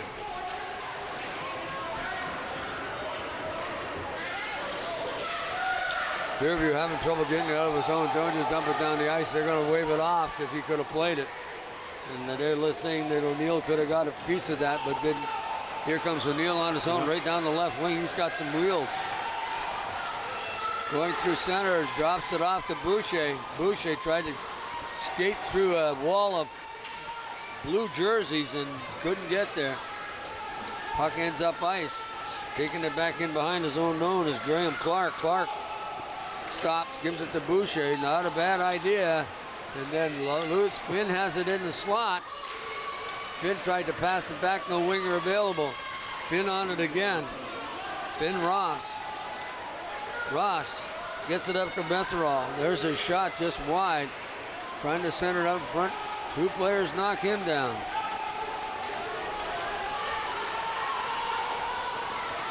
Up the ice on the far side, and then... Oh, great job clearing it out, taking a nice high shot with not a lot on it, so it wasn't any icing going to occur. Archie Metherall. Metherall gets it across the line, then Finn Ross, he tried to get it in and picked off by Jacob Robitaille. Up along the boards, McIsaac. Now we're going to get a too many men call here against Clearview, unfortunately. Yeah, that's what it is, with that little circle. Yeah, during a change there, the player that was coming off decided to play the puck when his counterpart had already come on the ice, and inopportune time to take a tough penalty like that. Well, especially in a 2-0 game, you're thinking about when these kids can score, you're looking at only 8 minutes left, or 12 minutes left in the period. Face-off's going to be deep to the left of the goalie. And Lincoln Gray has been good, too. I mean, he's had some tough stops to make and but given up 2 goals. But for some odd reason, I thought there was more shots, just maybe more scoring opportunities. Yeah, I was surprised by that as well. But Boucher off a leg. Another shot just whistled wide. Has Reed Archer blocked it in front again. Finally getting it to... And that's Easton Cross. You want to make the play, get it out of the zone. Carrying the puck is not always the wisest thing when you're short-handed. Flames. Up to Parker. Parker has it, going in on goal. Parker stopped. And basically hit by Nixon Lightheart. And no call, but that's okay. Just I think they're both trying to occupy the same space. Yeah, I think you're right there. Along the boards, Flame trying to get that puck in deep. Good work on the penalty kill by big number 2, Easton Cross. And I believe number 3, Riley Patterson. And boy, Patterson loses that puck in his skates. Twisting and turning is number 8, DeVilliers, who couldn't control the puck. Nice moves through center. Patterson killing the time. Passes it off, almost got a scoring opportunity. Coming back up ice. Reed Archer. Archer stops, turns, takes a long shot. And Lincoln Gray just puts a big mid on it and stops the play.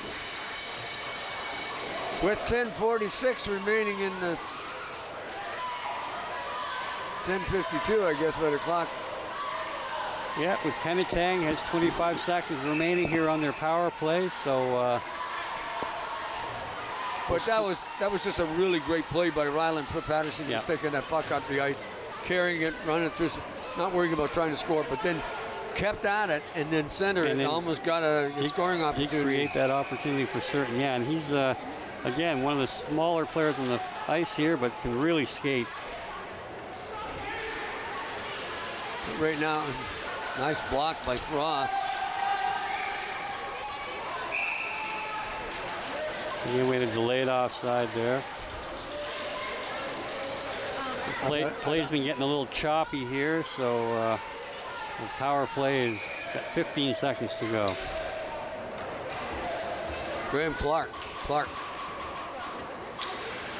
There's the shot off the leg. And then deflected down.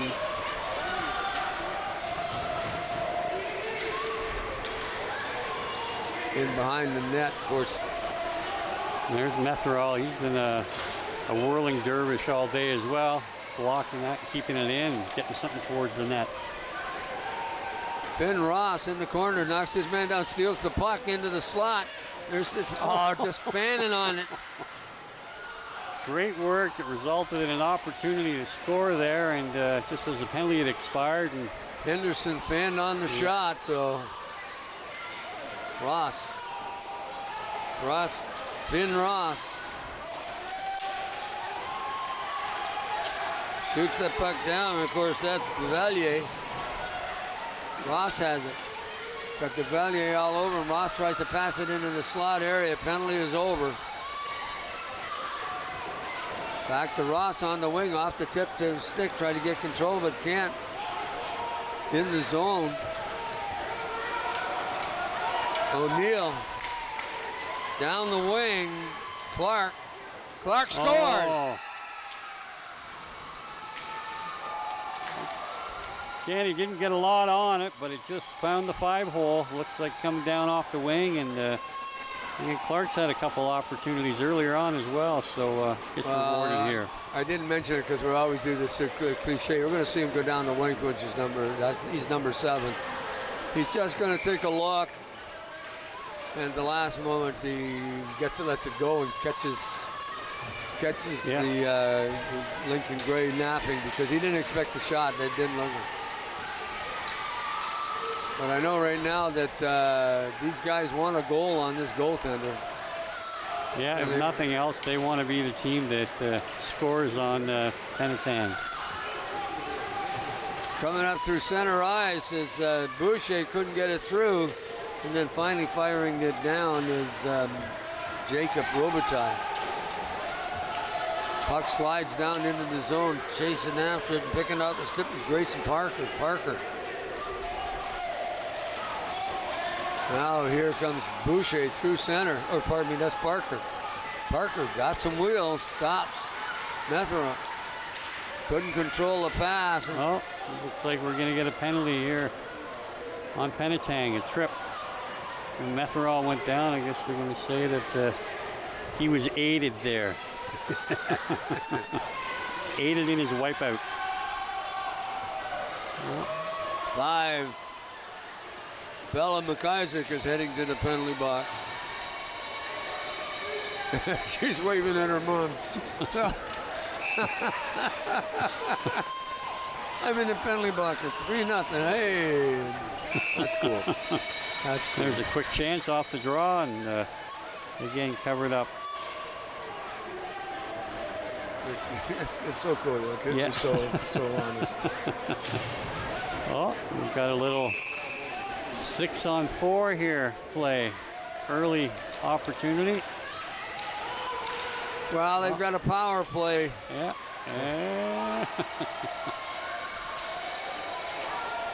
Hey, you never know. Well, look where it bounced off the boards right close to the net. They can't fool around in there with Boucher. They got to get it out of the zone. If they've got 5 players, they can't play around.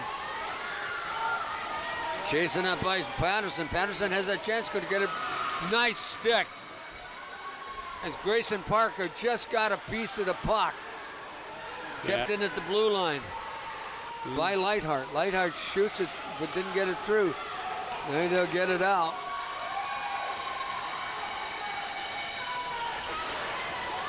Well, you can't.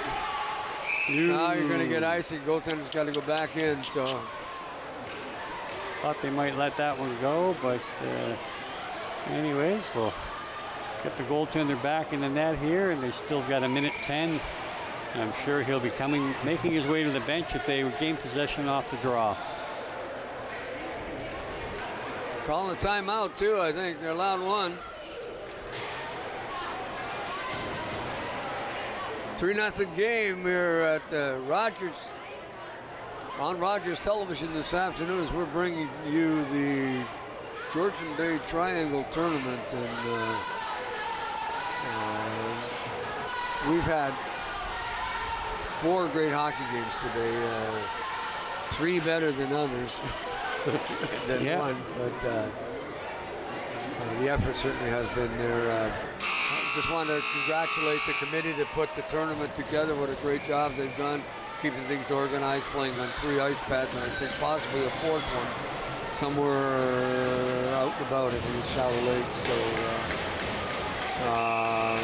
it's been a really great event, and so glad that they've been able to have it here. And thanks to all the folks that are spending a little bit of cash here in Old Sound this weekend too.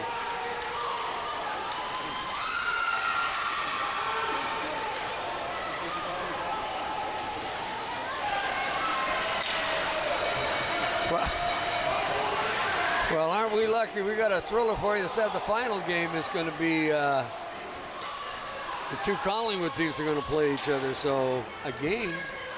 Yep, I'm betting on Collingwood. Patterson brings that puck over the blue line, gets knocked down. Gets right back up on his feet. Puck goes back in behind the net. Chasing after it is O'Neill. O'Neill got out to the blue line, couldn't keep it in. And a penalty is running down, so is the time. Time is a factor now. Another cliche we use every once in a while, but it really is when it comes to the blue squad. Clearview out on the ice. It looks like the Winnipeg Jets kind of style colors.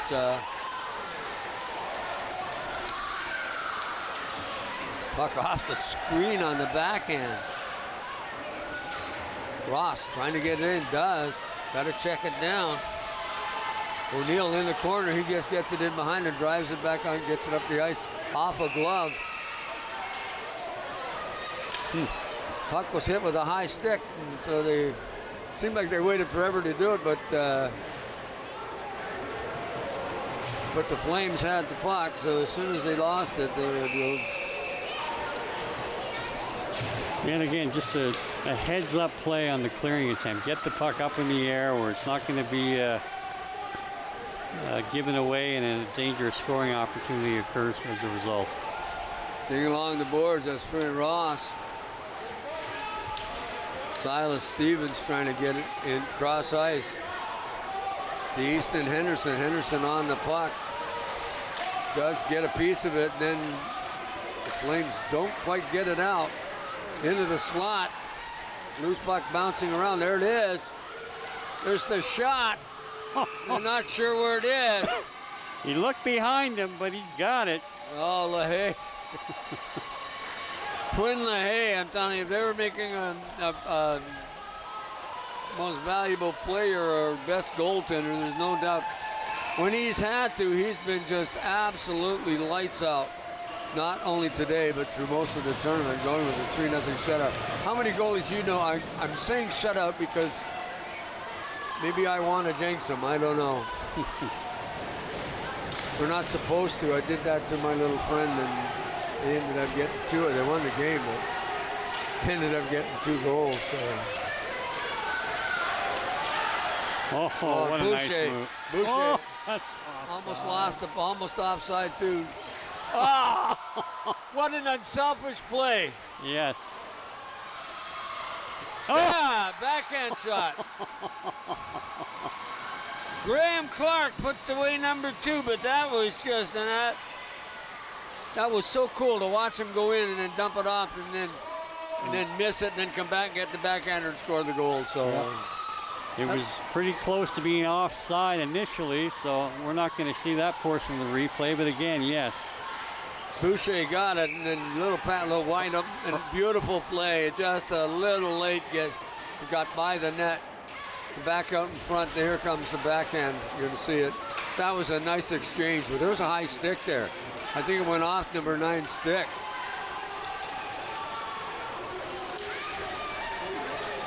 Four 0 Flames up in front. 4:52 remaining. There's a shot. Almost. Another one. Oh, just wide. It's not. Yeah, he's been earning his accolades today, no doubt. 4-0 is not indicative of the play, folks. Clearview is just being beaten by a goaltender. It's not. They're just every bit as good as this team out here. They've had chances and they've been just stung. Here's Boucher in on goal. Boucher gonna get a chance. There's a shot. Off the post. Well, I don't know whether it was deflection off what you. I heard a clunk, but nonetheless, goaltender did a good job again on his lateral movement, getting from post to post and cut that angle off. I'm wondering who's going to play, pull the goalie again with the last couple of minutes to go to see if they can get one on this kid. Well, you got nothing to lose at this point. Going down 3-0 or 4-0 is just about. There's a shot. Oh! Lincoln Gray made the save, but Johnny on the spot. I believe it was number 2, Easton Cross, got in on goal. And put away the rebound that was laying just there forever in that goal crease. You're going to see it right here. Yeah, Reed Archer there was the benefactor of this full mouth rebound. Just again, go to the net. No, the defender just couldn't clear it. I think that Weston Kane just muffed on the clearing opportunity and resulted in that 5th goal. Duval Arancio just took it in really nice, and but got the backhand, shot back to the point. Here we go again. Off a body in front. You see the 2 defensemen standing right there? They're not giving an inch in front of that goal. You know, nobody's leaking in behind. We saw some of the other games earlier. And they've got, again, guys that can really lug the puck and bring it up the ice. And that's number 2, Reed Archer. Archer still has it. Decisive control. Smart enough to realize he was going to be offside. Yeah. Off a leg and off into the corner. Chasing it down is Stojanovic. Stojanovic has a piece of it.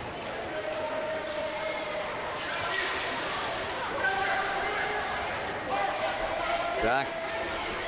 Nixon Lightheart. But 5-0 isn't indicative of the play because it's just an unbelievable goaltending at one end here. Time winding down. We got 2 minutes left in this contest, and we got more game coming to you in about 15 minutes. And the 2 Collingwood teams are going to face each other for the championship of the division. So there we go, puck into the corner. They're playing. We've done 5 games. It was actually below us, and I hear on this wide of the net. In behind the goal, Easton Henderson. Henderson gets it up, but kept in at the blue line by Grayson Parker, who's had a really good game. There's a shot. LaHaye makes the save again. Yeah. Boy, I'm telling you, get 1 and 2 and 3 shots at and the Flames just don't quit. They just keep coming. Boucher at the blue line. Keeps it in, loses it. And Cross couldn't catch up to it. Well, Grayson Parker was there again once he's going to shut things down and turn the play back the other way. Number 5, Bella McIsaac dumps it into the zone. On this side, it's Robitaille. Trying to tip that thing, can't get by the defense. Easton Cross has had some opportunities to get the puck up ice and can't. They're getting an offside again. Just roll off his stick and got it. We're going to let the time wind down. Of course, when you're up 5 in the tournament, the clock continues to run. Although they've stopped it because it's. Why would they call it timeout? I'm not quite certain unless they're just want to make sure they're doing the right thing to preserve the shutout. So.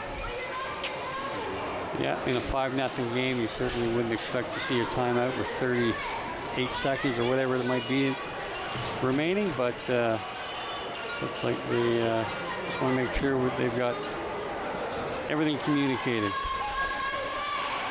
Where's the face-off? Is face-off going to be deep? Or? No, it's face-off got here was on the delayed offside, so just outside the Clearview zone. I was wondering if they were going to pull a goalie. Nope. They'll start the clock, and that pretty well will do as soon as the puck's dropped.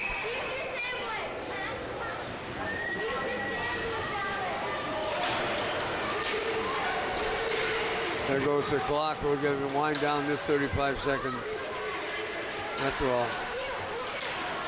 Patterson at center ice, couldn't control the puck, gets back outside. Carried in across the zone by Bella McIsaac. In behind the net, picked up by Brooks. Brooks loses the puck in the circle. Brooks has it, Henderson has it. He can't get it out. And time is winding down. And there we go. It's official. We have crowned the Nylander Cup champions. Well, the Penetang Flames.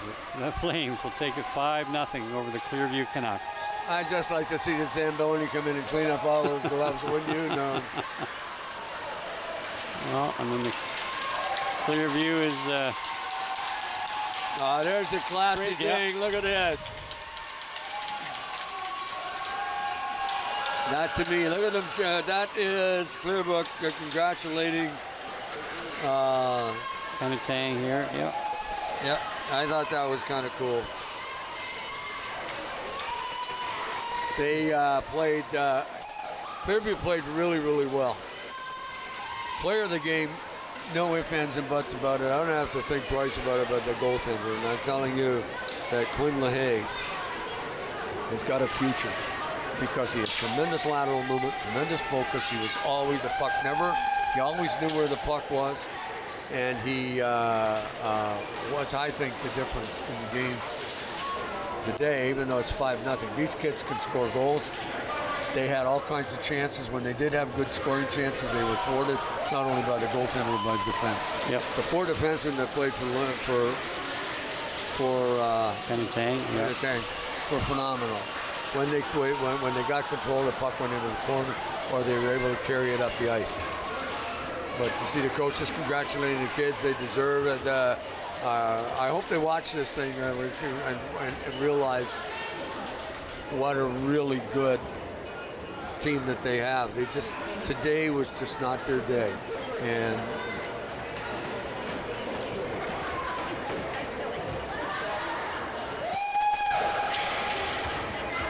Shelburne won the Marner tournament. So. Shelburne won, Shelburne 2. Yep. So Shelburne team won. 2-1 in the Marner final. So that was.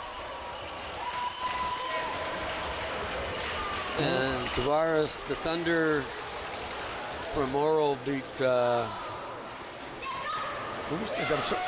South Grey. Sorry. 4-1. And we had the Oro team earlier today. In this rink, we did the telecast. So they were a fine-looking young squad, and they were rewarded with the Tavares Division Championship. Well, they get a nice plaque that they've won the game with, and they get their pictures taken, and that's kind of cool. This is, you know what? They won. I still am going to reiterate this. It's sportsmanship. When they went to congratulate their goaltender, the other team went. Clearwater went to congratulate them. They came back up the ice, looked down the ice, and started snapping their sticks. Yep. Congratulations. Classy move. And those are the kind of things that should be taught in hockey.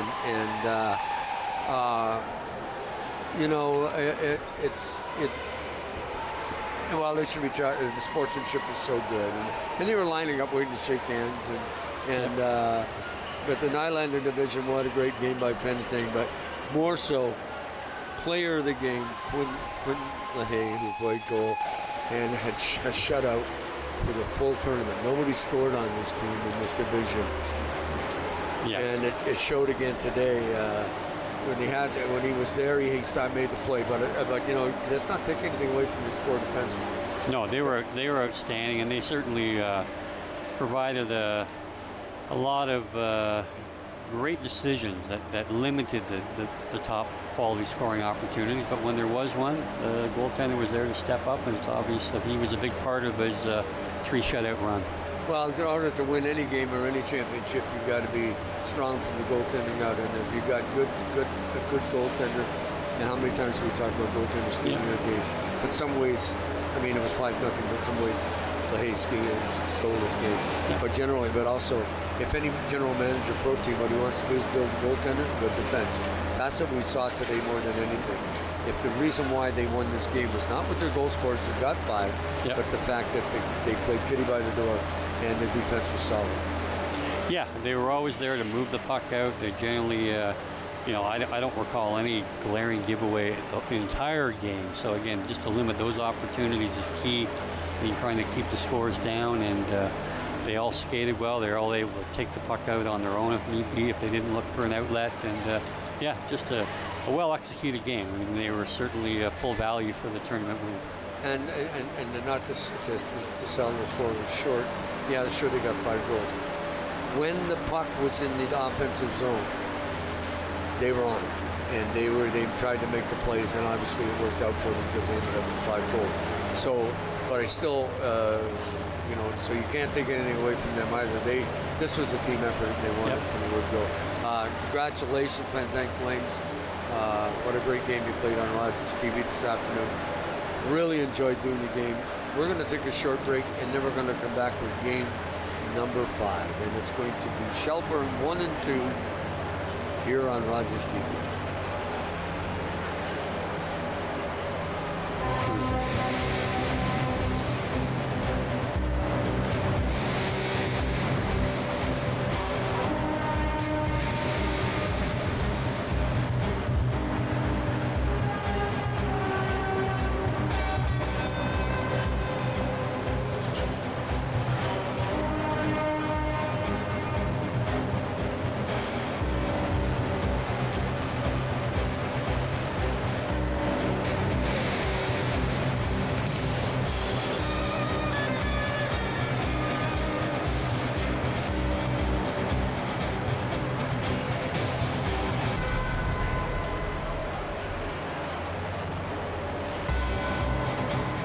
Hello, I'm Liz Dowdswell, Lieutenant Governor of Ontario.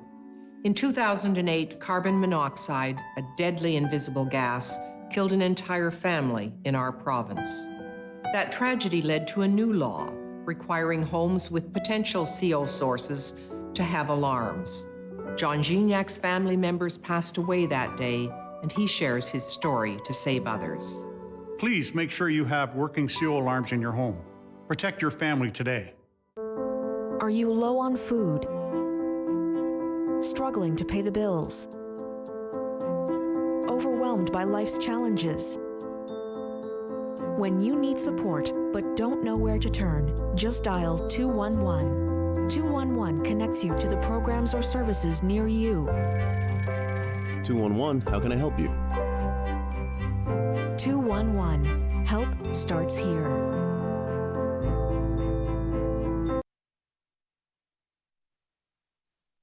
Carol Merton.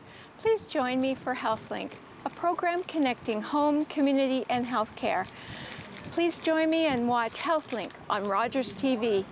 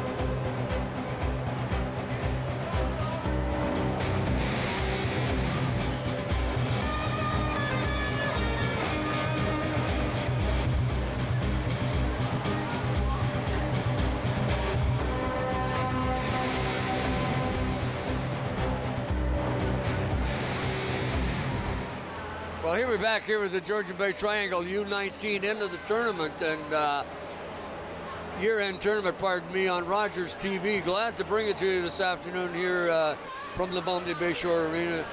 Steve McCarthy, I'm Gord Chapman. We hope that you've enjoyed our telecast so far. Those who are streaming the game, welcome aboard. Technology is absolutely wonderful. Although if I was at home, I'd have to watch it on TV because I couldn't figure out how to use the iPad to stream. But anyway, that is available. RogersTV.com and look up Weekend in the Rink, and you can get it if you haven't got it already. I don't know where if you're watching us, then you're not streaming. But anyway, folks, if you are out there and you're streaming, watch your grandkids and do whatever, welcome aboard. Glad to have you. Another big game this afternoon. This is the final, and it's kind of unique in the sense that it's two teams from Collingwood. I earlier said it was Shelburne, but it's actually Collingwood Blues 1 and 2. So I don't know what it doesn't matter. I'm never going to make a mistake when I say the Blues have taken the puck up the ice, but obviously we're going to have a white and a dark team. But still, they've got 2 wins each. They've made up 4 points. They're the top of the division. This is the final. A Collingwood team has come away with the championship. Very unique situation, so it should be fun. And we saw one of the Collingwood teams earlier today. And played really well. It was one of the first and second games we did. And the first 2 games were just absolutely dynamite. Third game was a little suspect. It was kind of a blowout. But, last game was something else. So. Yeah, even though the score, I think, was 5-0 at the end of the day, it was a close game. The goaltending ended up being really the difference. The team that came out on top probably had a little bit more depth, a little more skating, but nonetheless, the shots on goal were pretty even, and it could have went the other way had the goaltending not been stellar. Bedard Village, Collingwood Junior Blues, 1 and 2, and then of course I think Collingwood ended up on top with 4 points, and the Collingwood Blues 2 ended up with 3 points. So year-end tournament, Bedard Division, so it's Eagles unfortunately did get a point, but again too, it's not about winning or losing as much as it is about participation. Congratulations to the committee that put this tournament on. Tremendous job as always, and getting things organized. Danny Blackburn obviously getting the officials ready. Sorry to get last game on television. Danny, thanks so much for getting the referees out every week and doing things to keep our kids playing minor hockey without referees. We don't have a game.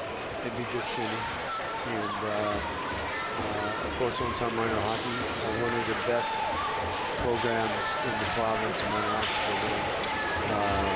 So all power to you. Congratulations on a great season. And I guess we got a little more hockey after with the Attack playing this week or probably soon.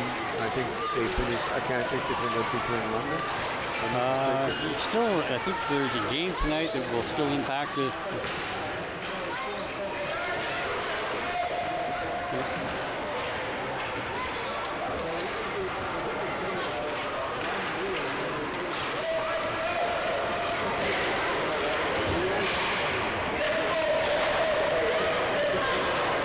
Well, we listen to Mark Perry, our glorious leader, in our headsets. That's why we paused, because, well, this game, yeah, that's true. Saginaw and London right now are tied. London plays golf tonight. London wins, they're in first place. Owen Sound will play London. If Saginaw wins, London loses, Saginaw will be the team that will be coming to the Bayshore. To be honest with you, my humble opinion, I think the Attack, if they can put together and play the way they did last week at Sudbury, and last night they just weren't rewarded for good play. If they play that well, I think they can beat Saginaw. I don't know about London. Yeah, London is certainly a nemesis, and always, even though they're outstanding regular season, they seem to step it up in the playoffs. You know, I mean, a lot of people in this town don't like the Hunters, but let's put it this way. Every year, you cannot help but respect them, because every year they get a team together and they put it together, and all those kids will go through a wall for the Hunters. and they play, I think, even better than what they are at times, and because they bring that kind of respect for the players. But I mean, if Attack had an opportunity to hire any one of those 200s as the head coach, that's my thought. Dale DeBerry is drag any one of them away would be cool. But tremendous organization in London. Of course, we as Attack fans do not like London. I don't particularly like London. But any good team can't help but respect them, as I say. So we still got some Attack hockey. Minor hockey still going on a bit in town. So check your listings on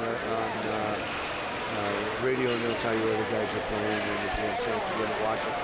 Folks, like I said earlier, Attack aren't the only game in town.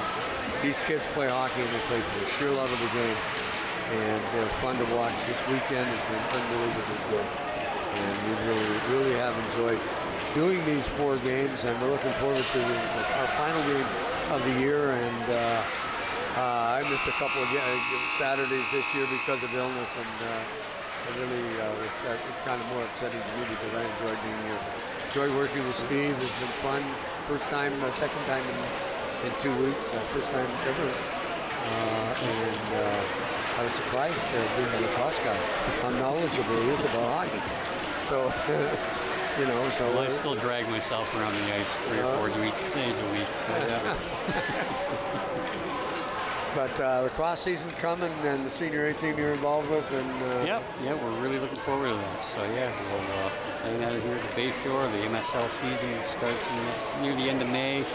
Our home opener will be June 1st on a Saturday, and we'll get 6 home games prior to playoffs. So yeah, we're looking forward to it. It's been a long time coming, and it's finally here. Well, I have done lacrosse on Rogers, and I've enjoyed doing the games, but I just I'm at the beach all summer, and if Mark needs some help, I'll be glad to come in and do 1 or 2, but generally I read about it in the newspaper. Too bad you don't get some radio telecast, because the lacrosse is good. Yeah. So we're going to turn around. We got another game in hand. Now I got to find the lineup.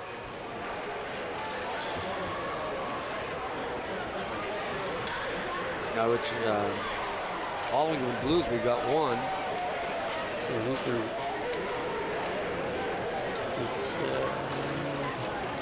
now which one is which? It's on this sheet. Yeah.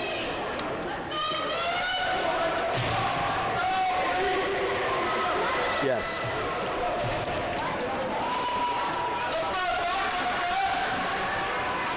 Awesome. Oh, they're both here. They're both here anyway. So. Yeah. Goaltender looks like Jackson Embry Leo. Here we got it started. Championship game. In red, I believe, is Collingwood 1. And in blue, Collingwood 2. There's the shot right towards the goal. At 31,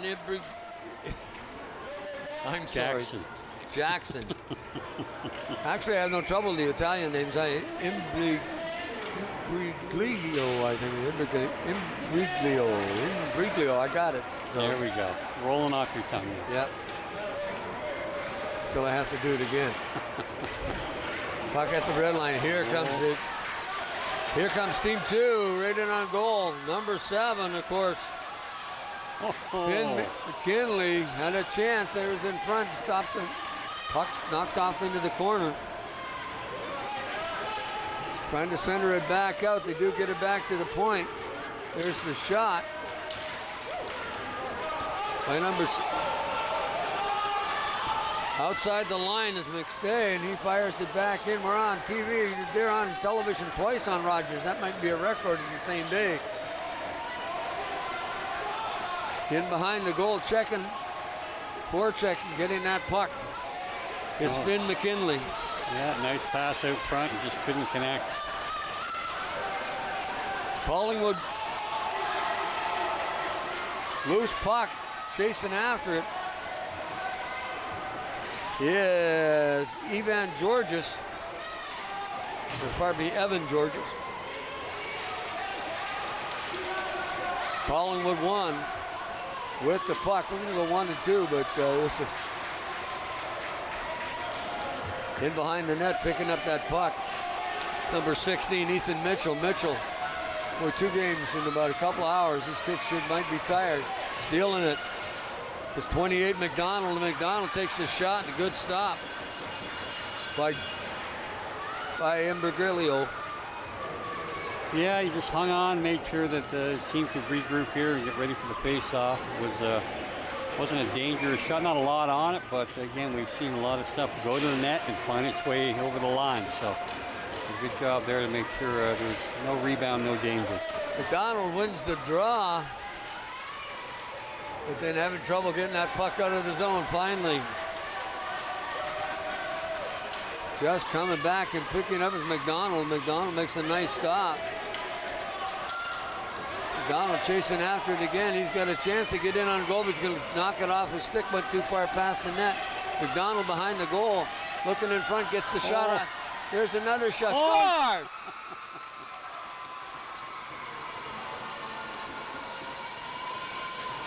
That's number 8. That's Maxwell Gullerich. Yeah, on the first chance, I think it was James McDonald in front of the net. Nice pass out from behind. The original player did fan on the shot, and he was able to pick it up right behind him and slam it home. McDonald fanned on the shot and is excited. You think that he scored the... Well, here comes number 9 back. Must have been an equipment problem because... or he was late.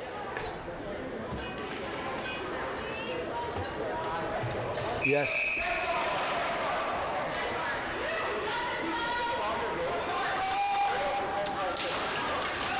Unless they're playing the 15-minute first. But should have put 10. Smith in his zone, got back out to Mitchell. Mitchell just slides it back inside the line. Along the boards. Stanley trying to get it out. Kept in by Kwasnicki. Kwasnicki's trying to get it through a hole. Mitchell overskated it, but then digs backward, gets it along the boards. Bremner in the slot, gets knocked down with Zlesh. There's a bit of a 3-man pile up there. Kwasnicki couldn't keep it in at the line. Forward. Borden, Stanley. Stanley has a chance to shoot it. Don't know where it went. Oh, it got blocked by the defender and trickled just off to the side of the goal. Chasing on the top of it is Vice Smith. Vicery Smith. Puck slides across the goal. Another blocked shot here. They've been doing a good job knocking those scoring chances down. Coming through center, got to watch the offside. They did call it offside. It was a pretty close call, but I guess the winger on the left side got in a half a stride. Felix Bender was just a toe across the line before the... But that was one of the problems they had in that game. They got to be aware of that because it's going to hurt scoring opportunity. He had a 3-on-2 and he went offside. Face off, McKinley. McKinley has the puck and finally gets it off.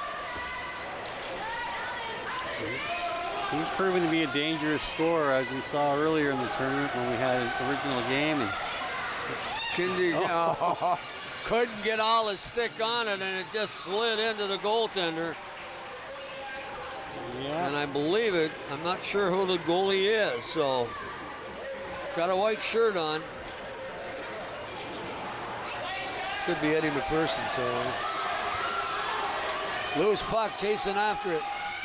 Getting down there is McStay. He gets to it, just makes a right move and fires it up behind the net, but off the net. Didn't get around the other side. Up to McKinley. McKinley got a couple of goals in the last game we did here on Rogers, and McKinley again along the wall. McKinley. You want to move that puck and use the teammates and then get to the net. Mason McDonald stopped it. McKinley tried to get that done. Finally, he gets it again. McKinley going to get a shot. He does. Scores! Yeah, he's a dangerous player out there, I'm certain. McKinley gets one. You remember who got the first one?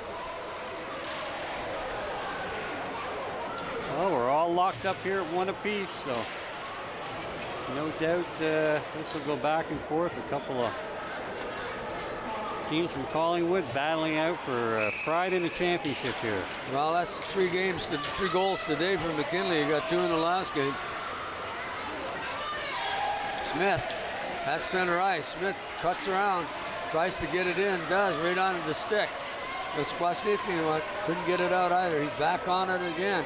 Up along the wall, off a body, a blue shirt on, into the circle, a little back pass that got absolutely nowhere. Finally picking up the goaltender, just clears it, knocks through. It's number 14, Bowden Stanley. Loose puck in the circle, gets to the point and out. Shoots it right back in, should be offside because he touched it. There we go, we're all cleared and the forecheck can begin. I was kind of wondering what all the hooting and holler was about, but one of the players was down and there was no whistle. That was number 1. Yeah, he's down again, this time on his own accord.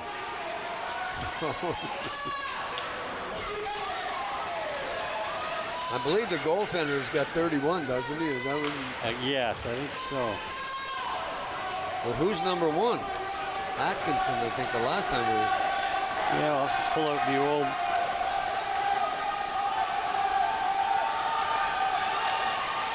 Here comes Collingwood 2. He's got some room. Going down the wing. Did he get a shot away? Is he going to get the time off the glove over the top of the net? Picked up by Atkinson. I believe that's who that is.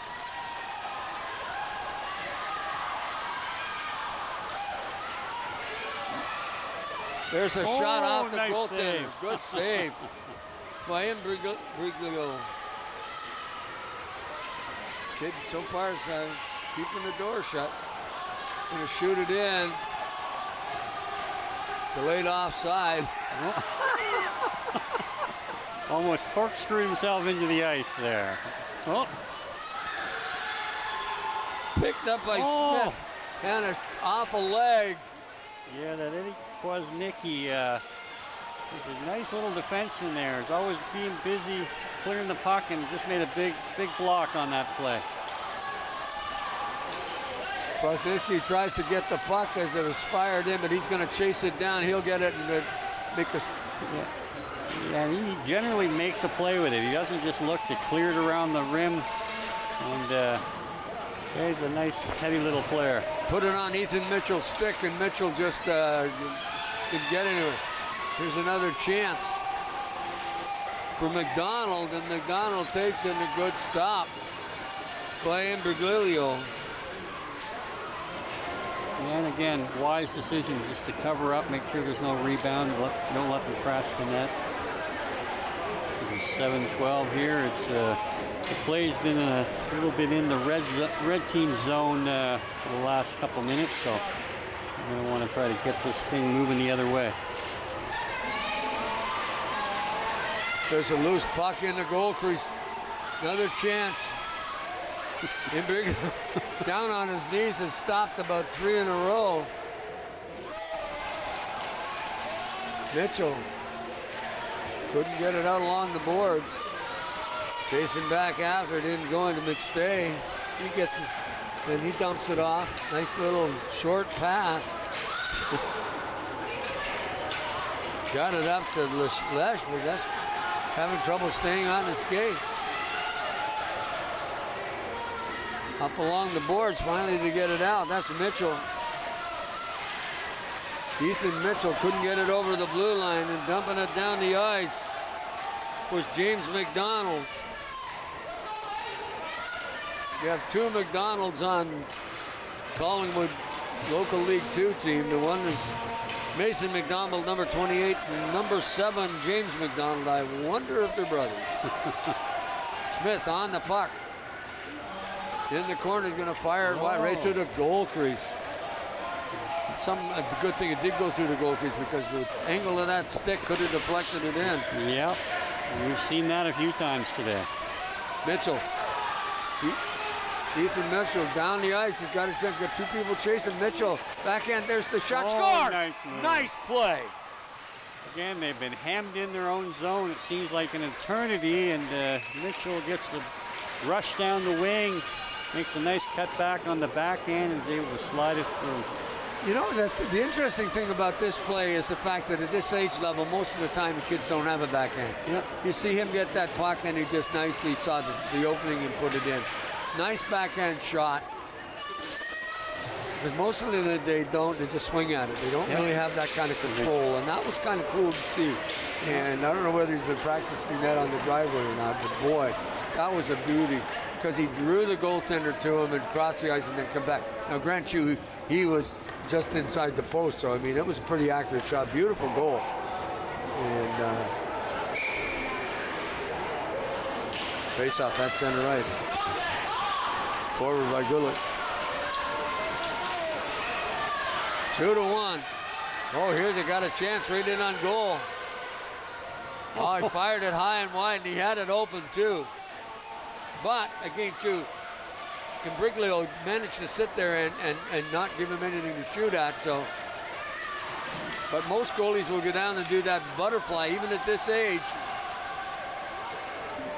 Getting them out of the zone. I like that referee. I think that's what he should be doing. I think that help the kids out. Don't just.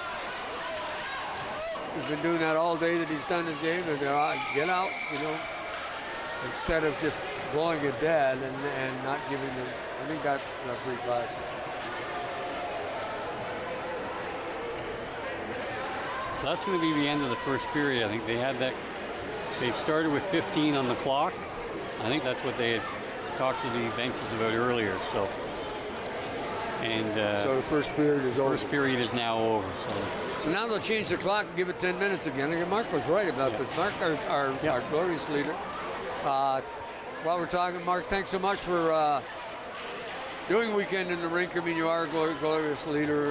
You put together a tremendous crew. Camera guys, great job today. Great shots. All of you can't ask for better. When we watch the attack games, we have some of the best shots, best crew, best on-air people, and we've got the best director. And I watch all the games on TV coming from other. We have unbiased guys on air.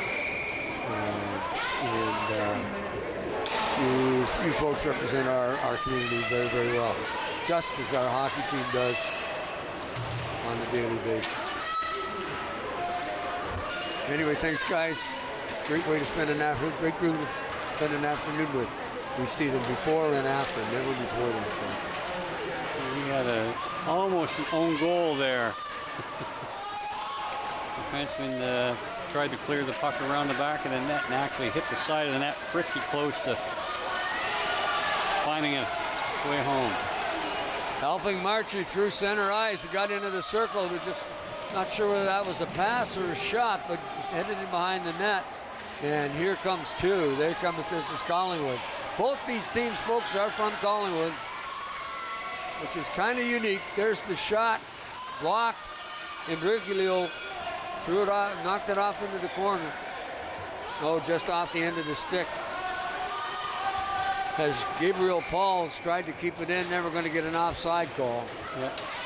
Face off the dot right where it says Winmar, Tim Hortons.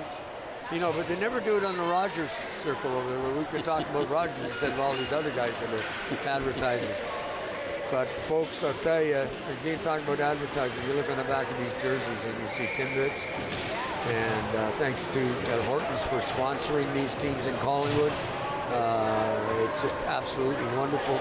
But locally, even here in Owen Sound, people, these small businesses sponsor our teams. Buy locally, support our businesses, our restaurants, and our shops. Muchly appreciated, especially minor sports in town that they can operate. Timbits, Mitchell. Boy, there's the shot. Got through the goaltender. It fell. He got through, and the goaltender was luckily was able to push it aside. Here we got another break coming the other way. This is what we've seen all day. This is Weissery Smith. Smith has a chance. He fired it high. They've been told shoot high on this goalie. But the point is, you don't score for going over the net. You go scoring into the net. So, but they got the right idea. Pass across ice, chasing it down. Number 8, Harrison Edwards. Edwards just throws it up the side. Stopped by Stanley, Bowden Stanley. Kept in with a little back pass. No idea who that guy is. The number has disappeared. I wonder if he goes faster if he does that.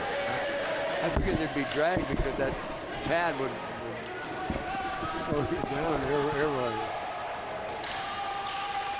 Centered right out in front. Oh, that was quick. Imbriglio had got his big glove down on it really quickly. 1-1 tie in the second period, 7:34 remaining.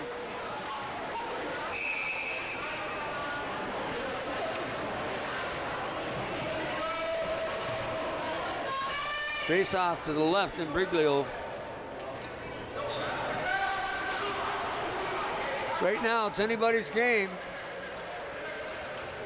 Not sure who has the edge. It looks pretty equal. Yeah, it seems one team will get pinned down, and then they give up a big opportunity going the other way. Like McKinley again into the slot. Yep. Knocks it off, number 40, Eddie McPherson. Still haven't figured out who their goaltender is because he's number 28, and we haven't got a number for him. So you're wearing a white jersey. Maple Leafs, it looked like an old one. There's the shot. Oh, those are the ones we were talking about. That make sure you got that 5-hole covered. They go down in that butterfly, and how many times we've seen that go through. Make sure that paddle is down. Yeah, he timed that one well. So again, we got the Jackson Imbriglio. Shots on goal are Collingwood 1-8, Collingwood 2-4. So great job by number 7, and then that's McKinley won the draw and darn near got the break through center as he was all by his lonesome. Puck fired down the ice, chasing it down as Lindstrom. And the goalie's just going to freeze it. And he's being told not to play the puck. And again, well done by the official to take the time to explain what he wants to see him do and not be yelling at him during play. Watching the officials, and that looks like DJ Selkirk, to tell you the truth. Finn McKinley gets dumped and no call. Puck comes back out to the blue line. Big crowd of red jerseys and blue jerseys. Cross ice, Mitchell. Mitchell just going to dump it in and chase it down. Kept it in, Mitchell. Then he gets dumped as he skates over somebody's stick. Puck's just inside, and it's going to be offside now. Yeah. Face off outside the blue line, just by the Rogers sign. Now I got the, see that? The Rogers sign's over there, so get the camera that can move in and have pictures of it. Our community channel, it's great shows that we have on Great County Life. We also have, there's so many, I shouldn't even start mentioning them, but politically speaking, there's some great commentary shows. Rogers does a really great job with community television. Tack Wrap, Health Link, there's so many. So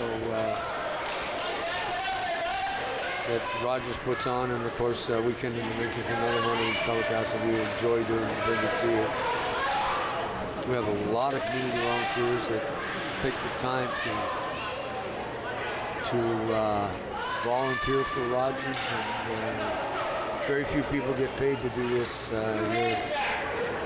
And this was all done for sheer love of the game, of the sport.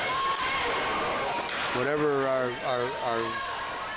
what we do on the television program, all of us just do it for fun and for community.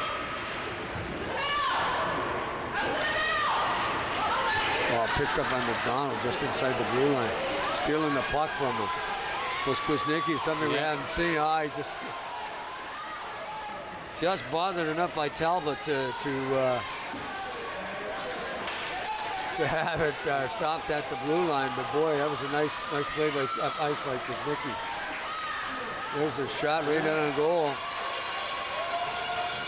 Jim Briglio, he is playing with fire because he's going down and he's blocking the shots, and he's leaving himself over there. One of those deflections are put through the. But then he stopped it. I guess he shouldn't be complaining. So far, so good. Yeah, yep. Exactly. Exactly. How come face-off want to do it again? Somebody moved. Borden Stanley 1-1, 2-1. Collingwood 1 is up on this particular game.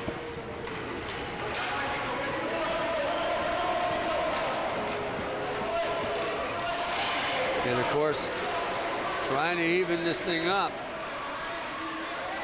Eddie McPherson along the boards tries to slide it along through a hole, but can't. Too many red jerseys. But then again, Smith wants to get it down and go. There's that shot. Good stop by Briglio. Didn't handle the rebound, but he was lucky his defense came to his rescue and cleared it away. Here we go the other way. Up the ice. Number 16, Mitchell. There's a shot on goal. Loose puck. There it is! Rebound knocked into the net by Harrison Edwards. Johnny on the spot.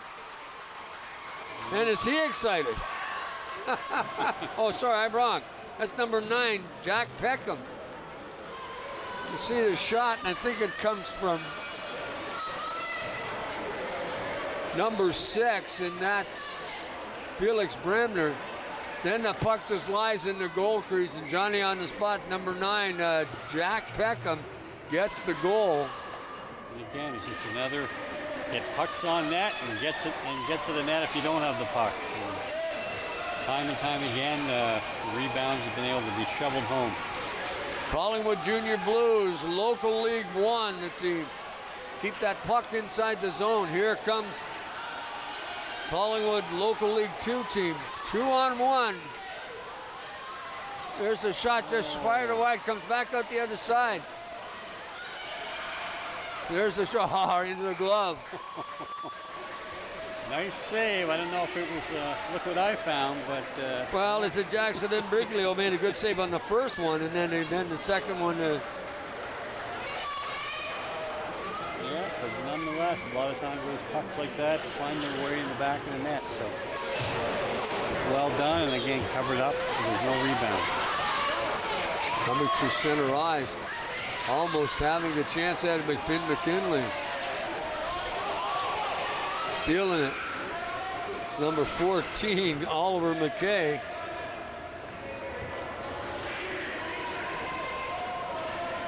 Well, I was talking to some of these kids, and they're just so excited about being on TV. So they were so excited when they found out that Steve, you were doing the game. Oh yeah, no doubt. There's a ball, change direction. We're off the knob of the goal stick. We talk about having that paddle down. Here comes Collingwood. Finn McKinley once again, just dangerous every time he's on the ice. Local League 1. Well, the red team's got to be tired because this is their second game in 3 hours. So, but they're up 3-1 right now in their division and having a chance. There's number 28, Mason McDonald, and somebody got hurt. Yeah, did a bit of a toe pick, and looks like he might have knocked the wind out of himself. We got a trainer coming, referee just waiting on it.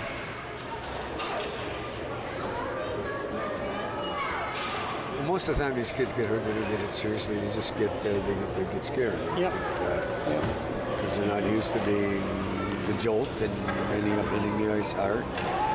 I hope that they'll be up in a bit. They can get seriously injured, but it's kind of cool that the trainers are trained by OHL, their hockey association. OHMA, I guess, or whatever. And they spend time learning what to do in certain situations. And got them sitting up and be on his feet in a minute. But I applaud those folks that become trainers more than a lot of guys can coach. A lot of guys are good coaches, but a lot of guys to be a trainer, that's a heavy responsibility. And not taking any away without a volunteer, because in minor hockey, if you've got a hockey team, you've got moms, you got hockey moms, you've got people organized, you've got general manager, you've got a manager, you've got trainers, you've got coaches. It takes a family of people to put a minor hockey league team on the ice. And so hats off to the moms that organize and get this stuff, or the hockey moms, the trainers. You don't get enough credit for what you do. Coaches always have spoken about. But you guys do such a tremendous job, and it'll be funny. Second period, 2:13 left. There's a save by Embriglio again, too. Boy, close call there. Nico Moore drops it back into the zone. Kept in by number 14, Dunlop, Nolan Dunlop. League pass. Chasing after the puck is Nico Moore. Moore gets control of it. Slides it up along the boards, but not out. Kept in at the blue line by Edwards. Smith almost had a break, but a little play. Trying to backhand it, and then number 1, I think it's Atkinson. Why did I? No, that's another team, man. Oh, that thing went off his stick funny, and I don't even think the goaltender touched that. Just the way it. There's another shot by number 14. Stanley. Here we go again. This is Mitchell. Mitchell going around the net. They're probably alphing Marty. Knocked off into the corner by Viceroy Smith. Smith just put it up the ice. This is going to go on goal. Yeah, there's paddle down. Oh, there he moved the puck. As he was instructed to. He was, the referee told him. He probably said to move it. Well, unless you tell him.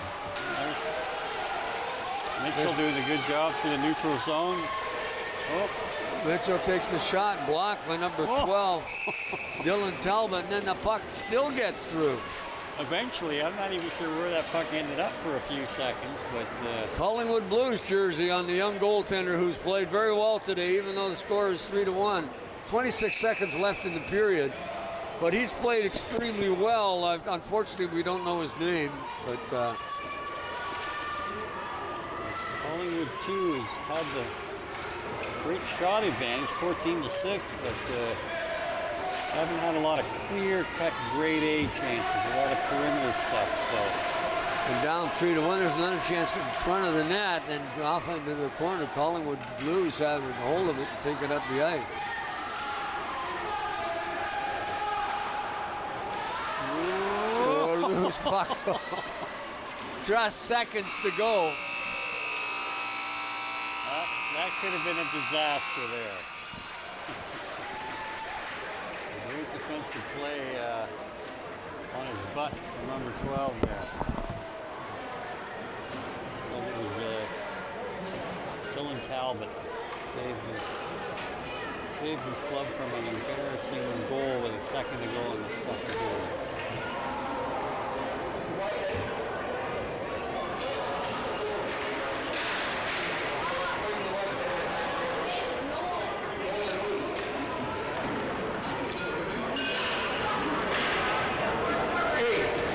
Anybody can tell me who the goalie is that's wearing a white jersey?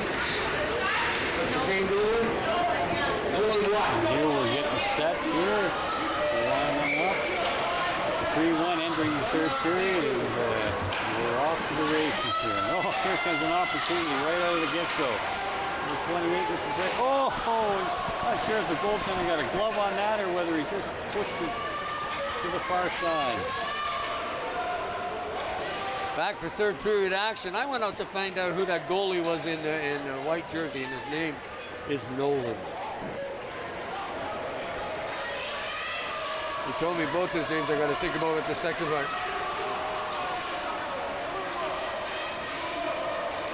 Puck comes back into the corner. McDonald trying to get it out in front, then squeezed out behind the net, up along the wall. To Jack Peckham. Peckham, who's got a goal this afternoon. Boy, he got excited when he got it.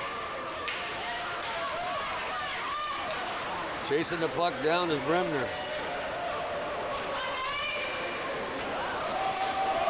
Actually, his first name is Nolan, and all of a sudden I've forgotten his second name. They told me what it was, but anyway, we'll call him Nolan.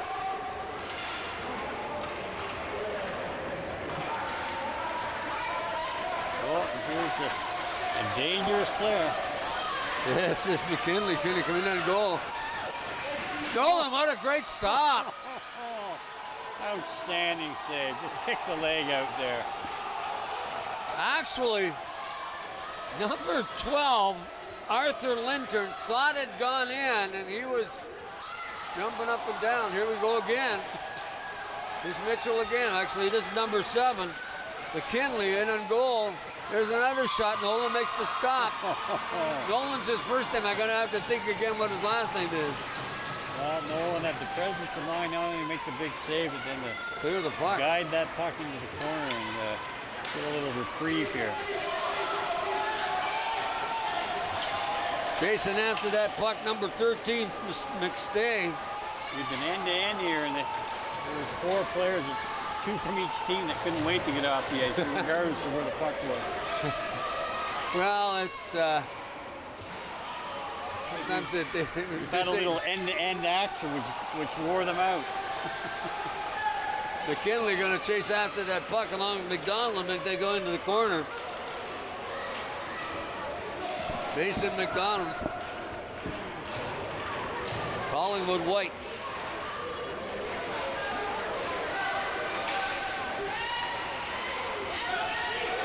Picking up the puck in his skates. McKinley couldn't get it over that big bear. McDonald picks it up. Has a chance. McDonald comes into the slot, takes a shot, shoots. And Briglio makes the save. He makes a lot of saves in that same position, but it's been working for him. So.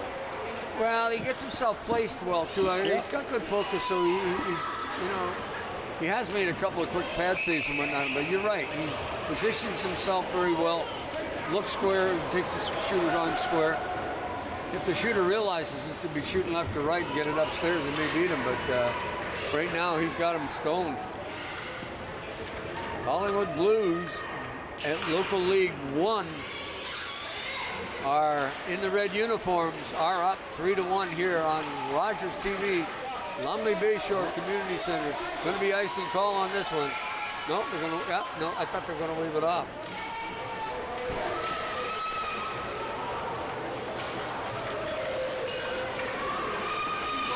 Yeah, Collingwood 2 here in the blue jerseys have dominated the shots 15-8, but again, they just haven't been able to solve the goaltender. He's done a stellar job today, and he's hoping he can do so for the next 11 minutes and 54 seconds. And Briglio has done a really nice job back there, and Nolan has played well over the other end too. And now, I went and found what his full name was, and I've forgotten his second name, but Nolan's his first. That I knew that. That I can tell you. We didn't have him on our sheet. He's miles ahead of the unknown goalie, as he was known in the first 2 periods. Yes, so. exactly. Oh! There's this in the goal crease.